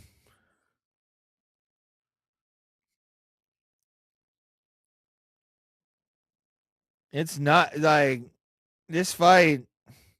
Kind of need to see a little bit of a pickup here. I don't really understand how Jean Silva can like act like he is such a fucking little Tasmanian devil, and now he's completely befuddled by Arnold Allen.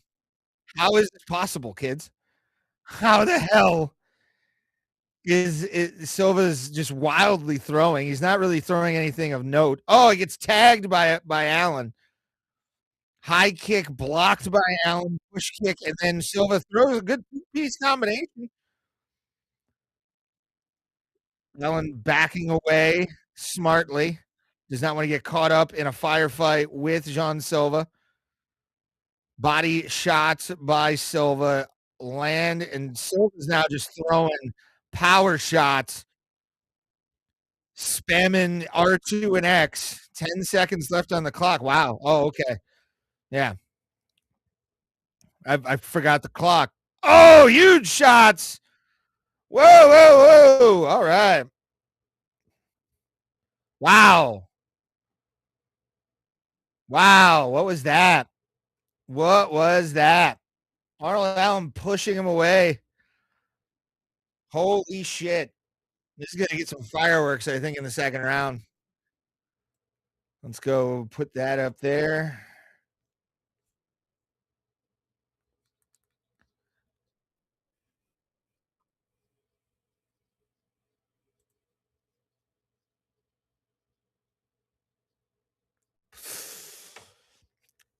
Jean Silva won that round. And yes, I just hit a vape, so I'm high, and I said that.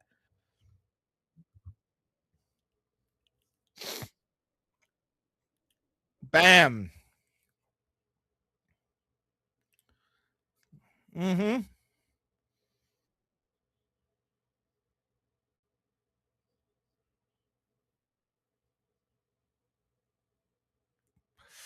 Because Silva was being a tough guy. There we are. High kick again by Silva to start off the second round. 2 of 3 rounds, or second of 3 rounds.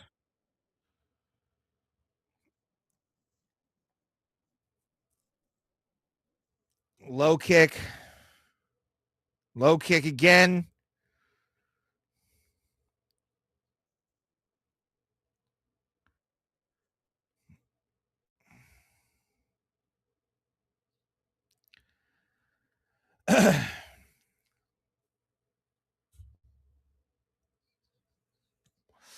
Grab by Jean Silva. Now Allen is definitely. Oh, he hurt him. He hurt him right there. Silva.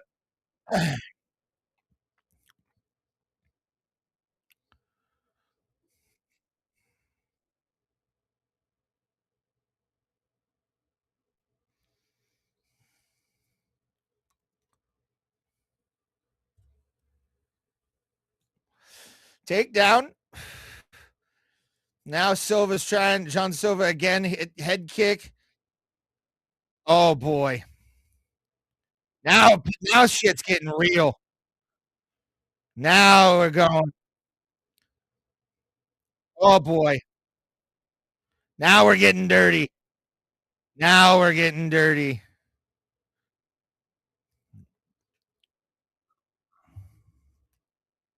My God, everybody. We got fights. We got an exciting ass fight. Big shot by Silva. Right hand by Allen misses. Oh, shot by Allen. Now they're gonna box, I think. Now we got to fight.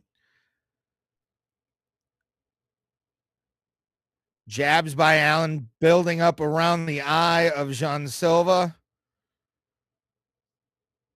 Another shot by Silva finds a mark on the body. Low kick by Silva. Allen, nice right hand.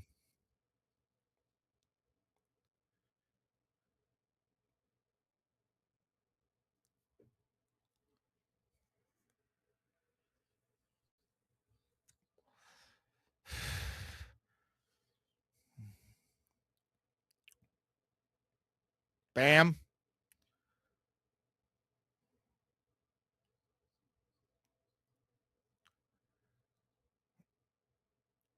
They're getting clinched up here. My ear itches.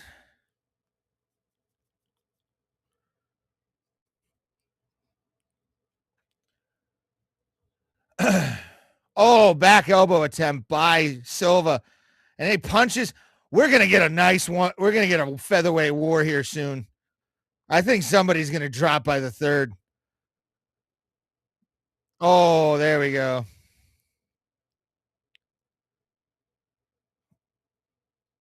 Here we go.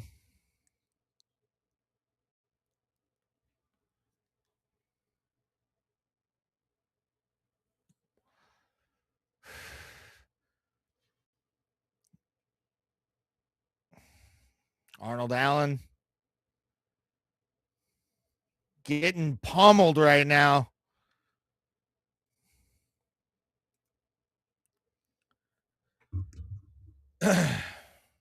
Oh, that was pretty. Oh, and Allen doesn't want now. You pissed him off. Yeah. So fuck Silva on this one. Allen's in the right. You want to play around, you want to act like fucking thing, not during the first round, and all of a sudden you want to now, eat my ass.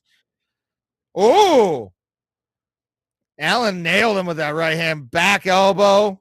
We're getting something. We're getting a fight. This is why I love featherweight fights in UFC, man. Without a doubt. 20 seconds left in the round. Arnold Allen with a high kick. Can Arnold Allen finish Jean Silva? Because this might be tied. This might be tied now. Crazy.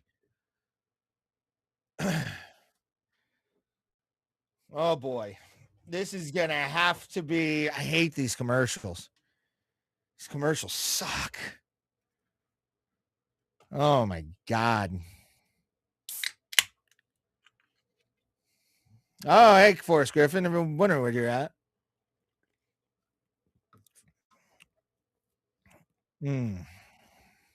Oh boy. Never shave your chest, Forrest. Ah.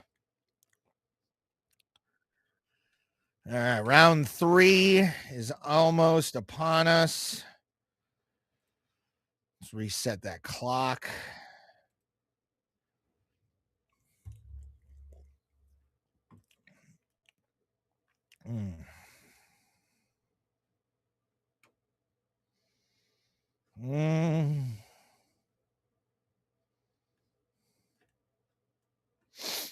I could give a flying fat frog's ass. All right.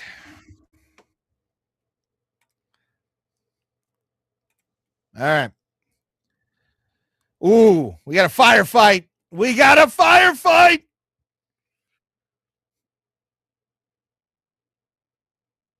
And here we go.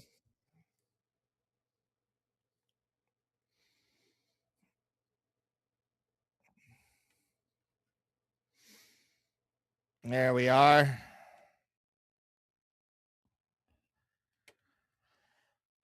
High kick by Silva finds the mark. About a couple seconds behind. Sorry about that. The delay kind of doesn't help either. Shot by Allen finds the mark.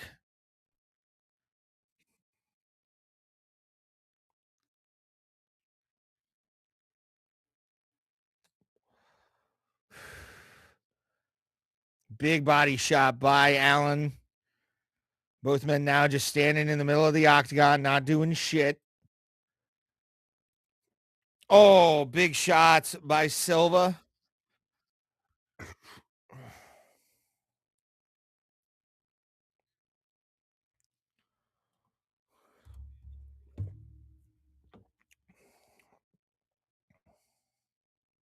Boo. Oh.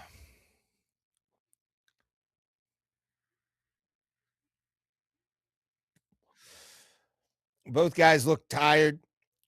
And Allen grabs the back of Silva. Could he get the takedown here? I do not think so. I do not see this happening. Fuck you, boo birds. Fuck the boo birds. Fuck these idiots. Tired of hearing the boo birds all night. Well, no knockouts every fucking thing. Yeah. Yeah. Getting the UFC 324 Allen on the back of Silva. Can he get the takedown? Can he get the takedown is the question. Oh, big knee by Allen to the face of Silva. He's going for it, trying to find his way. Is Arnold Allen.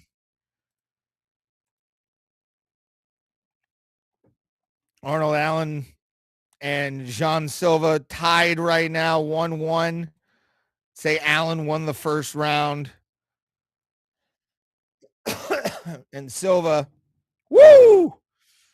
That was foxy. That was so sexy, guys. Silva getting his elbows in there on Allen. Jean Silva trying to get him in there or get him out of there. Grabbing his tights, he says. Got back up.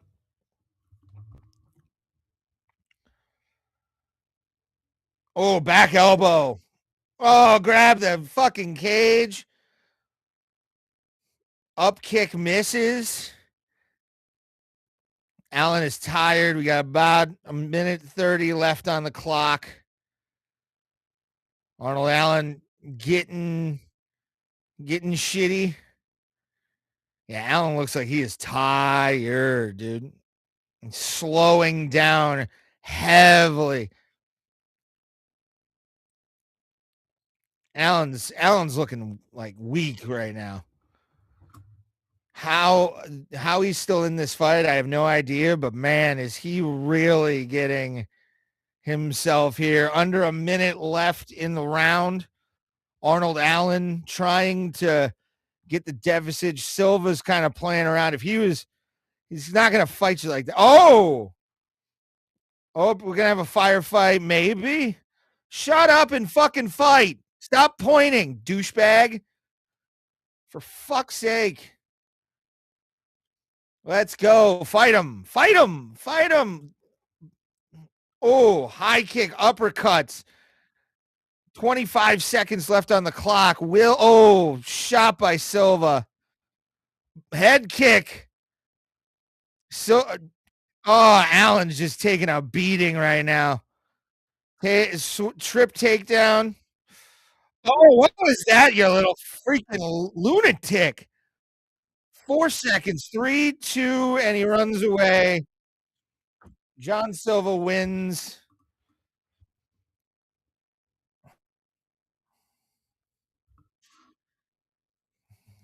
It's wow.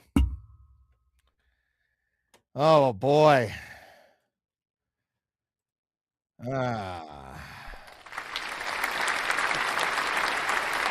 Great job. Great job.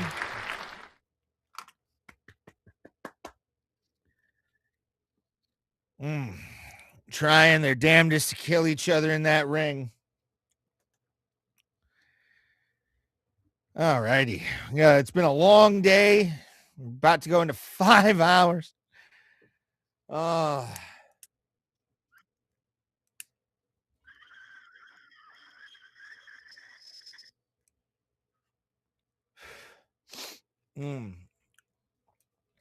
Do ya? I don't even know who's on Survivor anymore. Do you guys know anything about Survivor? People who are watching, who watches Survivor? Comment down below.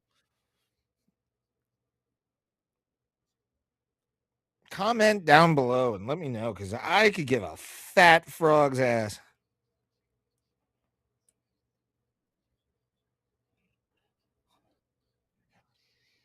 All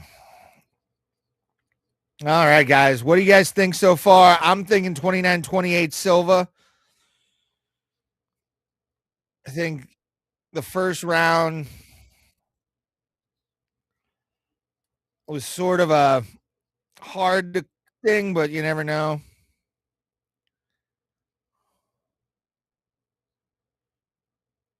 Let's see what they say. 30-27, 29-28.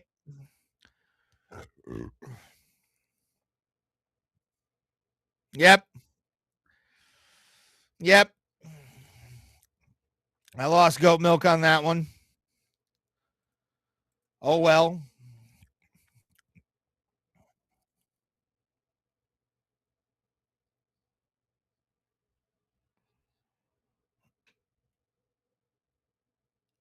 Oh. Aw.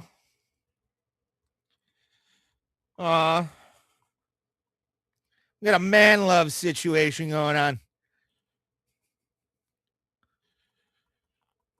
Maybe brain things do cause men to cry.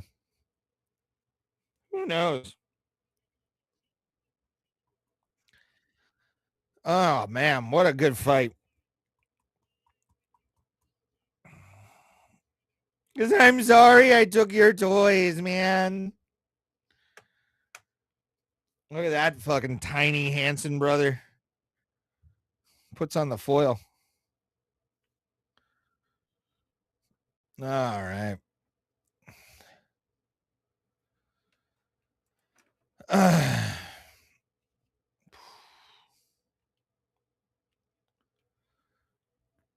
All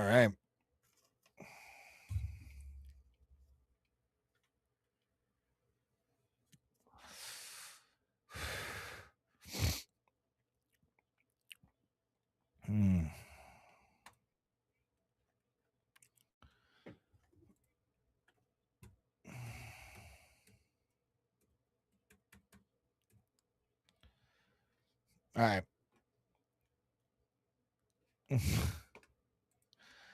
Oh, boy. The interpreter's working overtime. He wants to be professional. I got that.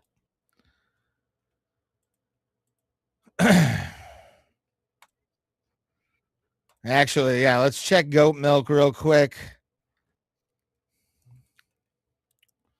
Let's check goat milk before I take a break here.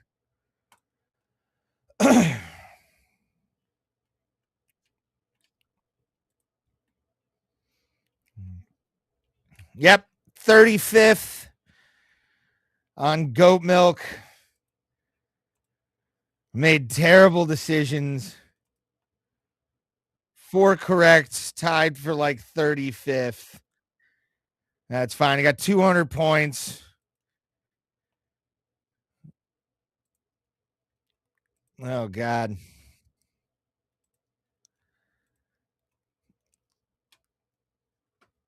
Oh, boy. All right.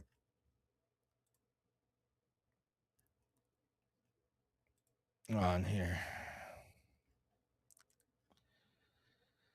All right. Decent fight. I'm going to take this off real quick. Decent fight. Enjoyed it, but I'm going to put something on to kind of rest my voice here. Smoke some pot and be back for Rose Namajunas and Natalia Silva. Is their next fight. We'll be back in a second. Yeah, talk to you in a second. Real quick as we kind of set up the next segment to get to know me in a way and my background. I work in pest control. And I've been doing 11 years, fully licensed in the state of Ohio, and I enjoy being a blue collar guy. I've been a working guy since I was about 19 years old. Body's breaking down. That's why I've decided to make this podcast so people can see who I am and possibly be entertained by it, and hopefully enjoy anything I'm doing, right?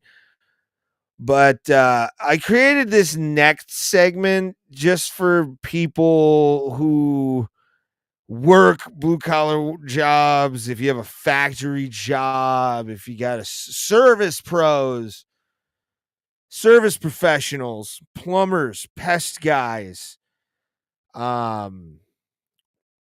what's another duct cleaning. I fucking did that shit for a little while.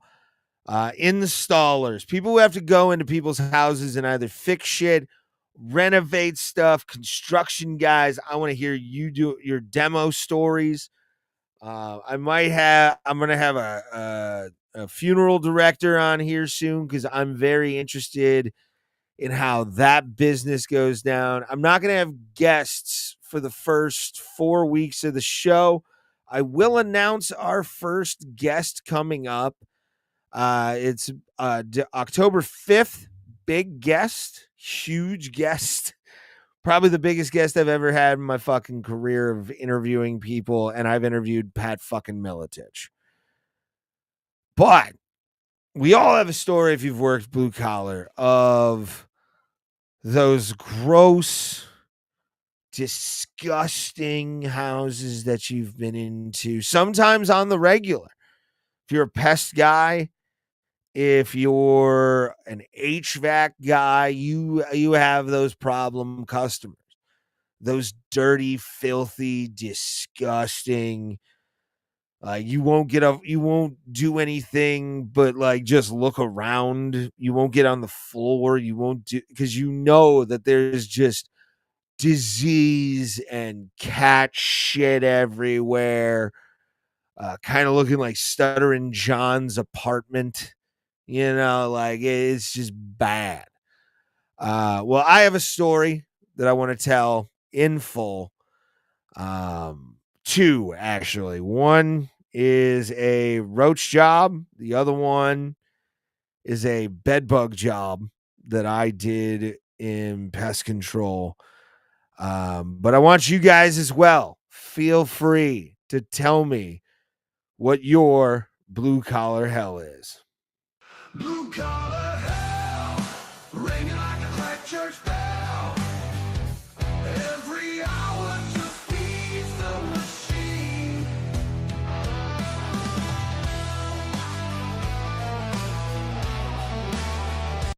And we are here, blue collar hell. You can join the conversation on it. Go to Ray Highclack Show at gmail.com. Subject blue collar hell. Doesn't have to be the color, obviously, in the font. I just wanted to be creative. And what I consider to be a blue collar hell was before I played the segment opener. I'm going to just reiterate what it is. It's either a regular customer or a one-time customer that you've had if you were working in a service pro area, if you were working as a plumber, if you were working in construction, duct work, fix HVAC. You tend to go into other Americans' houses, other people in your country's houses, possibly. And some people are just fucking gross. They're just fucking gross. I have two stories in particular that are absolute blue collar hells. One I'm going to tell today. The other one I'm going to tell next week. So stay tuned to next week. Watch to listen to the next story. It's going to be a short segment. Then we'll get into some sports. We'll talk about Raja Jackson. We're going to also talk about the Browns and Steelers today. They didn't play each other, but they did play week 1 of the NFL season. I watched both games and I have opinions. Oh boy. And again, Steelers fan, I am going to be harsh. I am going to be fucking harsh. But my first blue collar hell story. I was working for a company that went by the name of Myrmenex. It rhymes with that at least. And Myrmenex was I was a Far East tech running basically an entire county for residential at that time for Myrmenex. Terminex, what the fuck ever. And it was my first couple of years in the business full time. I'd gotten licensed by then, and I really wanted to do it because I grew up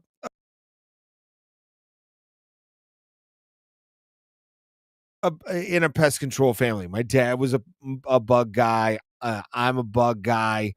Once a bug guy, always a bug guy. Once you do pest control, you kind of have no other fucking outlet to do your shit besides comedy, I think, which has led me down this path. Yay.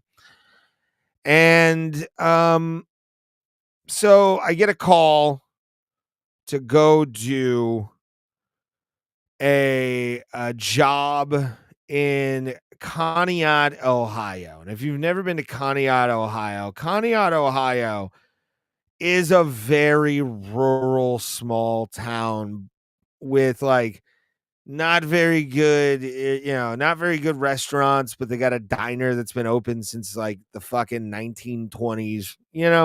It's a small town. A lot of people come and go from the city, but people are born there, but they always never die there. It's one of those kind of cities. There also breeds a thing called white trash, which I am. I consider myself white trash. If you go watch my stand-up, it's on my channel at Ray Highclack on YouTube and also on Facebook. And Abraham Drinkin has the video as well. One of my best sets ever. And so I go in for this roach job thinking it's going to be kind of easy. Nothing really seems out of place, but I had also been in some disgusting situations early on in my pest control thing. So my nerves were kind of dead by at least a year in the business.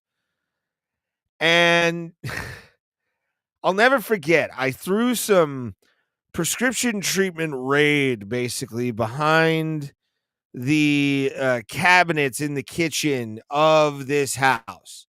And they had bed bugs too. Like the house was just completely infested with insects and really gross. And this is fucking 9 years ago. So who knows if they're even dead. No, D-Rest. I will continue to speak because this is my show, the Ray Highclack Show. Do you not see that logo right there? Do you not see that logo? This doesn't say Bro Plata anymore, which in the sports segment, I'll talk about Bro Plata and why that ended. But my blue collar hell for this was after I had sprayed the prescription treatment raid behind what I thought were covered cabinets, like closed Formica bullshit cabinets. They were not. They were open on top. And there was moldy food behind or in those cabinets, like super fucking moldy. Like there was black mold kind of disgust. Like a part of me died, guys. Like a part of me really fucking died. It really made me never want to do this business again, but I love the fucking money in it. It's so fucking good if you really find a good company. And immediately called the fucking I found, and how I knew it was open was the roaches that were feeding off of the food in the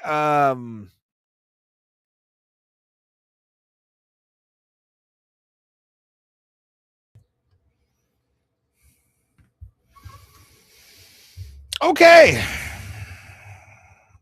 Thug Rose Namajunas, Natalia Silva. I hate the commercials. The commercials suck. They suck so hard. Oh my God. Just heavy commercials. It's like, is this what I paid for the freemium for? Is this why I paid freemium? Was for commercials? Let's go right here.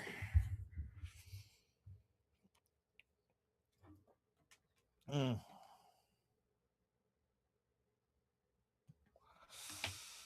right. Here we go.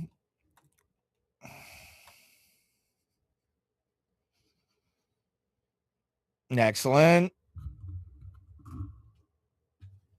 Rose, the ball head hoe. What you see, D? What you see, D? I see a bald head hoe.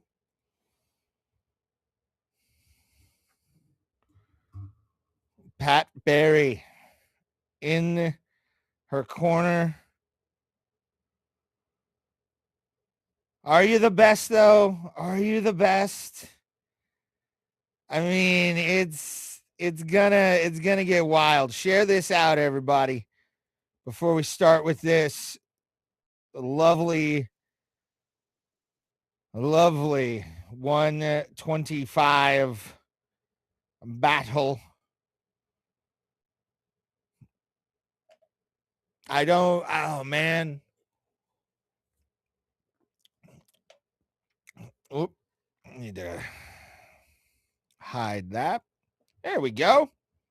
Back to normal, everybody. I do this myself. All right. Here we go. Jason Herzog, your referee.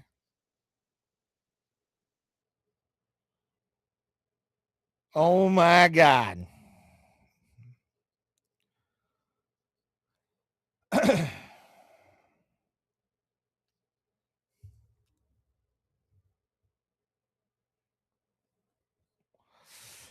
Here we go.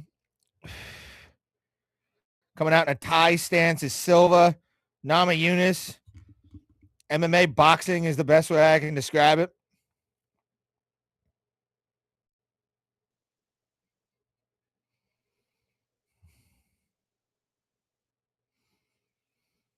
And here we go. They're just doing nothing right now.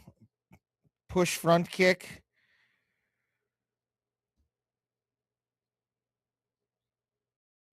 And Rose, yeah, she looks like she's been up for 3 days. Just twitching around. Oh. That's insane. The movement. Like, my hips hurt watching her right now. Oh, boy. Got the countdown.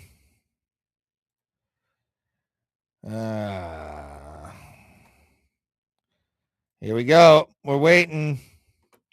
We're waiting on that move, kids.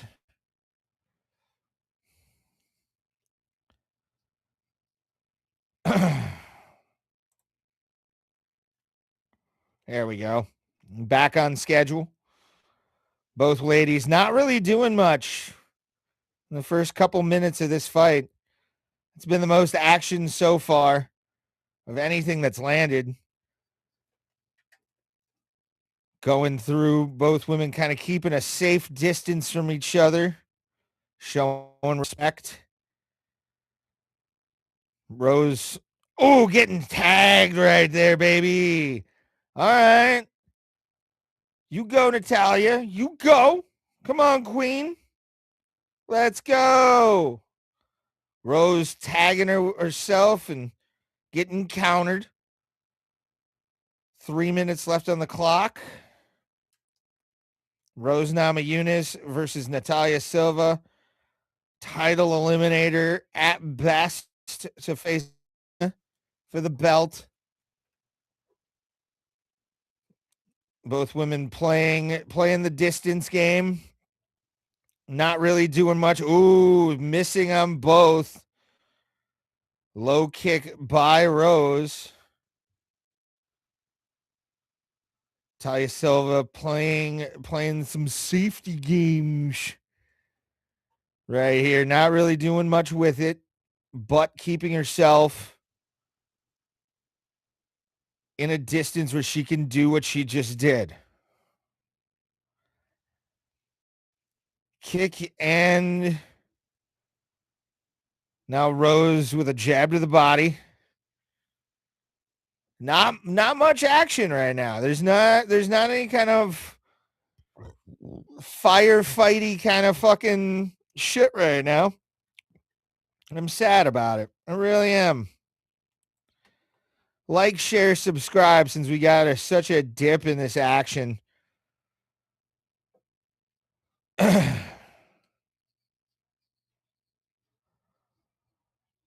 Definitely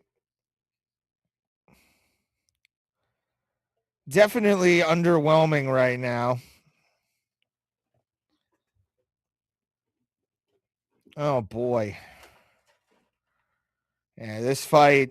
Oh, and Rose takes a 2-punch combination. Pat Barry needs to shut his fat face. Oh, good spin move by Rose. Definitely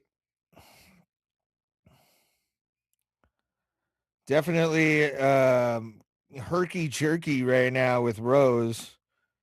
As Rose is looking to put Natalia Silva off her game. And what we're seeing right here is just an absolute snooze fest to begin. Oh, and Silva tags Rose on the jaw. Do we get a cunt kick? I think we got a cunt kick. Rose Namajunas bicycle kicking, showing a lot of movement.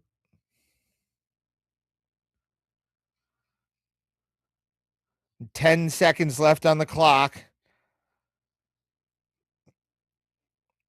I'm going to say Natalia got that round. I'm going to say Natalia got that round right there. Wasn't great.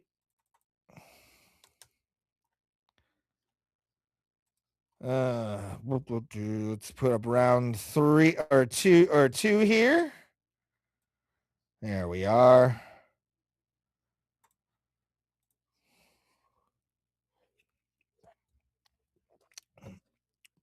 Oh boy. Thank you guys for watching. Much appreciated. Share the show out. Share the stream. Please give me a like. Just if you're new, give me a like. That's all I ask. That's the currency of the night. I'm going to be doing UFC 325 next week.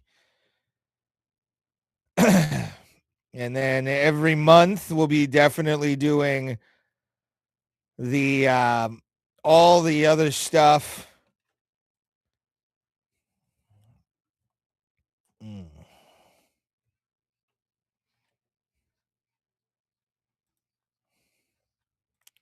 All right.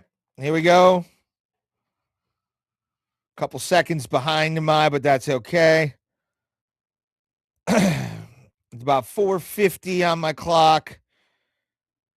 This is about 4:45 on the official clock as UFC 324 rolls on. Natalia Silva taking on Rose Namajunas. And Natalia Silva not really doing much. Both ladies showing a lot of fainting. Isn't that like a lot of ladies out there, guys? Yeah. Hurts me to do that, but it's still funny.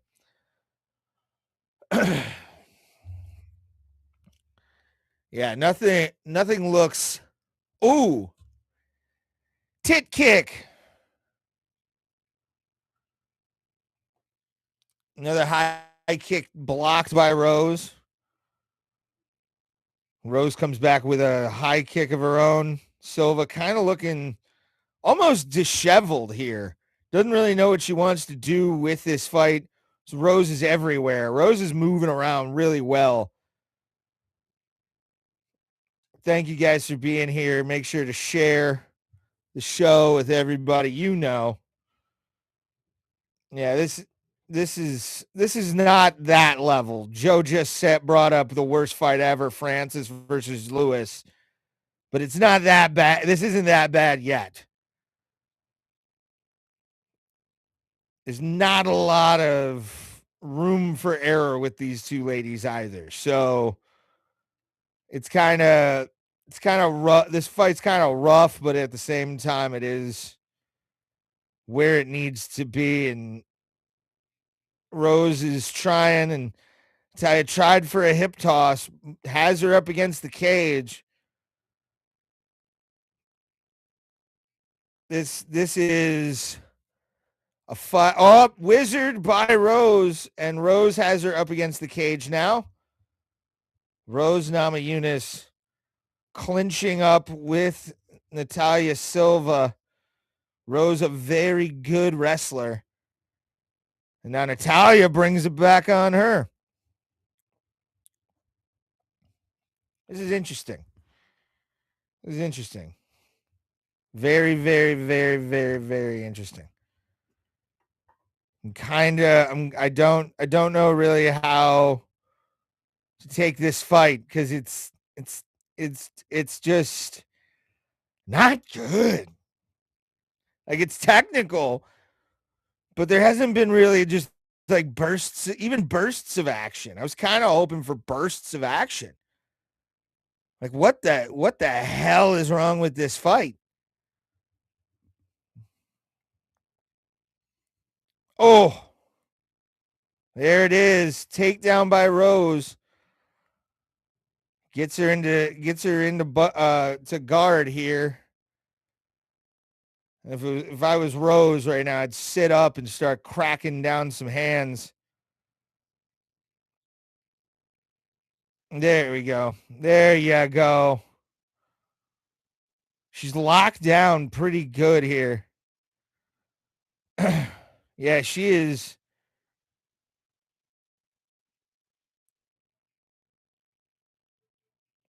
She's trying for an armbar, but I don't think that armbar is going to do anything. Yeah, it's armbar city, but Rose is too good for that, man. Rose is way too good to get caught in an armbar from somebody who I don't even know. Does she? What belt level is Natalia Silva?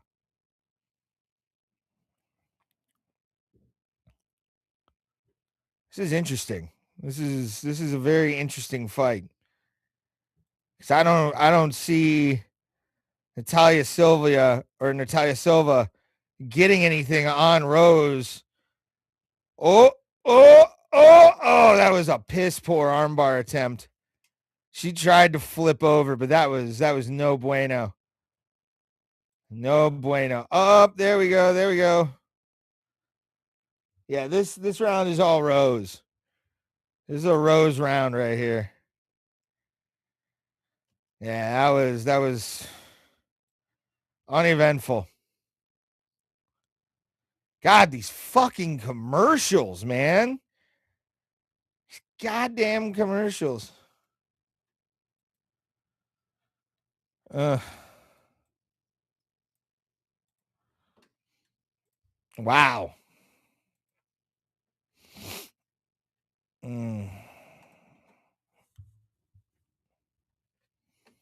Wow.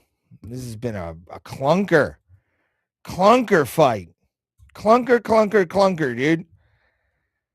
I wasn't expecting this one to be a clunker. Like, with nothing happening. And we're going to restart that. This is not good.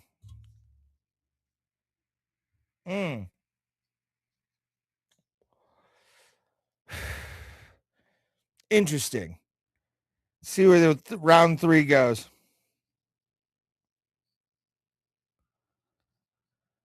All right, I'm going to start the clock here after. All right, Tyone has said fight. Almost 450. We're almost there. 450 on the clock. Thank you guys for being here. Make sure to share, subscribe. Like, give a heart if you're on X. Oh boy. Now will we get an actual like straight up street brawl? And we're back to nothing. Okay, never mind. Fuck. Oh, fuck. That was nice.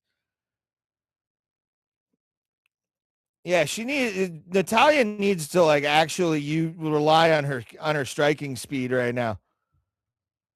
Cause Rose is sucking ass, dude. Straight up. I mean, they got that takedown, but there hasn't been shit since. Has not been shit since, and I want more action out of her. There we are. As I say that. Let's go. All right. We're getting into a brawl. All right. This is how round 3 should be. Come on, ladies. You guys can do it.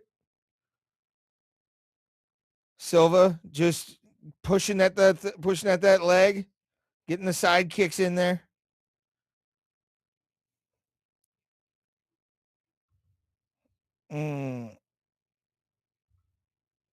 It's quite. I mean, this is garbage, but both ladies are just a styles clash, really. It's definite styles clash. I wanna think it's a styles clash. Make sure to like on YouTube, like on X, like on Twitch. Leave a comment on Twitch who's watching, you sexy people. Thank you for being here. And Silva is trying to score points here. Next fight's going to be badass. We're going to watch somebody probably die in that fight. I'm excited. Derrick Lewis, Waldo, Cortes, Acosta. Fuck yeah, baby. Underwhelming fight right now. But what are you going to do?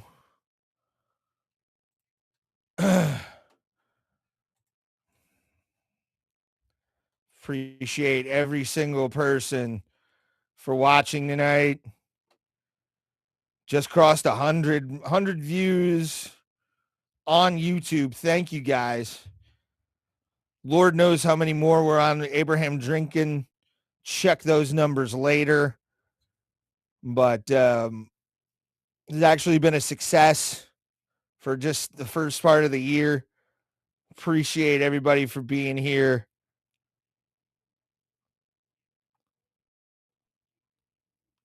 Oh, sidekick by Natalia. Both people in this fight. Nice shot. Got under minute 30 left on the clock. Rose Namajunas, Natalia Silva. It's round 3. Rose looking for a takedown. This could get her the win, but Natalia's defending, and she gets the sprawl. Oh my God. Oh my God, guys. Oh my God. Oh my God. What is this? Oh, and she's holding. Holy shit. Good for her, man. Oh, tried with that knee. Did not get it. Bam. Another one, and she gets the she gets the takedown. Natalia Silva could be winning this. Natalia Silva could be winning this now. We got 30 seconds left on the clock. Wow. Let's go. Watch the Mike Vick up kicks, or the James Vick up kicks. James Vick. That's right. Mike Vick was the dog fighter. James Vick is who I'm thinking of. All right, 10 seconds. Will they unleash hell on each other? Natalia Silva's like, fuck that noise. I'm not doing any of that tonight. Oh, 2-1. Natalia Silva wins that.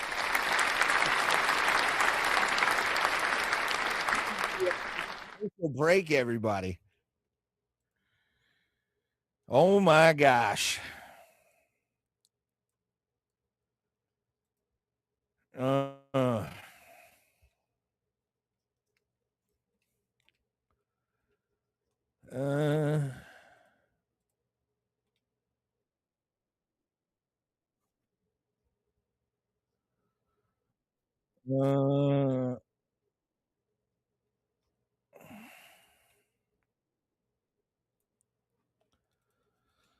wow. I'm saying 29-28. 29-28 Silva. I don't think it's a unanimous. I think we're going to get a split decision. Somebody probably gave it to Rose. But I don't see Natalia losing this fight. Whatever Pat Barry's fucking cult leader ass wants to fucking do is up to him.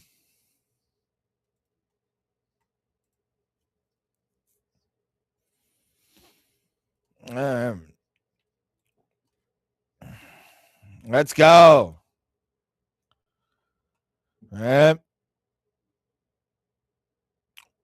Unanimous decision. Okay.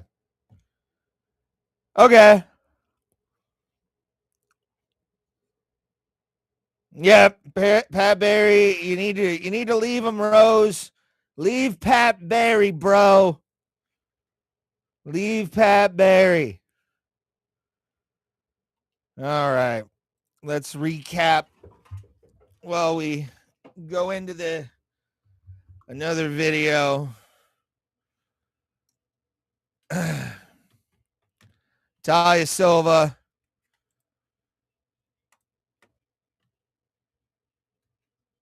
Oop, not what I wanted. There it is.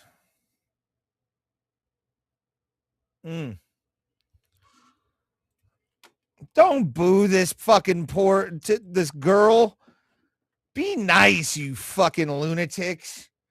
My God. I mean, she beat Rose. So fucking what, dog? So what? Just because you mad? You mad, bro?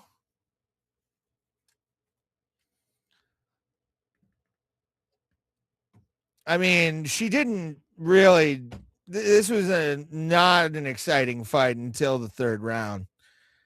So it's yeah, dude. It's all the third round. All the third round. For sure. Nah. I don't want that. Thank you. Oh my gosh. What a fight, but not an exciting fight. So it could have been worse.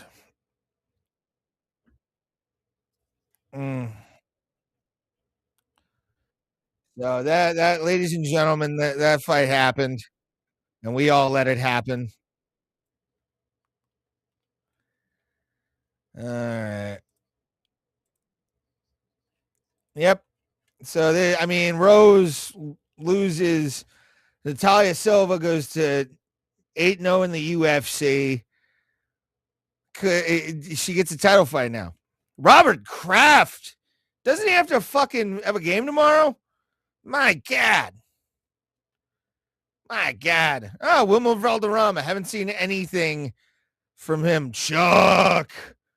Iceman. Yeah. All right, guys. We got a couple minutes before we get the show going. I'm going to put on a video and just kind of get my bearings ready for the next fight. Lewis versus Waldo Cortes Acosta. I got Black Beast. I got Black Beast winning this. So get ready. Leave a like, leave a share. I'm going to go and just take a break for a second. And we'll be back once they get after the commercials. Enjoy this video from the Ray Hyclack show. Mm.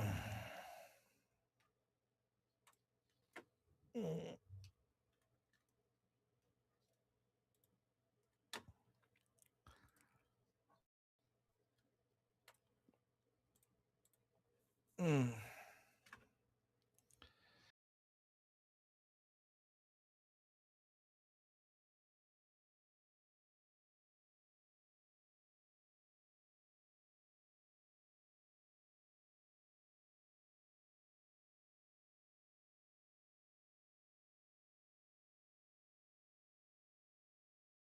This back over here because we keep fucking up. I have a news and entertainment segment for everybody. And I have a couple stories that have been in the news for a while and a couple new ones that I want to talk about.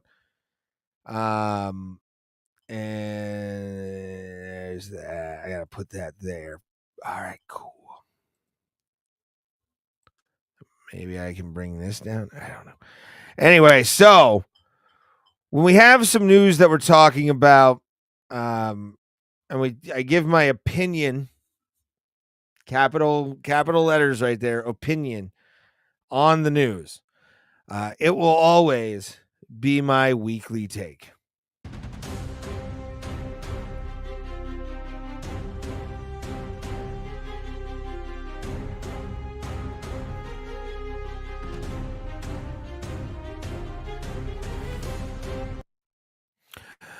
It is my weekly take where I tell you the news I think you should know.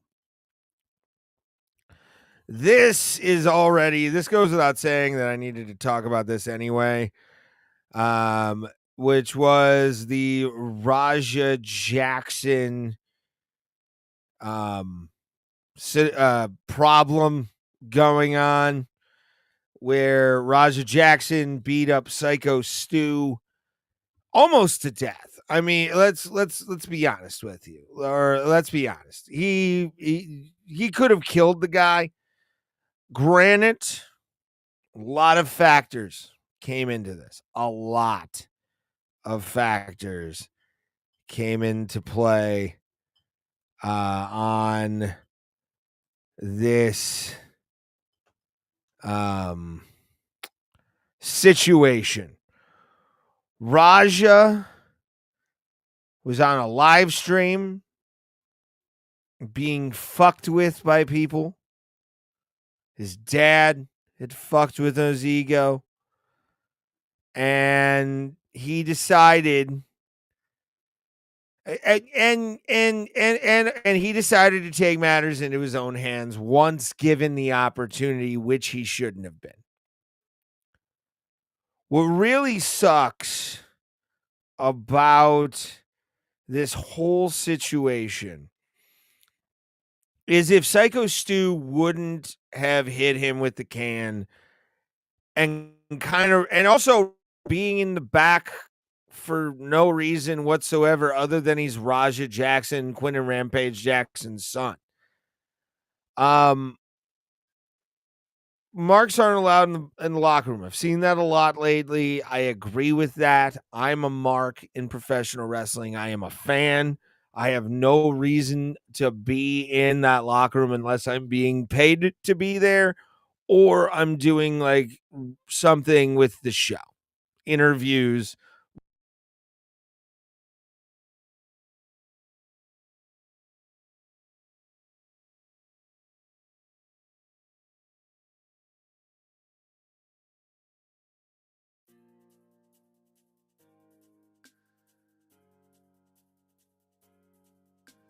Okay. We got the big beefy boys about to go down in the octagon. My hair's okay for right now. All right. Derrick Lewis Waldo Cortes Acosta about to throw down in the UFC octagon.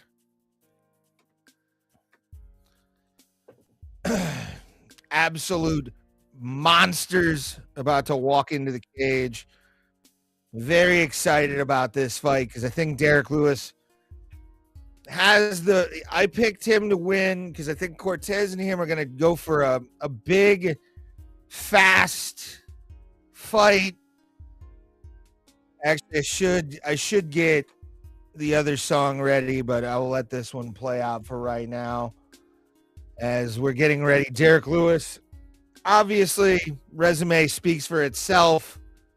One of the baddest men to ever walk into the UFC octagon at heavyweight, has had one title challenge, and it was against DC and MSG.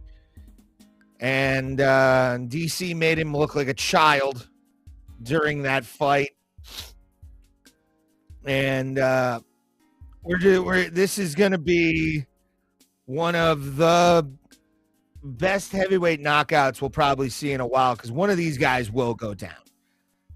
Waldo, we've seen him kill people. Derrick Lewis, you want to talk about a guy who is an absolute monster in the cage? It's Derrick Lewis.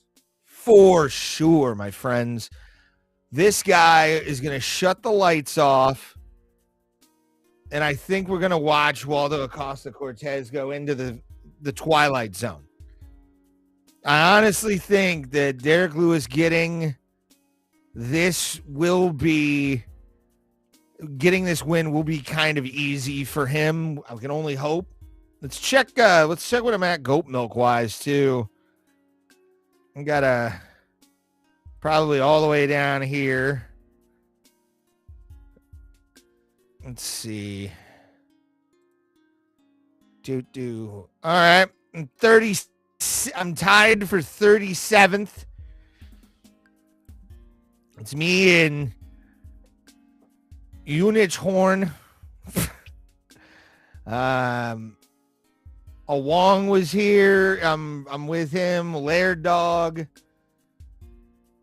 I need one more. I need one to really kind of make this worth it. I'm 37th right now in goat milk.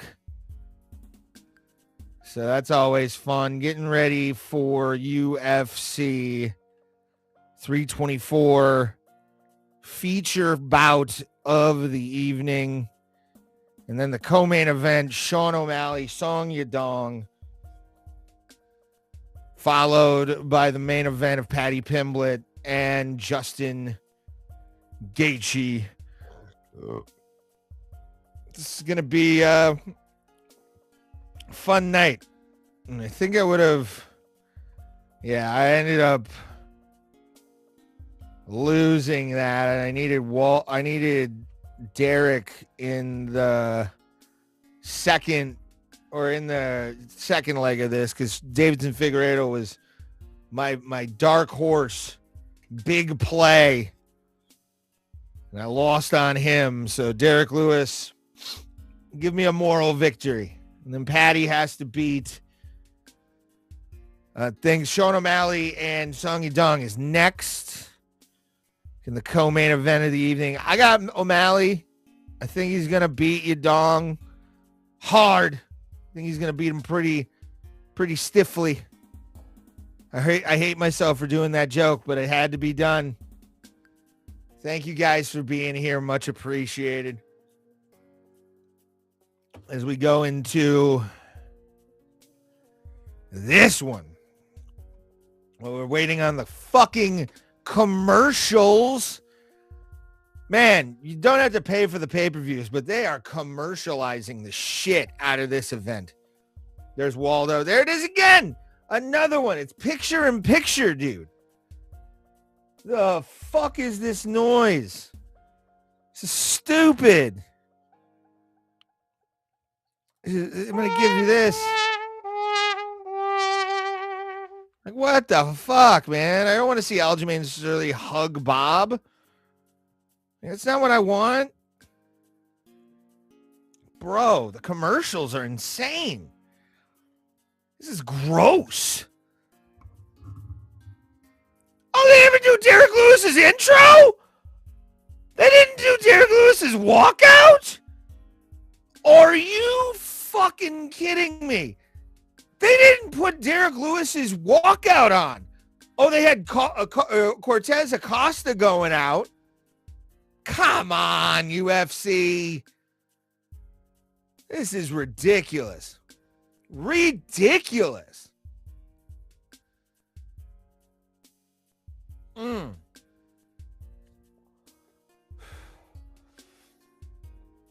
So many commercials. So many. Why are there so many?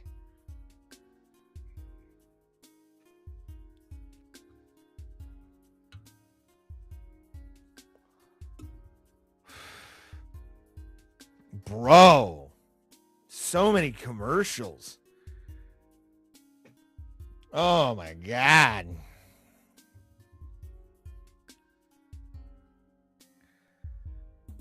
What's this one brought to you by Toyo Tires? Fuck. Oh, it's Derrick Lewis's, but you don't fucking do one for Waldo? All right. Is it me or does his nickname should just be Where's, right? Like Where's Waldo Acosta or Cortes Acosta? I think that'd be a great name. The UFC heavyweight division is getting some good blood. I'm really hoping Derrick, though, gets this. I want Derrick to win this. I love the Black Beast. H-Town till I die. Fucking amazing. Jason Herzog, your midget referee for this one.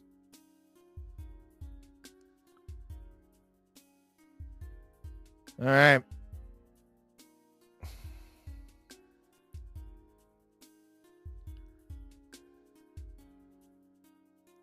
All right, fight has been yelled.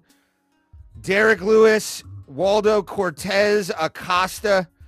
Lewis is in white, Cortes Acosta in black. Both men, heavy power hitters.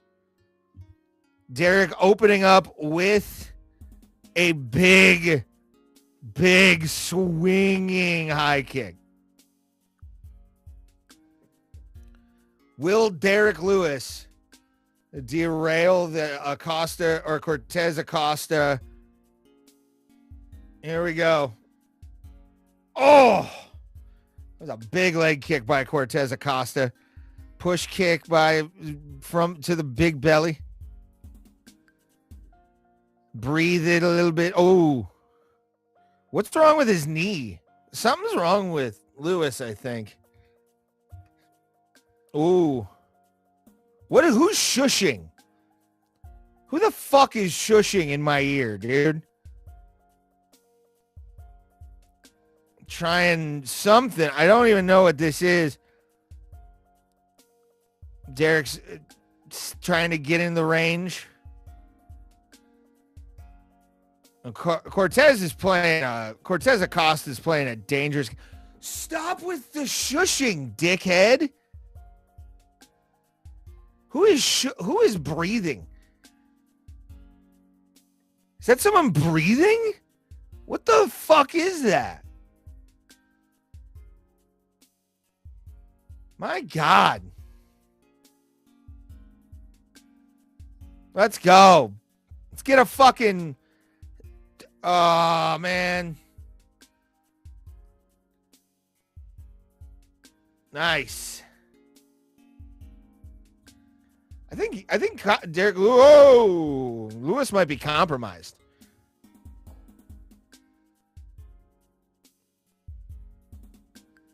I think that's Rogan breathing. I think that's Rogan breathing.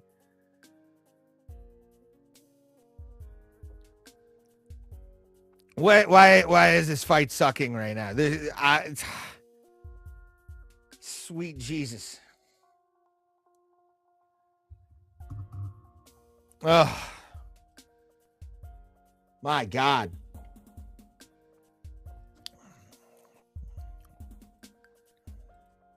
Oh, jab by Cortes. Nothing's happening. I mean, this is kind of a joke.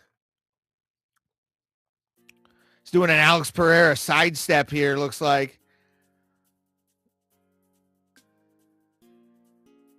Oh. Cortes comes back with a counterpunch after Lewis swings at air. Oh, and then he hits, then Lewis gives it back. Oh, boy. What are we going to get? Leg kick. Who's breathing fucking or shushing right now? Why is there shushing? Why? I'm hearing shushing in my headphone, and I don't like it. Ugh.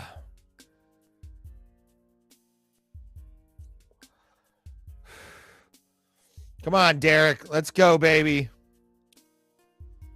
Put that big belt. Ooh. Cortes.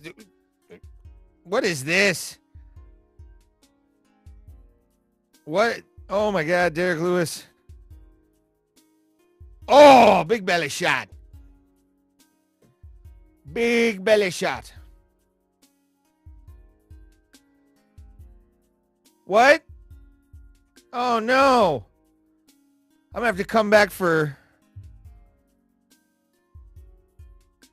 round two. I'm going to have to come back, guys. So my stream's about to end. I'm sorry, guys. Oh, no. Oh, no. We're going to have to go again. Part 2 coming up. 30 seconds. I'm going to end the stream. Apparently, I've reached my limit. Didn't realize that. Fucking bullshit. All right, I'll be back for part 2 here. Give me about a couple minutes to set everything up. I'm going to rush to get this over. 10 seconds left on the clock. I'm going to move that up there just thing. But sorry, guys. Got to leave. Apparently, I've reached a limit. So, all right, be right back.